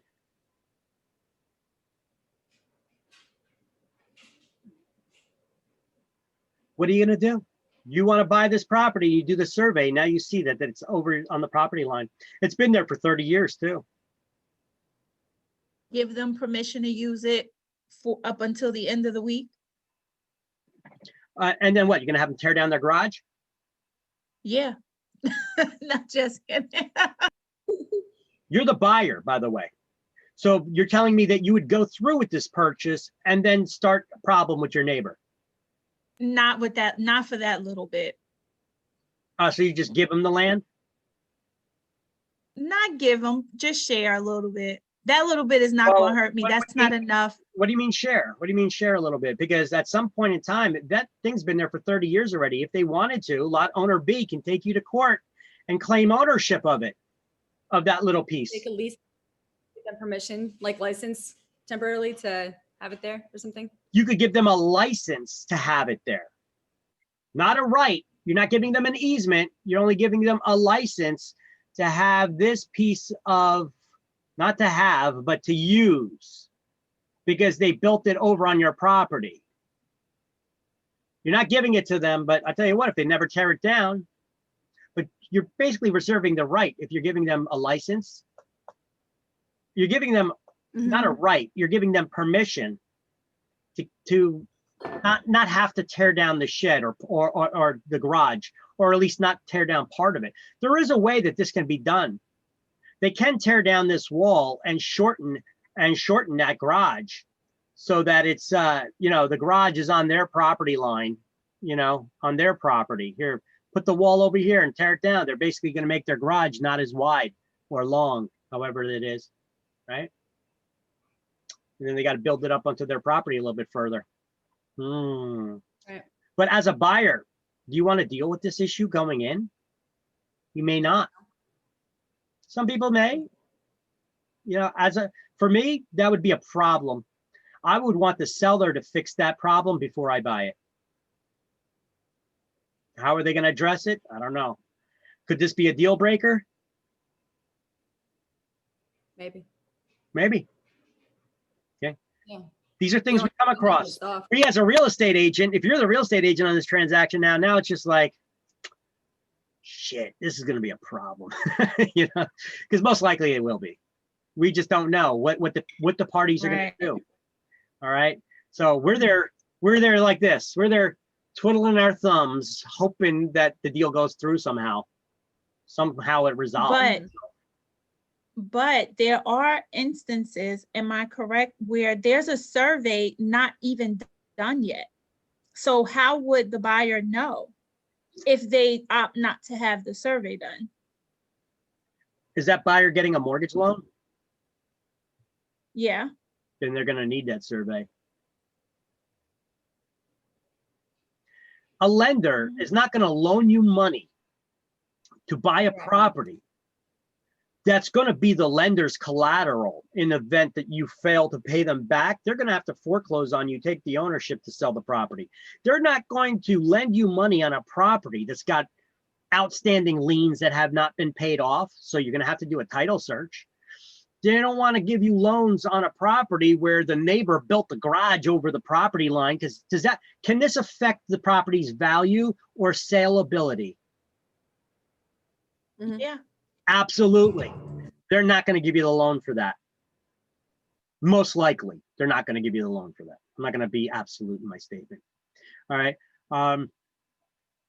It is a potential problem. It is a potential problem. Just throwing out there some potential problems. See? All right. So, deed restrictions. Who could place restrictions in deeds? The seller, right? Yep, the sellers, only private parties, not the government, right? And what do we call restrictions that are placed in deeds? They're called restrictive covenants. I want you to write that next to the title. Deed restrictions, I want you to write restrictive covenants, just like I have written on this slide in front of you. What do we call restrictions placed in deeds? Restrictive covenants. And what is a covenant? Like an agreement, like a It's promise. an agreement. It's a legal Like- promise. Yep. It's just that this one happens to be restrictive promise. It's restricting somebody in some way. All right. It's not a bunch of witches. It's a restrictive, it's a legal promise. And if it's a restrictive covenant, it's a restrictive legal promise. All right.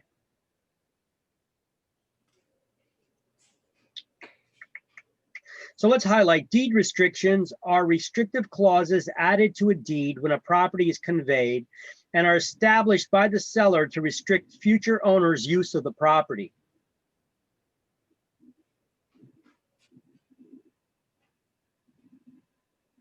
What kind of estate in land has a is based on a restriction?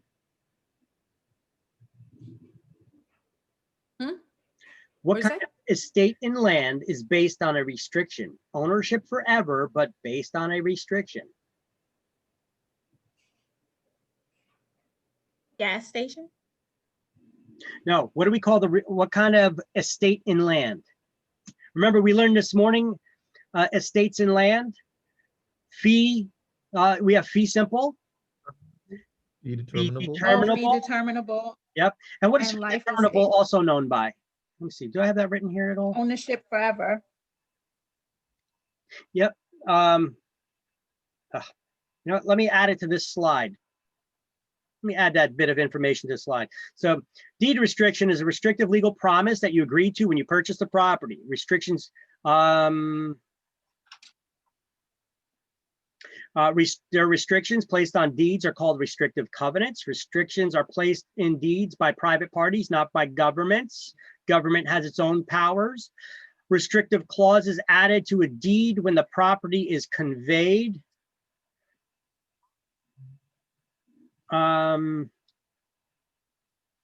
Established by the seller to restrict future owners' use of the property. Did I already have that somewhere? Yeah, you said like if someone says, "Oh, but no alcohol here." Yeah. Forever. Yep. And the restrictions run with the land, meaning that they're passed to the next owner. And so, last thing, I'm going to add another one: estate type of estate with restrictions. Based on a restriction is called, what is it called? Fee determinable. Fee determinable or defeasible. Fee determinable or defeasible fee, or sometimes called a conditional Conditional fee. conditional fee. Okay. Okay. Fee determinable. Oh, one place. Fee determinable, defeasible fee, or conditional fee. All right. Good enough.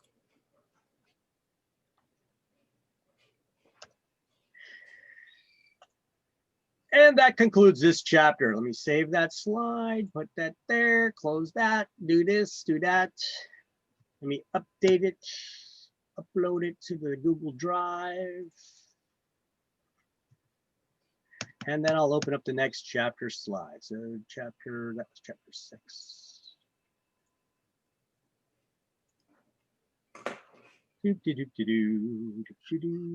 Updated on the Google Drive. All right, and then now we open up chapter 7.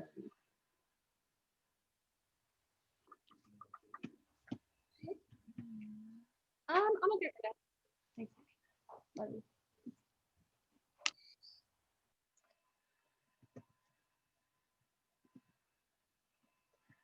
La dee dee dee dee dee.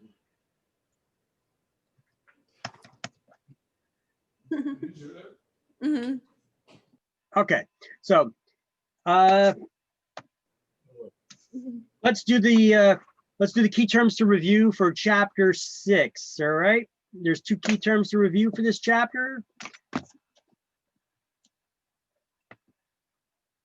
There's 2. All right, so let's do the key terms to review for chapter 6 at the end of the chapter. All right, a right sometimes acquired through usage. What do we call that? Easement by prescription. Easement by prescription, 9 is A. Because you have to use it in order to gain that type of easement, right? And an easement is a Right. right. So that's how we deduce that. Any easement, encroachment, etc. Any easement, encroachment, etc. They're all encumbrances. 12 is B, correct. A right of access to a landlocked parcel. Easement by necessity. 8 No. is C, Is that- easement by necessity to gain access for the purpose of ingress and egress, right? Amount, so 8 is C. Amount of ownership. Equity. 8 and Mm, land, That's not what they're looking for right there. estate and land. Estate and land, 13 is D. 13 is D. Building intruding on another's land. Encroachment. Encroachment. Encroachment, 11 is E. They're encroaching into your territory, right? Much like a roach, you don't want it on your property. All right, so 11 is E. Property that benefits from an easement. Dominant estate. 4 is F, the dominant. Most complete ownership of land possible. Fee simple. 15 is G, fee Freehold. simple. Husband's right in the wife's property. Courtesy. Courtesy. Courtesy, 3 is H. All right, next to I want you guys to, it says ownership lasting indefinitely. I don't like that. I want you guys to cross out the word indefinitely and write forever or a lifetime. So ownership lasting forever or a lifetime. Oh, Be determinable. freehold estate. A freehold estate, 16 is I. It's describing them all, right? Placed against real estate by a worker who has not been paid. A lien. Kind of lien. A construction lien. 1 is J, construction lien. Ownership as long as, or another way of saying that is ownership based on a restriction or condition. Fee determinable.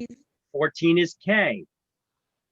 So fee determinable, also known as a conditional fee or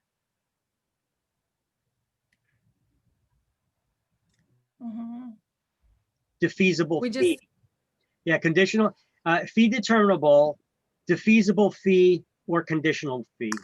Those are the 3 names it goes by. Permanent right to use another's land. What do we call a right to use another's land? Easement. Simply an easement, simply an easement. 6 is L.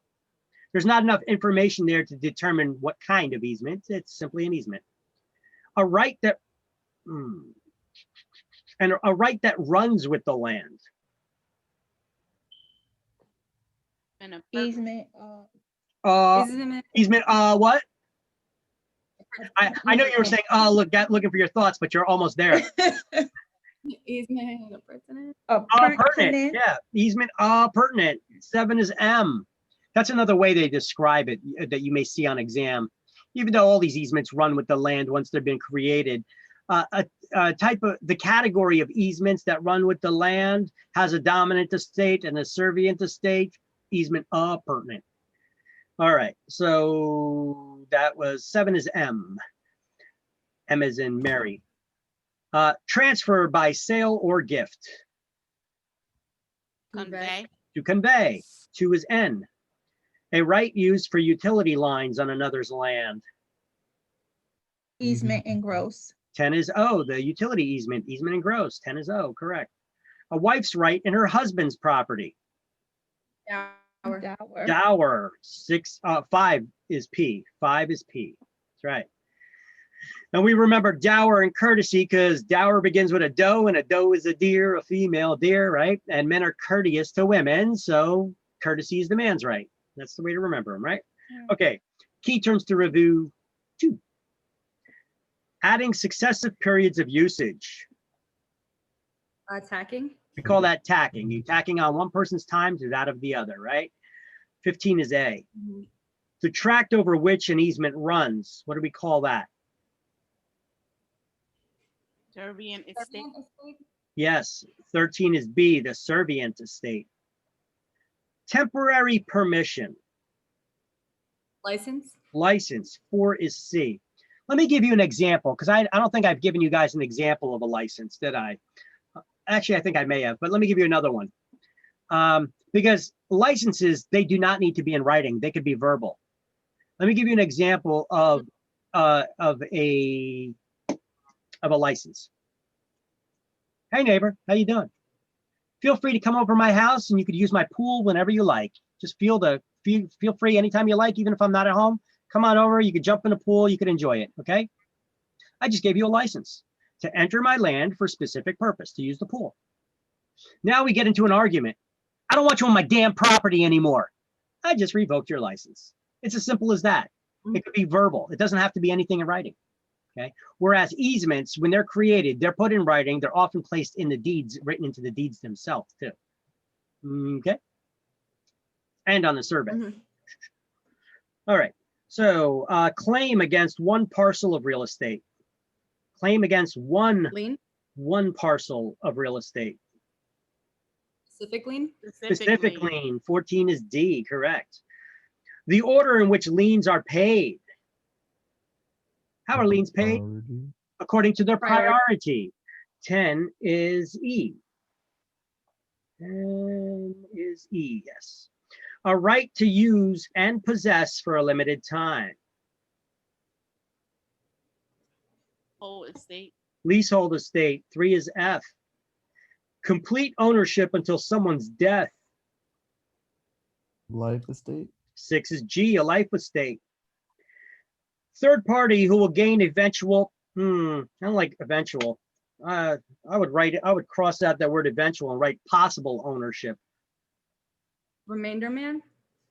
11 is H, a remainder man, correct. Financial claim against real estate. Lien? 5 is I, a lien.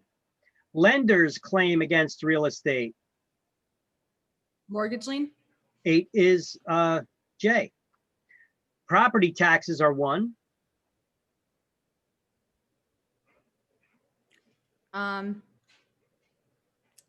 Involuntary lien? Yeah, involuntary lien. Who the hell wants to pay them, right? So they're involuntary. 2 is K. Mortgage equity loan, for example. A mortgage equity loan. Voluntary.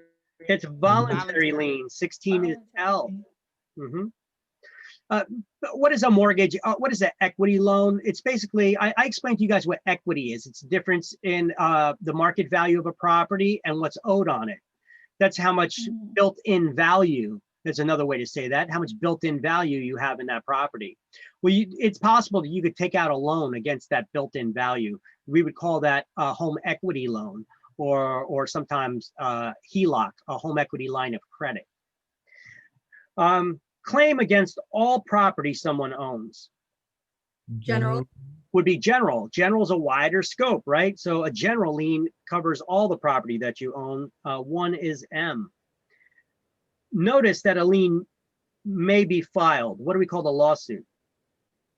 Or actually, the Lis pendens? a lis pendens, correct. 7 is N. That's a public notice of possible future legal action against the property owner. A structure owned by 2 adjoining landowners. Party wall. Party wall. 9 is O. And here's another one. I would write the word possible above it or in front of it. Possible future interest of an owner. Reversionary interest. Reversionary interest. 12 is P. That would be only in the event that you violated the conditions, right? There's that possibility of reverter that we learned about. All right.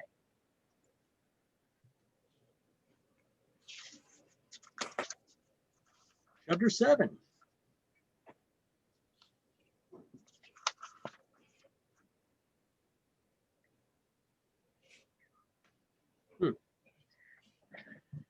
Okay, chapter 7, ownership of real estate.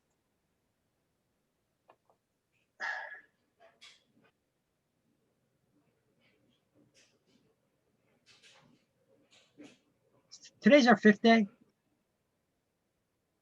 Yeah. Shit. All right, we're For last week.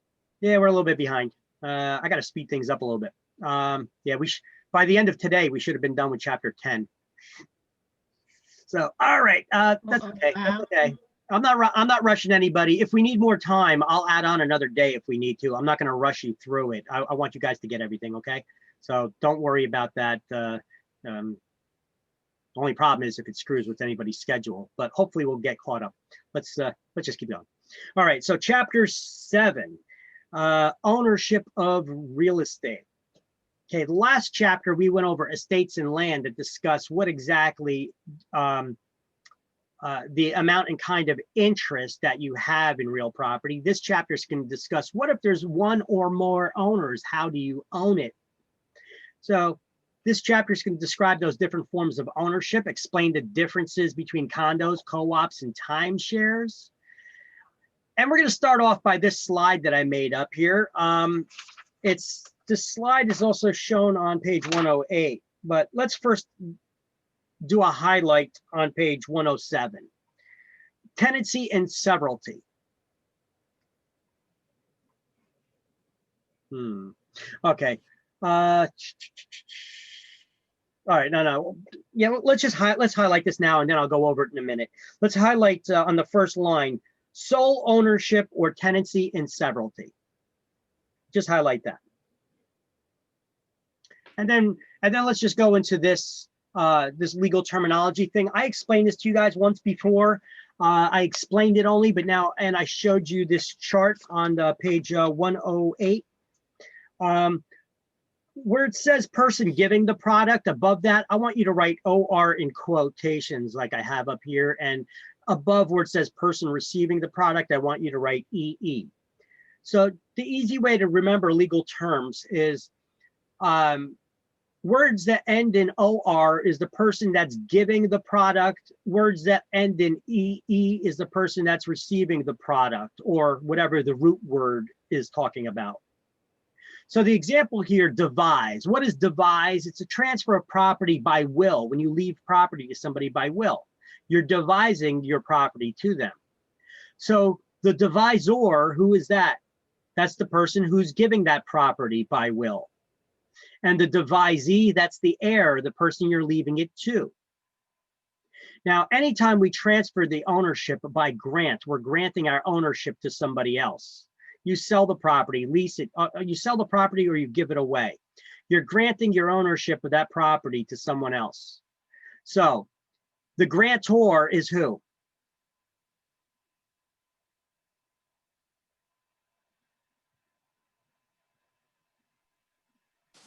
It's the landlord.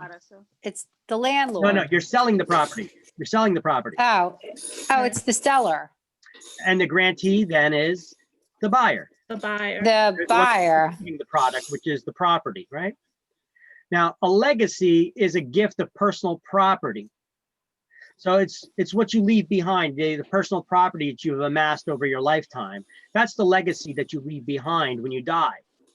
So the legator is the person who's gifting their personal property to another. That's the person who made the will and is leaving that property. And a legatee is the one that's receiving it. A lease is a document where where an owner intentionally transfers their possession of their property for a limited period of time to the person that's named in the lease with all the lease conditions spelled out.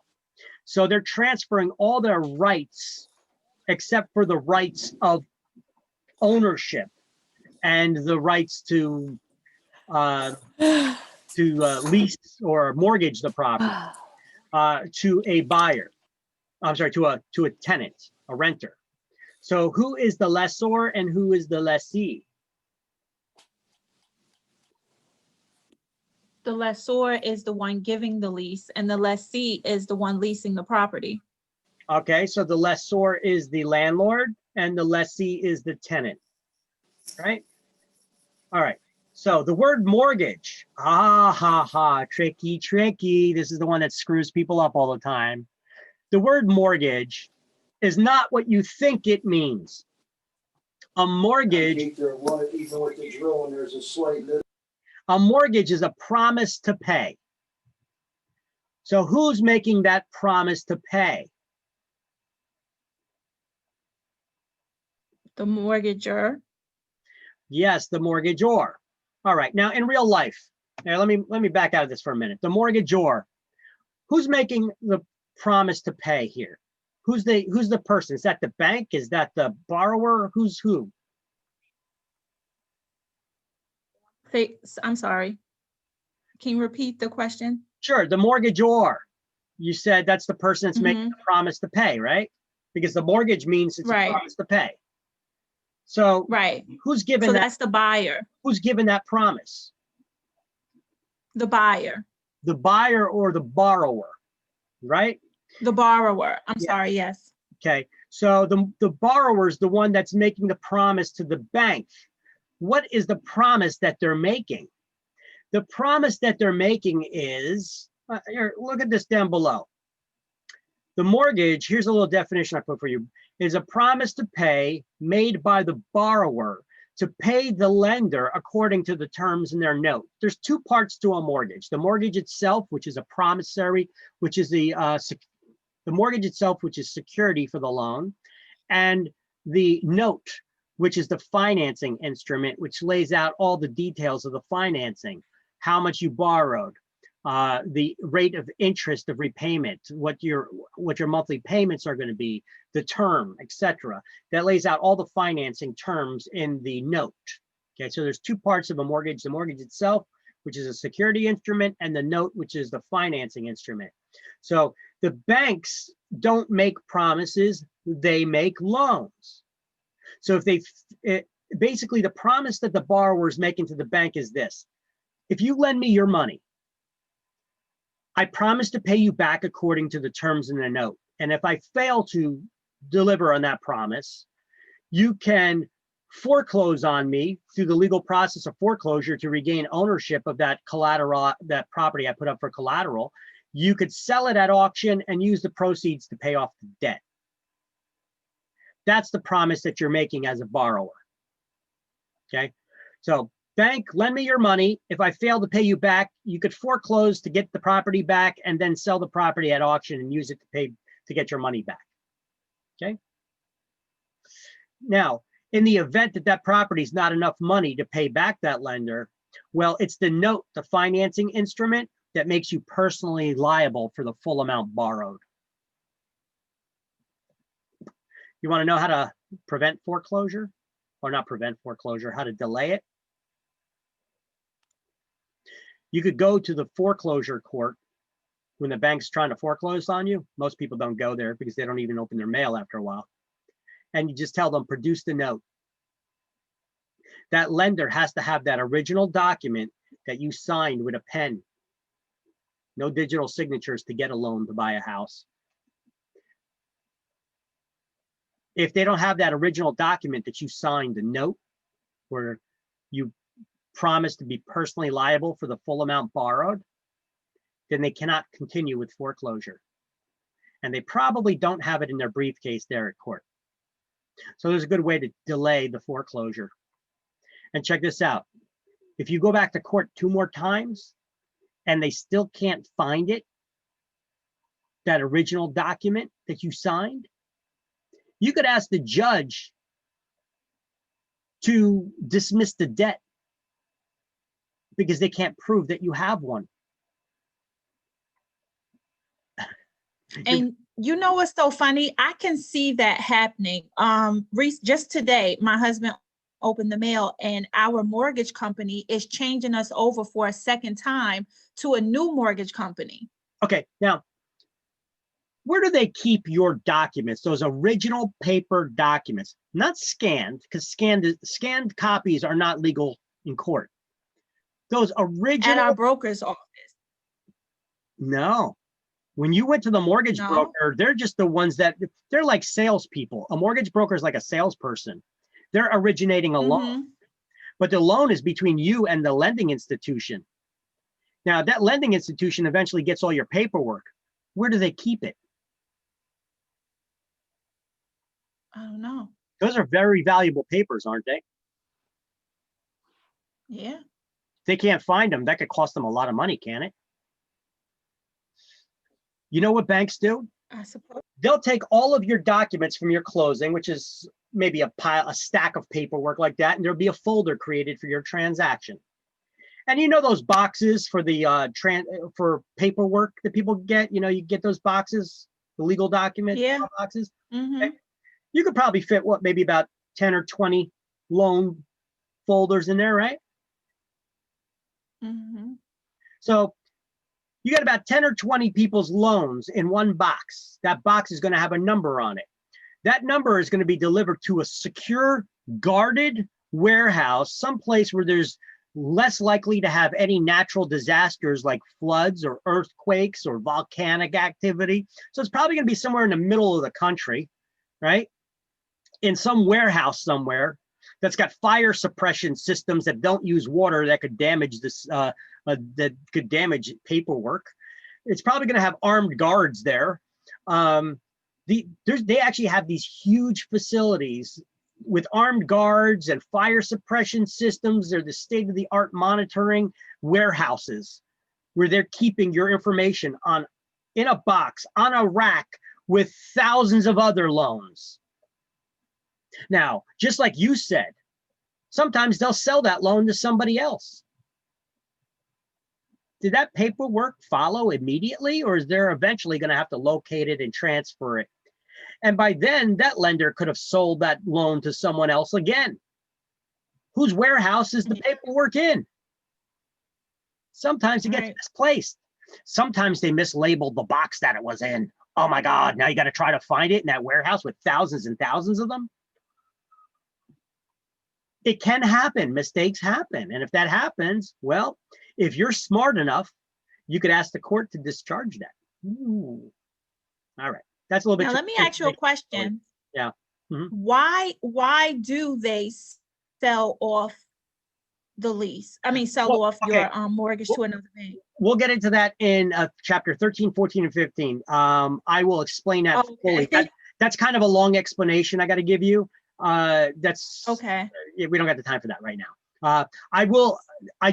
That's part of the class. I like to explain to people that so that they understand all the terminology and the process better. I like to explain to you how loans are originated and how they work out. That's coming. Okay. We got 3 chapters for that, but I'm going to explain that to you at the beginning of that. Okay. Let's wait for that because that's a long explanation.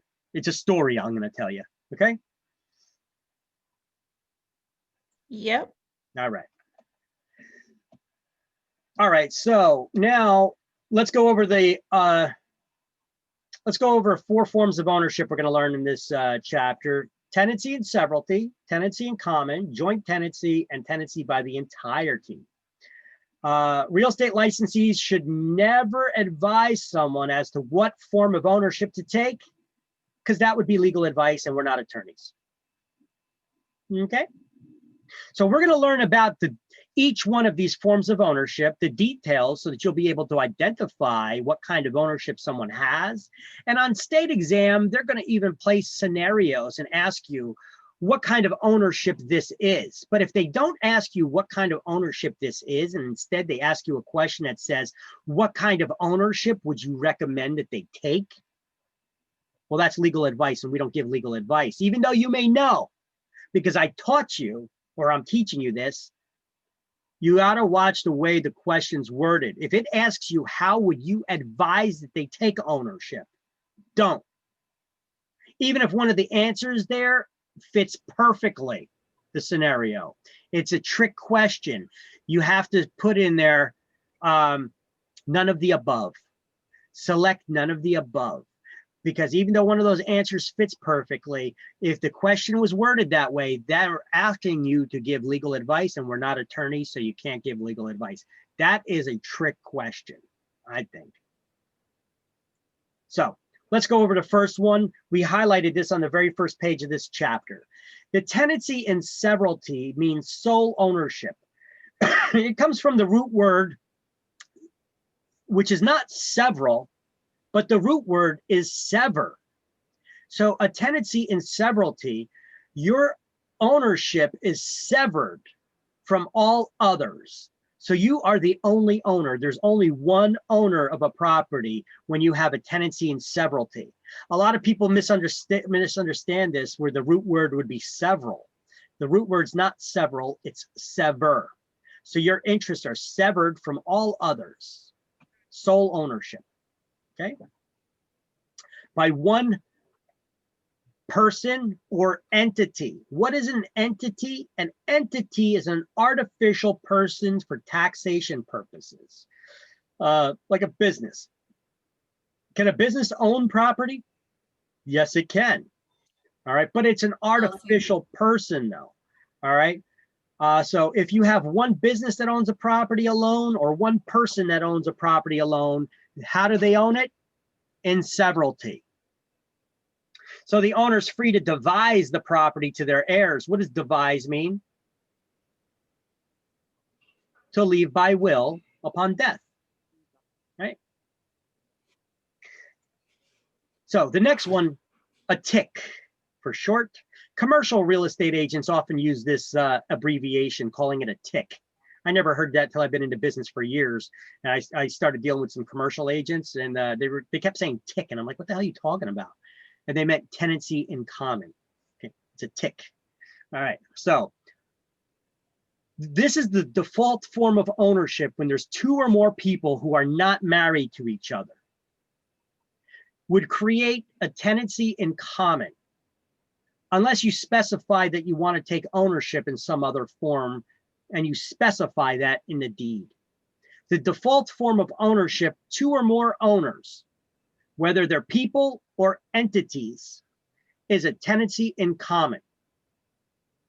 So a corporation can be a tenant in common and have that partial ownership shares. Owners can have unequal shares as tenants in common. However, if you do not specify that there's an unequal ownership, you're both going to be 50-50 by default without specifying. So it's very important. If I buy a property with you as an investment property, and you put up 75% of the cash, how do you own the property? How much of the property do you own, and how much do I own?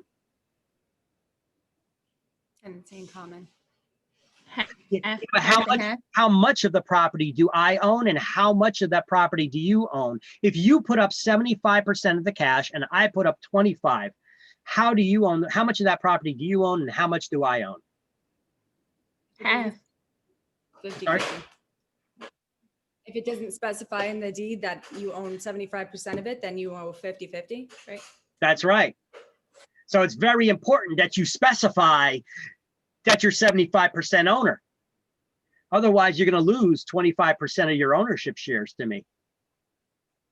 That would suck, right? All right. So owners can devise, leave by will, their interests to their heirs with a tenancy in common. You can leave your shares, your ownership shares, to your heirs in a will. Undivided they have an undivided interest in the whole property. What does that mean? It means that, look, if we're 50-50 owners, you and I are 50-50 owners on a property. You are 50% owner of the whole property. Your interest is undivided.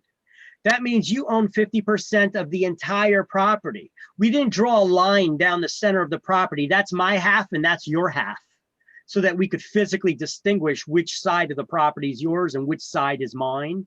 We're just 50-50 owners of the whole entire property, okay? I guess it needs to be specified because sometimes people may want to sue over stuff like that. All right, unless you buy out your co-owners, you're never going to own the property in severalty. Because if they die, they could leave their shares to their heirs, right? They could sell their interest without their co-owner's permission on their own. But that may be kind of hard to do, right? Look, if you and I are owners of this property together, and you don't want to be an owner of the property no more, what are your options? You could come to me and ask me to buy you out. Yeah. I wish I could, but I don't have the money to. Now what? Now you could try to find an owner to buy your interest shares, but that would be kind of hard to do, to find somebody who's willing to be a co-owner with this guy that they don't know, right? It's possible that you could, but it's very difficult. So what are your other options now if you can't find somebody who's willing to buy and be a co-owner with me? Wasn't it go to court and have the courts make them like sell and then you guys split up the Yep. proceeds? There's something that's called a partition proceeding. A partition. Well, what's a partition? Something that splits, right? So a partition is a court proceeding where one co-owner sues the other, forcing them to sell or divide the property if possible. So at the partition proceeding, a judge is first going to see, is it possible to physically divide this one property into two? And now we'll divide it into two, and you could sell your part and I could keep my part. But if that's not possible because it's a single building that's on the property, the judge will order that property sold, and the proceeds from that sale will be divided amongst the owners according to their fractional ownership shares. Okay, so licensees must use caution when selling only partial interest. So basically, I'm going to give you a little bit of advice. Don't get involved in it. All right. Let's say that you have a situation like this, where you have one owner or two owners of the property. Only one of them wants to sell their interests, right? It's possible for them to do that on their own. If they come to me as their real estate agent to try to help them sell only their shares, not to sell the whole property, but just one person to sell their ownership shares, this could be classified as a security. And securities, in dealing in securities, you need to have special licensing. You need to have a Series 6 license and a real estate license because it is real estate. So you need to have two licenses involved. And unless you're licensed to deal in securities with a Series 6 license and a real estate license, don't get involved in it. Otherwise, you could be violating some federal laws in dealing in securities without the proper licensing, federal and state laws. But you can do it if you partner up with somebody who has that proper licensing. All right. But just be careful on your own, trying to sell one person's partial interest. It could be classified as a security. And if you're selling securities without a proper licensing, and God forbid somebody gets harmed or financially disadvantaged because of that, you may be going to bye-bye to federal prison for a while. So make sure you got the right people involved in that transaction. Now, when one partner wants to sell and the others don't, okay, basically that's the partition. And then I got the definition here for partition. And I also put in here a little zinger. This is a form of involuntary alienation, isn't it? Where one co-owner sues another, forcing them to sell and divide the property. That's involuntary, I would say, wouldn't you? You're going to get some kind of an exam question. I bet you you're going to get an exam question on this. It'll give you a list. Which one of these is a form of involuntary alienation? Partition may be on that list. Okay, you're going to have to select that partition there. All right. All right. Now, tenancy by the entirety. We're going to go over these and then we'll go back to the book and I'll tell you what to highlight in the book. Tenancy by the entirety is a special ownership by married couples. All right. So it's ownership by married couples that have the right of survivorship. What is the right of survivorship? It means when one co-owner dies, here, I got it down at the bottom. When one co-owner dies, the spouse, the surviving spouse automatically inherits their ownership shares of the spouse who died. Okay? They don't leave it to someone else. You get it. Mm-hmm. New Jersey does not recognize common law marriage. You know what that is?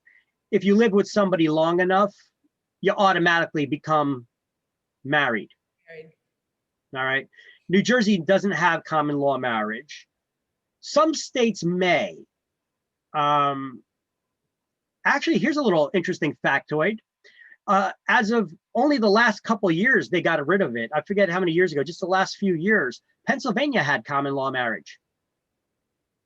They got rid of it just a couple of years ago, recently, you know? So if you were living with your girlfriend for so many years, some states, it would depend on what the state's law on it is, 7 years, 11 years, whatever it is, you know? So if you say that the common law is, the state law is 7 years.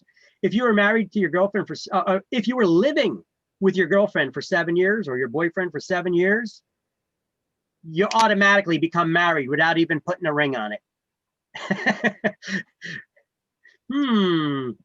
That would suck. Especially now that states are passing gay marriage, living with your buddy. All of a sudden, you may find yourself married. Meet Chuck and Larry. All right, so let's see. That's cute. Okay, so when a couple divorces, they automatically become tenants in common. That tenancy by the entirety would convert to a tenancy in common. And then you can do a partition proceeding, and then you can leave your shares to your heirs and so on and so forth, okay?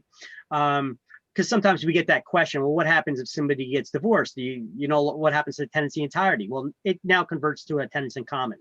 And I sometimes get people that ask this in class, if you have a tenancy by the entirety and you want to sell the property, but your spouse doesn't, can you partition? Can you do a partition proceeding with your spouse?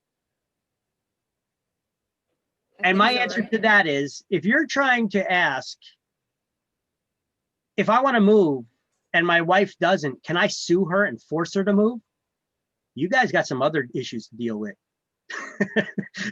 You got more pressing problems in that relationship if you got to sue your spouse to get her to sell the property or him to sell the property, right? You got other issues going on there. Yeah. What's that? Partition? No. What would be the answer though? No, you cannot. No? You cannot do a partition. You could divorce, and then you could do a partition. Yeah. Okay. Right. But no, when you're married, you cannot sue your spouse to force them to sell the property when you don't want to sell. But I tell you what, if you can't talk to your spouse and come up with a mutual agreement to sell the property and move, you guys got other issues going on, right? Mm-hmm. All right, so a corporation cannot be a tenant by the entirety either, because corporations don't get married, people do. When corporations come together, they call it a merger, okay? They don't get married, people do. And lastly, the joint tenancy. All right, this one's a sucker to learn. All right, so joint tenancy. What's the default form of ownership when you have two or more owners not married to each other?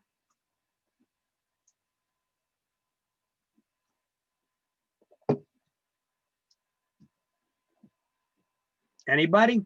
The default form of ownership, two or more people not married to each other. Tenancy in common? Tenancy in common. Bye, love you. So your ownership is by tenancy in common, unless specified otherwise in the deed. So what would you specify otherwise? Joint tenancy. So to create a joint tenancy, now here, look, I'm laying down all the terms because unfortunately in the book, there's no like one line zinger to remember this all. Actually, even over here, it's going to take a couple of slides, 2 slides to explain joint tenancy, okay? This is a complicated one, but it doesn't have to be. To create a joint tenancy, it must be specified in the deed that ownership's to be taken in this way, because if you don't specify joint tenancy, how do you own? As tenants in common.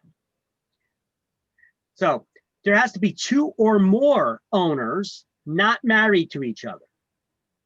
A corporation can never be a joint tenant because of its perpetual existence. Corporations don't die.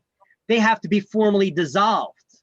If If the president or CEO of a corporation dies, they just replace that person with someone else, and the life is perpetual. So they would never die. Now, why would that matter? Because joint tenancies have something called the right of survivorship. It's the only benefit to having a joint tenancy. So why would anybody create a joint tenancy? Because it carries with it the right of survivorship. What does that mean? If one co-owner dies, the surviving co-owners automatically, equally split the shares of the owner who died. Now, owners cannot leave their ownership interest by will with a joint tenancy. There's the big difference between tenants in common and joint tenants. A tenant in common can leave their ownership interest in a will to somebody. A joint tenant cannot. Why? Because when you die, your shares are split, right? Okay, so all owners hold an undivided interest in the entire property. You can't physically distinguish which side is yours and which side is mine. You own 50% of the entire property if it's just two owners, right? Each owner can sell their interest without the consent of the others, though, just like with tenancy in common. However, that would screw up the joint tenancy a little bit. I'll show you how in a moment. I'm going to start drawing pictures and I'll explain it.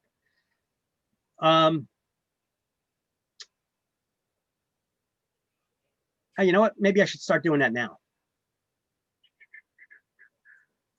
You pull up the whiteboard. You clear this canvas. Actually, I think I already have this drawn up. I could just pull it up really quick. La-dee-dee-dee-dee-dee.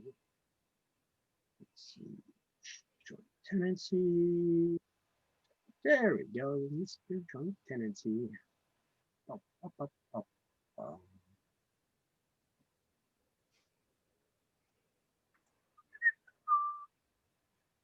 So,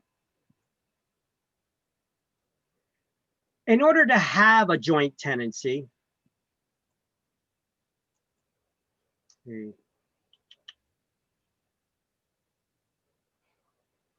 so let's finish going through this slide. We'll go to the next one, then I'll draw these, then I'll show you these pictures, okay? So each owner can sell their interest without the consent of the other co-owners. This, however, would destroy the joint tenancy, converting the new owner's interest into a tenancy in common, while the other owners, co-owners, would retain the joint tenancy.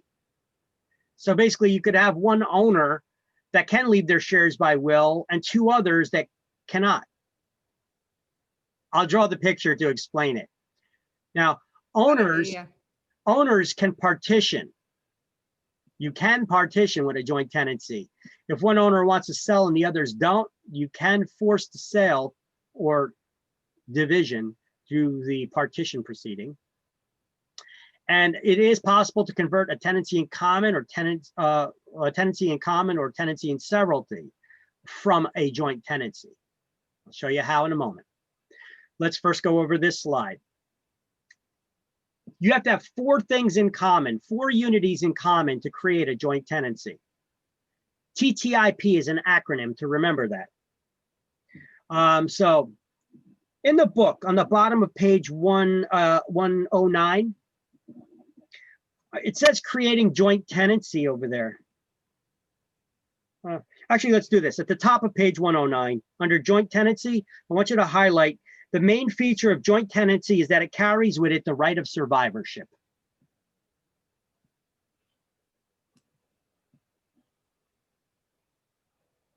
Okay. And then go down to the bottom of the page under creating joint tenancy. We're going to highlight to create a joint tenancy in New Jersey, language in the deed must expressly state the titles to be taken in that form. Because if you don't express that you want to take ownership as joint tenant, how are you going to be owners? As tenants in common, right? You have to specifically state, I want to take ownership as a joint tenant, not tenancy in common. Then we're going to highlight and underline the title here that says 4 unities are required to create a joint tenancy.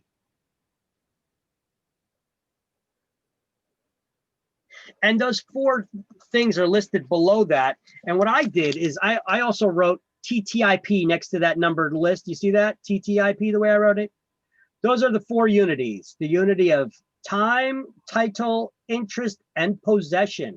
You need to memorize the 4 unities required to create a joint tenancy. The unity of time, title, interest, and possession. So what the hell does that mean? Well, the unity of time, all joint tenants must acquire their ownership at the same time. Title, all joint tenants must acquire their ownership using the same deed, the same document. Interest, all joint tenants hold an undivided equal ownership, hold equal ownership shares.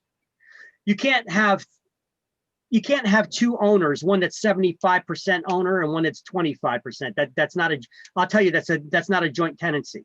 One of the requirements is that all the owners have to have equal ownership shares. And possession. All joint tenants hold an undivided possession of the property, meaning you can't physically distinguish what half of the property is mine, what half is yours. We have an undivided possession of the entire property. Okay. So now let's go to that here. So here we go. We got 3 owners in this diagram as joint tenants, A, B, and C. They all have equal ownership shares. What happens if owner B dies? Well, here we go. If owner B dies, the shares are split equally straight down the middle, automatically. Doesn't have to go through probate. Ooh, it's automatic, so it doesn't have to go through probate. No taxes need to be paid on the transfer of the ownership. Ooh, I can see some benefits for this now. Now, what happens if owner C dies? A will own as a tenant in severalty. That's sole ownership. Okay. Let's look at this in another way. Let's say we have 3 owners. We got owner A, B, and C. Owner C is sick and tired of A and B's shit, and he sells it to D. D would become a tenant in common with A and B.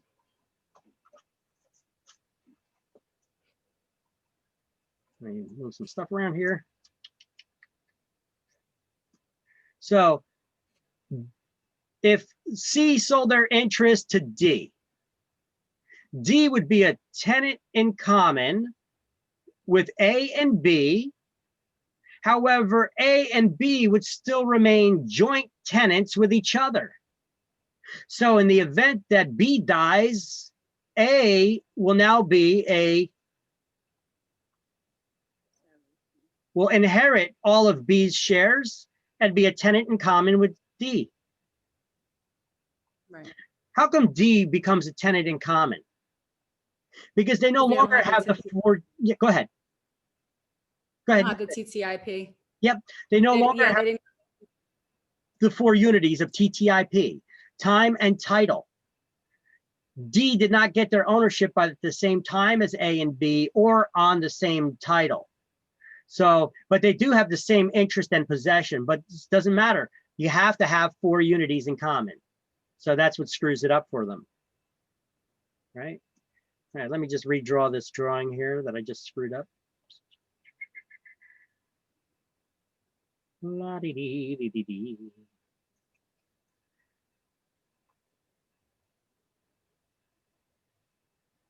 Bum, bum, bum, bum, bum. See. Victor, can Yeah. you explain D again? I'm confused on how D comes into play. C wanted out. Okay, yeah, C wanted out. C did not want to be a co-owner with A and B anymore.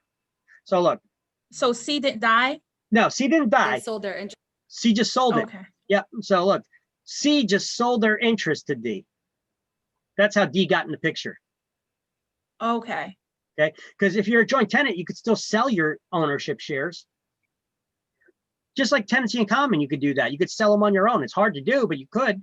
If you found somebody that he could sell it to, in this case, he found D. But what does that do to the joint tenancy?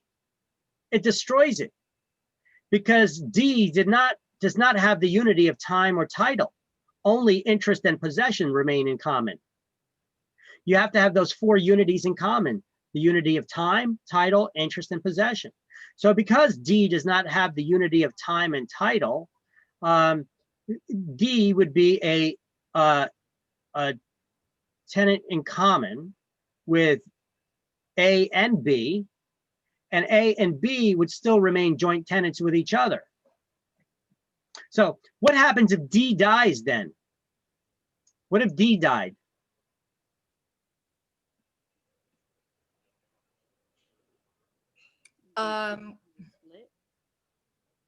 It would go to the other two. Would they still split it 50-50? I don't know. No, Because they're not. Hold on a second. Because A and B are joint tenants with each other. Whoever they left it to in their will. Yeah, that would go to whoever D's heirs are. Whether they had a will or they didn't, it would go to their heirs. Because they are a tenant in common. And tenants in common can leave their shares by will to their heirs, right?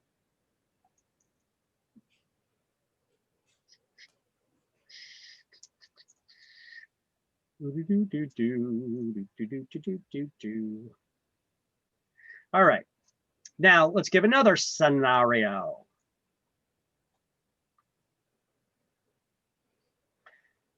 We got A and B and C here. We got 3 owners. How do they own?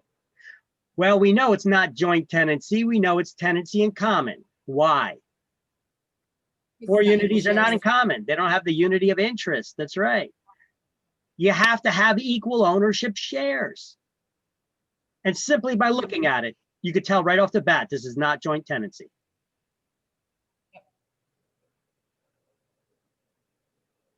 If they spelled out a scenario for you that we have 3 owners that have equal ownership shares, but one of them dies and leaves their interest to their heirs, what kind of ownership? Tenancy in common. It's tenancy in common. Tenancy. Why? Because you can only do that if it's tenancy in common. If it's joint tenancy, then the other 2 would be splitting it equally. Right. That's right. Simple. TTIP. You got to have the TTIP in common. Time, title, interest, and possession. Everybody get that? Got it. Yes. All right. See, if you don't overthink it, it's not that difficult of a concept to understand. So when you start overthinking it, then it starts getting all like, oh my God.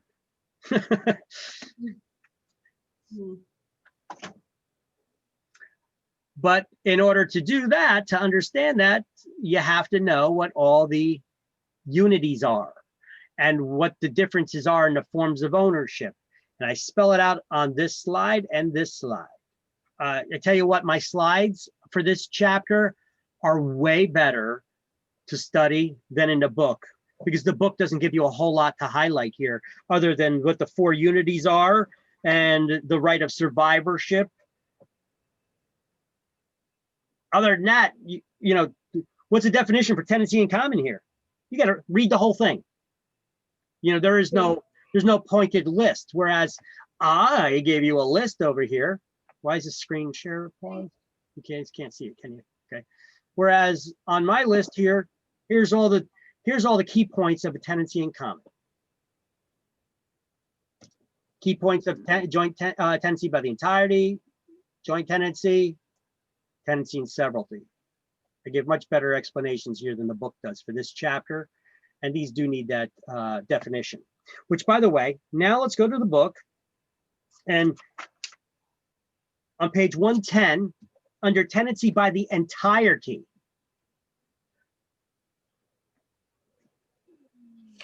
it says, a tenancy by the entirety is a special tenancy between, I want you to cross out husband and wife. Former Governor Christie signed gay marriage into law in New Jersey. So replace that with married couples. So a tenancy by the entirety is a special tenancy between, cross out husband and wife and write married couples. See, now gay people can enjoy the same misery as the rest of us.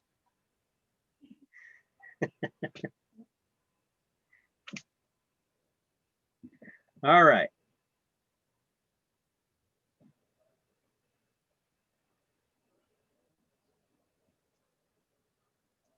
Okay, so those are all the different forms of ownership. One person, oh.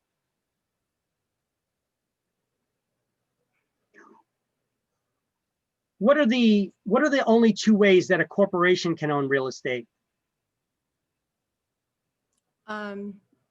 Tenancy in common and tenancy in severalty. That's it. How come a corporation can't be a tenancy by the entirety? They don't die. Wrong reasoning on that one. Because What's a tenant? because they're not one soul. What's a tenancy by the entirety? Marriage, the marriage one. Yes. So why can't a Yeah, corporation? Why can't a corporation be a tenant by the entirety? Because it can't be married Can't be married. or die. Corporations don't get married. People do, right? Okay. And why can't a corporation be a joint tenant? Because it doesn't die.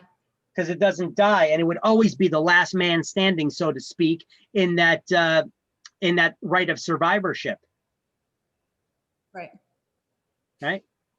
So, what are the only two ways that a corporation can own real property? As sole tenancy in severalty and tenancy in common, if it's a partial ownership share. Okay. All right. So now business ownership. We're going to be talking about different types of business. We're not talking about real estate here. We're just talking about different kinds of business ownership, business setups. Say I own a business and I'm the only owner. How do I own it? It's a sole proprietorship. Policy. Two or more owners is a partnership. A corporation is a formally created entity that has a lot of filing requirements, paperwork that has to be held, and costs involved in just maintaining a corporation. Every year you got to pay like $600 in order to, if it's incorporated in New Jersey anyway. I think it's a $600 filing fee you got to pay every year. Six or eight. I forget what it is. Anyway, but there is a way that you can get. Why do people become a corporation then? Why do people start corporations? To protect their interests. So for legal protections, okay, there's a lot of legal protections that they get out of it. However, what comes with that is a lot of paperwork requirements. So only if there was a way that you could have a sole proprietorship or a partnership and get those same legal protections as a corporation, you can. It's called a LLC, a limited liability company. Well, is a way that you can keep your sole proprietorship and not have all those filing requirements and costs as a corporation, but still benefit from the legal protections by keeping the assets separate and keeping the liability separate. However, you get an added bonus. You only get taxed once on your income. It's sometimes referred to as a disregarded entity. So basically, you are you have an LLC. However, when you file taxes, you're not filing taxes separately for the company. You only file your personal taxes with an additional form for the, I believe it's called a Schedule K, for the business income. But you're filing your personal taxes with the business just being an addition to those personal taxes. All right. Syndicate is not a formally created business entity, and neither is a joint venture. A syndicate is the joining together of two or more people to carry out a business project. Once the business project is done, the syndicate's done. Joint venture is two or more groups of people that get together to carry out a business project. When the business project is done, the joint venture is done. And meaning that it's not formally created entity, meaning that you don't have to file paperwork with the state to create these business entities. You don't have to pay filing fees or anything like that to become a syndicate or a joint venture. Now, a REIT, real estate investment trust, we're going to get into that in a few. What's the benefits of it? That'll be coming up in a minute. I'll just hold off on that. Okay, but now business partnerships. When talking about partnerships, that's when there's two or more co-owners of a business. All business partnerships have at least one general partner. So what's a general partner?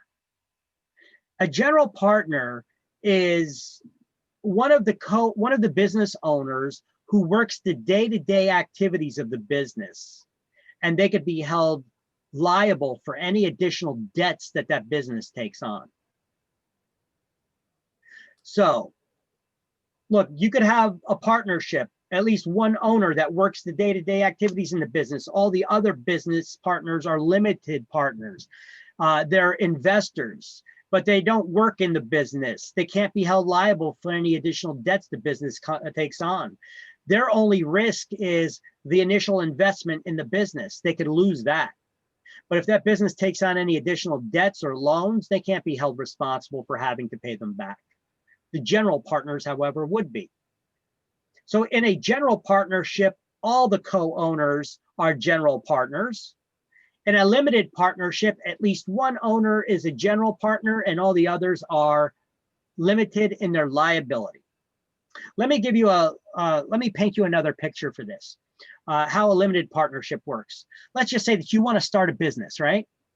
And you go to mom to get a loan. You go to the bank of mom for a loan, right? Now, mom doesn't know anything about your business. She doesn't care as long as you're successful in all your endeavors, right? Mom's supportful. So mom is she is a limited partner.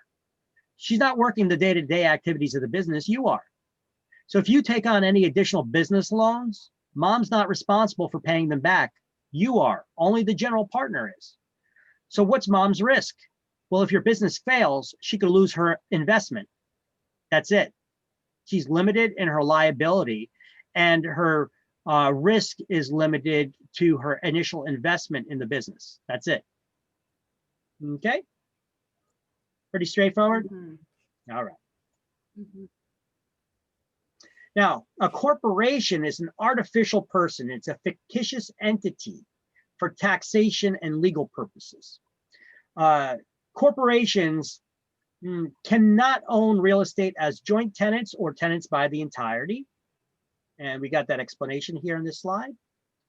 Now, who makes all the decisions in a corporation, all the major decisions in a corporation, like to buy and sell real estate? That would be a decision that's taken up by its board of directors. The board of directors, the president and CEO, they cannot make those decisions on their own.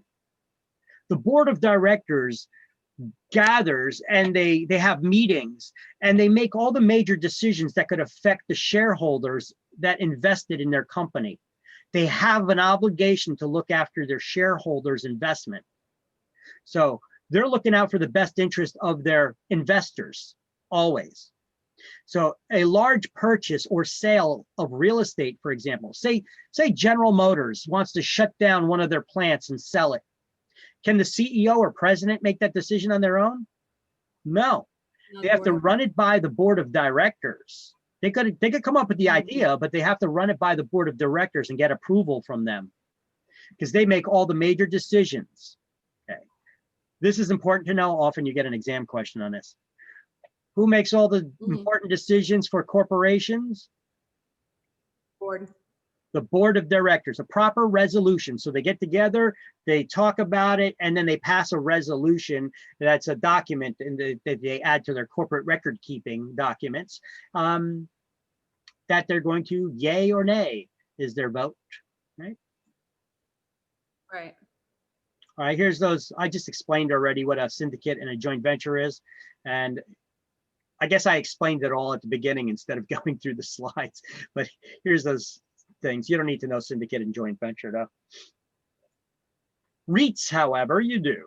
What is a REIT? Real Estate Investment Trust. That's what it stands for. It's a form of organization that's useful for taking advantage of certain tax benefits. So, they get the same tax benefits as mutual fund investors. Look, you guys have retirement plans, maybe. Okay, hopefully you have a retirement plan, maybe a 401k or something. Now, your 401k is probably investing in stocks and bonds and commodities and all kinds of stuff. Those mutual funds, however, are very stable investments. Hopefully you're diversifying. You're putting some stuff in stocks, which are aggressive, but they're risky. You can make more money off of them. But mutual funds are a lot less risk involved in them. So you should have some money invested in the mutual funds from your retirement plan. They're a slow, steady, low risk investment. Much like mutual funds, REIT investors can take the same tax advantages as them. Who says that you have to invest in mutual funds? Why can't your retirement plan invest in a REIT? It's a low risk, steady payout as well. Let me explain what a REIT is. It says here, in order to have a REIT, there has to be a minimum of 100 investors, and at least 75% of that trust income has to come as real estate as the investment vehicle, the investment. So basically, a company comes to me, they're registered as a REIT, and they say, we're looking for an investment project, but they usually look for very large projects. Like they want to buy an apartment building complex with a minimum of 500 units there. Are those kind of apartment complexes generally operating at a loss or at income? Income, absolute income. People need a place to live. You got 500 units, they're probably all booked with people living in them, right? Now, sure, every now and then you get a tenant that needs to be kicked out, but that's just the day-to-day operation of the business, right? But the majority of the units there are fully rented and you're collecting rents on them. So when you're doing that, those rents that are being collected, they get paid back. And if you invested in your retirement plan in a REIT, it's a steady investment. Who says you have to invest in stocks and bonds? Why not invest in real estate as the investment vehicle? And that's exactly what REITs do. They invest in real estate. So there's usually not large payouts on them unless that REIT decided that they want to sell the entire apartment complex. That's when you'd make out on the killer income if they ever sold it. All right. So if we go to page chapter 17. So I know somebody doesn't have the version, somebody has the version 13 book. So it's in chapter 17 still. In chapter 14 book, it's on page 301. We go to page 301. Let's just highlight something. We're just going to go there to highlight something about REITs, and then we're going to turn right back. But this is a great slide for the REITs. 301, page 301. Okay. Page 301. You see, it says real estate investment trusts. We're going to highlight real estate investment trust, REITs. Real estate investors can take advantage of the same tax benefits as mutual fund investors. That's it. The rest is what you see on my slide here. Go back to page 111.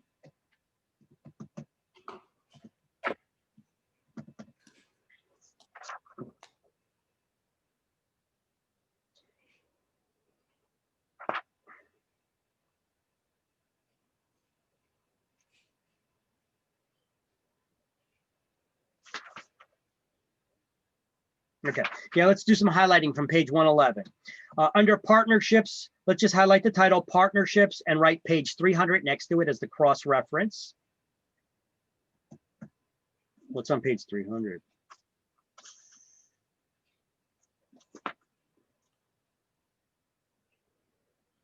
Oh, okay, and on page 300, they have, they're talking there about, I'm sorry, we're going right back to where we were. In chapter 17, just the previous page, under forms of syndicates, the last two lines there, or in the third paragraph, we're going to highlight. Yeah, where it says forms of syndicates on the bottom of page 300. The last two lines. Oh, back over. Yeah, it says the The limited partners stand to lose as much as they invest, nothing more. Any general partner is totally personally responsible for excess losses. And then I just wrote a little cross-reference back to page 111, business partnerships. See, I just do the cross-reference, so wherever you are in the book, you could reference back where it was. Right. Okay. Back to page 111 again. I promise we're not coming back here again right now. All right, so under partnerships, we're going to highlight in the second paragraph the first two lines. A general partner, all partners, just highlight the first two lines. I'm not going to repeat myself. We already went over all this.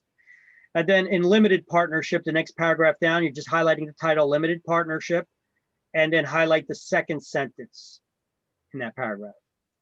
The limited partners do not participate in the operation of the business, and each can be held liable for the business's losses only to the extent of their initial investment. And then under corporations, go to the third paragraph. I'm going to highlight a corporation is managed and operated by its board of directors. And even though we're not going back to page 300 or 301, we are going to go to page 333. Sorry for all the back and forth, but this way, when we get to it later on, we don't have to relearn it. What chapter is that? 333? I think it's chapter 17 as well. Let me take a look. Okay. Oh, nope, nope. 19. Nope, it's not. It's chapter 19. Okay. 333 is chapter 19. Your page may be off a little bit if you're in version 13 book. Yeah. But it's chapter 19. Why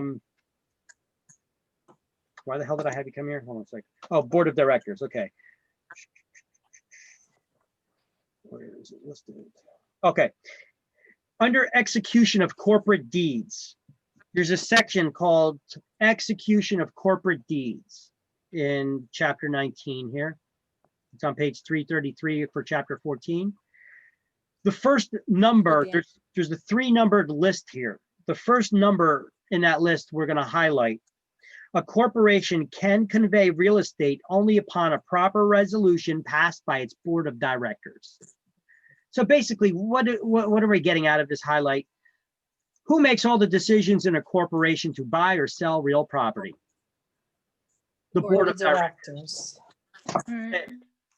And then go back. Yeah. All right. All right, back to page 112 in chapter 7. You have limited liability companies, and then it talks about other forms of ownership. That's where we have the REIT cross-reference.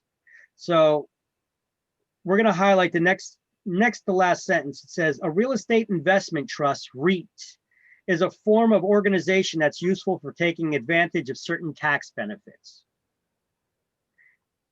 And then right underneath the paragraph, they get the same benefits as mutual fund investors. So you don't have to go to page 301 to get that additional tidbit of information. You have it written right here. They get the same tax benefits as mutual fund investors. Because I happen to know that that's an exam question sooner than later. Hint, hint. Who do REIT investors get the same tax advantages as mutual fund investors? Boom. All right, now we're going to learn a little bit about condominiums and cooperatives. All right, so let's start off with condos.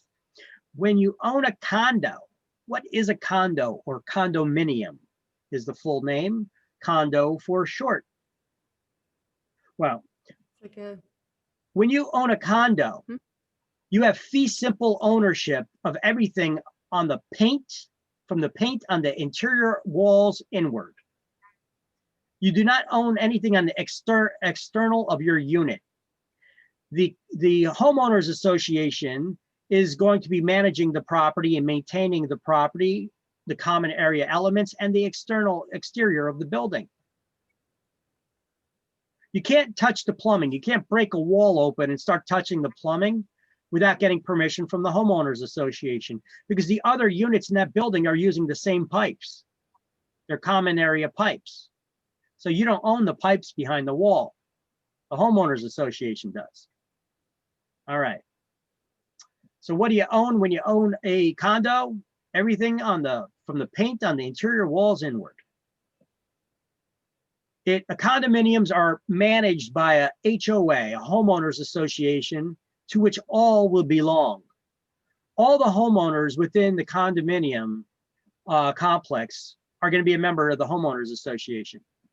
But do you buy a condo to get involved in a mini government? That's basically what a condominium homeowners association is. It works kind of like a structure of government. Let's look at your town, for example. You live in a city, town, township, borough, whatever. The municipality that you live in, you probably got a mayor, probably got a city council. These people are making all the decisions for management of that municipality. Well, the HOA does the same thing for that complex only. It's like its own little mini government. It's self-contained mini government, right? And check this out. They could make rules that all the homeowners need to abide by. And if the homeowners fail to comply with the HOA's rules, they could fine the residents. And if they refuse to pay those fines, they could be enforced by foreclosure. Yes, state law gives the HOA the authority to enforce their rules by fining residents, as long as those rules are not too wacky. But what is too wacky? It's kind of subjective, isn't it? I tell you what, I specialized in selling condos for quite some time, and the rules can vary greatly. Some condominium complexes have a rule book that's like that. Others have it that's like that. That's kind of scary. That one right there, I think they're running it like the Gestapo. Okay, there's a problem if they got a rule book like that. They're very restrictive. They're very restrictive. Here, let me show you a little bit. Look at this. I got a little thing here, a little video that I'm going to show you that'll about another one of those. I think this one's a Geico commercial goofing on homeowners associations, because it is rooted in some truth.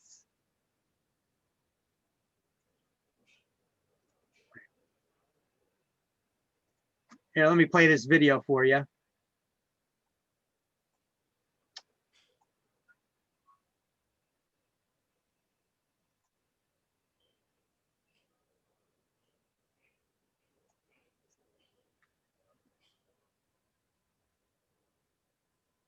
Come on, it'll pop up any day now.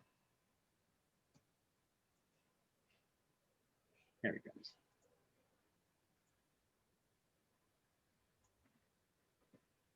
Now, come on. You've all seen this one, right? We love our new home. Neighborhood's great. Amazing school district. The HOA has been very involved. These shrubs aren't board approved. These shrubs are not board approved. You can't plant plants without the board's permission. You need to break down your cardboard. They're looking in your garbage can to see if you just put the cardboard in there, or if you actually broke down the paperwork, the cardboard. Thank you. Violation. Violation. I see you've met SIP. Yep. At least Geico makes bundling our home and car insurance easy. I mean, the commercial is goofing on homeowners associations with real restrictive rules. You see them chopping down the plants. Violation, violation. It ain't over. Look at this. That's how we're saving much money. 2 inches over regulation. Thanks, Cynthia. Just cutting down the mailbox because it's 2 inches above what their rules allow in height.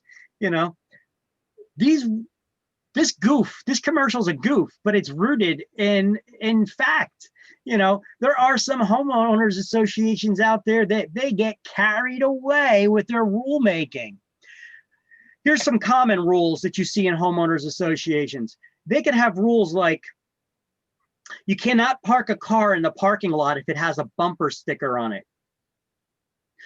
No car wraps, no oversized vehicles or commercial vehicles in the parking lot either. Now, here's one pertaining to us as real estate agents for homeowners associations. You are no for sale signs or open house signs allowed. How's that going to affect us? How do you do an open house for a condo? You may not be able to, by appointment only. All right, so there's some differences. Listen, and you need to know, because some of them don't allow any signs, whereas some of them may allow like one sign by the entrance of the complex, but not inside the complex. Now, I had an instance of this one time in Edison. There's a complex where the condos, it's not like, the condo complex is full of buildings. There's many buildings in this one condo complex in Edison. Each building has 3 units in it. So they're like individual houses that are actually 3 units only. And there's many of these 3-unit buildings throughout the complex, and they all look exactly the same. So it's difficult, especially for somebody new to come in there, to know if it's an open house, where is it? Well, we can't put up directional arrow signs in there. Well, the homeowner told me that you can. And I was like, well, I don't think you can, you know. And she's like, no, I know this for a fact. I know for a fact. I'm like, are you sure? Can you please check with the HOA before? And she's like, no, I know for a fact. And I was like, okay, I'll go with your word on it. Now, this is my first listing I ever had in that complex. So I get up over there. You got to do prep work for this. Like if you're going to be putting out those signs, you got to blow up balloons. You got to tie the things to the strings to the balloons. Then you tie them to the signs. And, you know, you're doing prep work in the office, you know, putting the helium in the balloons and all that crap, right? So you're doing some prep work. Now, I finally get to there, and that's fun. You know, don't go driving with the window down with all them balloons in it, right? There's some fun little things to do. And those balloons are flying all over your compartment where you're driving. Anyway, so I get to the complex, and now before I ever get to the complex, outside you're going to have these open house directional arrows with the balloons on them in the community around on the main streets leading you towards the complex and then to the entrance. And now inside the complex, I'm setting up these directional arrows to take you directly to the unit, where the unit is. And now there's 2 entrances there. So I try going around all the way around the complex, both entrances. And I come back around and I'm like, wait a minute. I thought I had a sign here. Like, but the whole complex is the same. So I speed up and I'm driving around and I'm like, wait a minute, where the hell are all my signs? I know I put up signs here. I remember that car, you know? And I speed up and I see a guy in a pickup truck ripping them out of the ground, throwing them in the back of his pickup truck. He's the maintenance for the place. And so I'm like beeping the horn. The guy's like ignoring me, doing his own thing. So I get out and I run to him like, yo, what the hell are you doing? Those are my signs.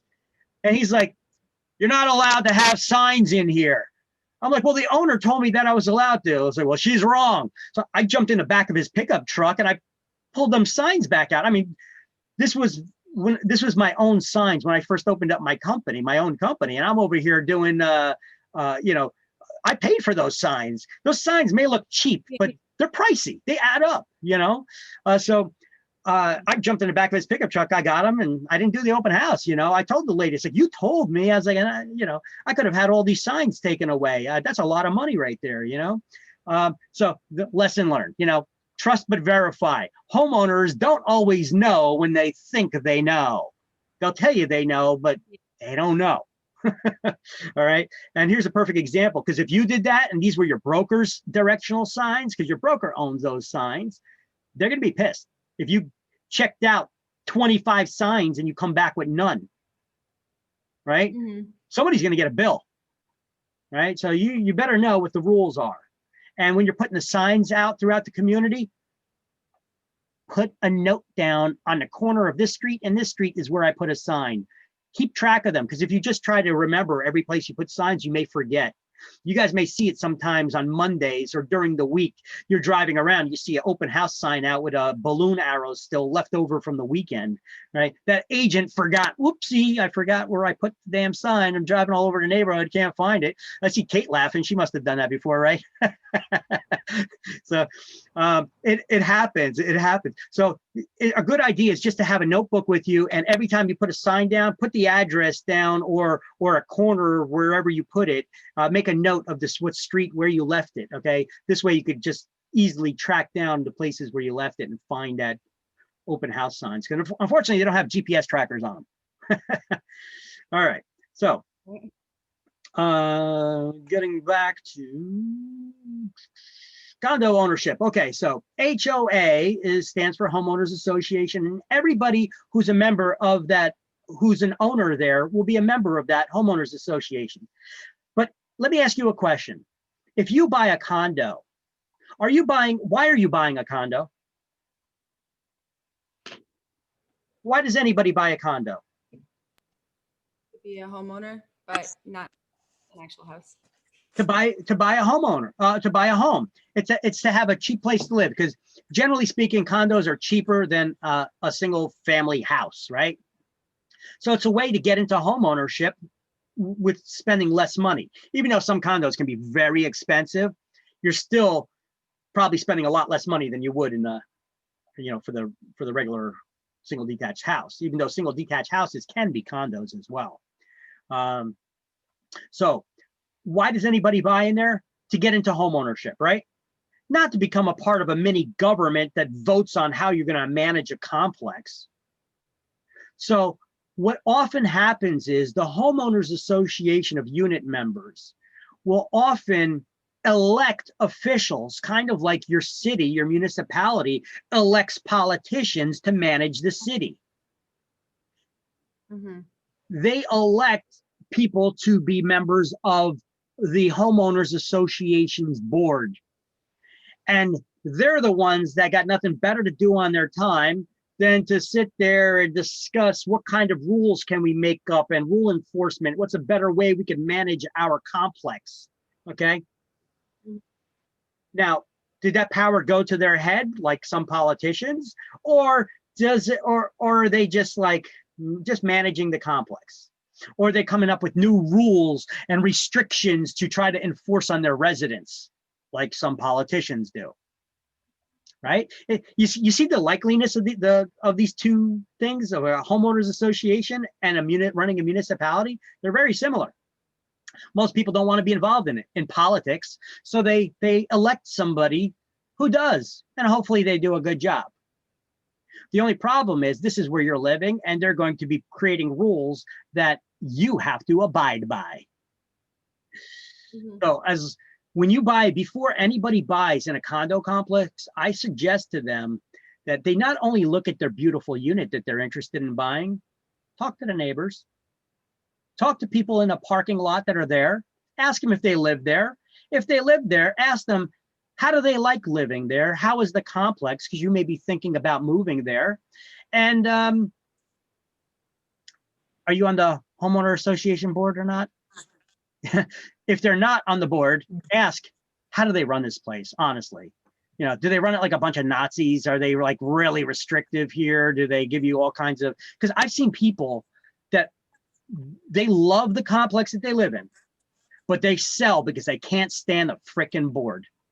Because they run it like a bunch of, they run it like the Gestapo, it's like they create all these rules, and you got people that got nothing better to do with their time than walk around with a clipboard and a pen. Oh, you're in violation of the rules, like Nancy over there from that Geico commercial, or Cindy from the Geico commercial, that's measuring how high your mailbox is and chopping it down the size and opening up your garbage to make sure you're not mixing stuff. They could get kind of crazy with the rules. I generally ask for 3 months of condominium minutes. That's so that my clients can see what's actually going on at the meetings. Yep. Well, you also should do for any buyer that's buying into a condo complex is not just asking for the homeowner association rules. What she just said is she wants a copy of the minutes of the meetings. Of what they're actually discussing. So that's actually a kind of good idea. I never did that. That's a good idea, actually. But you should also ask for the finances for the last 2 to 3 years.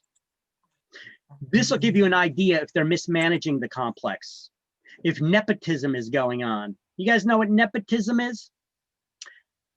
Yeah, Yeah. like then all you have to family members. Yeah, you ever go down to City Hall in your town? You ever go down to City Hall for whatever reason? Get a permit, do something, I don't know. You ever notice that maybe the mother's working there and all of her kids are working there too? They all got jobs down there? Wait a minute. Those are public jobs. Those public jobs are supposed to go to the best candidate for the job. They're supposed to be publicly posted. How did her whole family, her kids are working down there, for crying out loud? How did that happen? They knew somebody. That's nepotism. You're not necessarily getting the best candidate to do the job or at the best price. So when this is happening in a condo complex, you could see that maybe, you know, one of the ladies on the board, her husband owns a landscaping business. So let's use my husband's business for the landscaping. Oh, well, my wife's a lawyer. Let's put her on retainer to be the lawyer for the complex. And now they're not shopping out for the best services or the best prices for the services. So what do you think that's going to do to the monthly maintenance charges, the monthly maintenance fees to run the complex? They're going to be going up. It needs to be. They're going to be going up. Yeah. So if you look at the reserves, reserves is an amount of money that's built up from those monthly maintenance charges, not to only maintain the complex, but also to build up a reserve fund of money for emergencies and repairs, unexpected expenses that pop up. If your condo complex, if you look at the financials for the last 2-3 years, if they do not have a minimum of 2 to 3 months operating expenses in the reserves, I guarantee you the homeowner association fees going up because they're mismanaging the complex. Okay, either that, they're just overspending on everything. All right, but there's a good idea to know if your monthly maintenance fee is going to go up or not. Look at the reserve fund. Right. And if the reserves aren't healthy, then sometimes it could be an issue with lending, right? Well, the reserves should be, they get that money from the reserves from your monthly maintenance charge, okay? Which goes towards paying for the garbage removal, snow removal, the landscapers and all that. But they build in a little bit of extra charge that's just extra money that they use to go to save up and build into that reserve fund that's supposed to be meant for emergencies. Like say that this winter we have way more snow than we normally have. Well, it's going to cost a lot more money to get that snow removal. So where would you get that money from? You go to the emergency fund in the reserves, right? What if the complex gets sued? Now we got to hire attorneys or have attorneys, not only have the attorneys on retainer, but now we got to start paying them additional funds. Where do we get the money to do that, to defend the complex? You know, you would get that from that reserve fund, right? Sometimes reserve funds are used when the roof sprang a leak, you know, we need to fix that. Now, if they don't have the money in the reserves and something like that happens and they need the money, what can the complex do to do the repairs if they don't have the money? They have an extra fee. There's an extra fee. They call that a special assessment that they would issue to all the property owners in the condominium complex. And look, sometimes if they just want to do repairs that exceed any kind of funds that they have, like they want to do improvements, they want to redo all the sidewalks, and they want to put all new siding on all the buildings, all new windows, all new storm doors. They will give a special assessment to every unit owner of $10,000 or $20,000. I've seen it done before. And well, who makes that decision? The board? Everybody in the homeowners association, to which all belong, but you probably didn't show up because you don't want to be involved in mini government. So those people that you elected that wanted to, the power hungry people, they decided that they're going to do the improvements. All right. So those few little people on the board are going to decide to do it. Yep. And then you have to pay. Now, you don't have to pay it all at once if you don't have the money. They may break it down over a period of years, just an additional amount that you got to pay. But now, if you're selling a unit for somebody, you're getting a listing as a real estate agent and you're selling a unit for somebody, you got to check and make sure there were not any outstanding special assessments that have not been paid yet, because that may be an issue. The seller is going to need to pay it out of their proceeds. It will definitely be an issue. Yeah. That may. Yeah. I mean, Because I just got in the seller's trouble. not going to want to pay it, but yet it's their responsibility to. Yeah. And the buyer doesn't want to pay it because they're coming in new. So it either needs to be negotiated or like Why am I sometimes the going to be paying agents for get all the stuck. improvements that you did? I'm paying for that in the purchase price. Right. You know, my purchase Right. price is based on the sale price of other units where it had been paid off. Now you're telling me I got to buy it for that Assessments price are- plus? I don't think so. So seller's responsible for paying that. But it can be an argument, like you noted, and often it is. All right. So these rules and But regulations. can I just add, it's really about disclosure though. Sure. Really, like if it's disclosed, then there shouldn't be an argument. The buyer has a choice. But Yeah, if you gotta disclose make that buyer's sure- responsible for paying this unpaid special assessment that's still outstanding. That has to be disclosed. That's the thing. So it's our job. I mean, is it our job? Like, would that? I fall would under advise the negligence buyer. if we didn't know? I would advise Yeah. the buyer, don't buy it. Not unless their But it price, is- not unless the price is lower. And then you're making Right. up for it in the price. Yeah, see, is the juice worth the Right. squeeze? Okay. See, I like that. The juice worth the squeeze. It works for everything. Right? All right. So the bylaws or CC&Rs, covenants, conditions, and restrictions are the rules and regulations that the HOA and all the owners have to follow or be subject to those signs. Some examples are you can't change the color of your front door. You can't plant plants without the permission. You can't put up for sale signs, even inside your front window. You may get the bright idea, hey, let's do an open house and put an open house sign indoors in your front bay window in your condo. They got rules against that. I'll tell you, if they got rules against signage, they also have rules against what you could display in your own window. They could get crazy. That's why I showed you that wacky Geico commercial there, you know, because they can get crazy with those rules.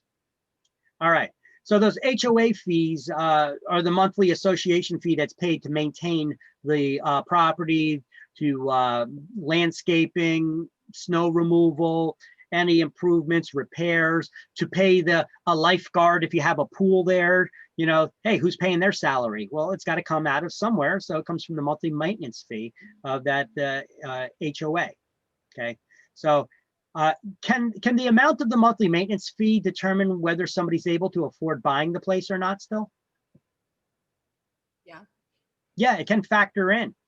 Now, I've seen HOA fees as little as $25 a month, and I've seen them as much as $1,200 a month for an HOA fee. I'd say the average that I've come across, though, is maybe about 125.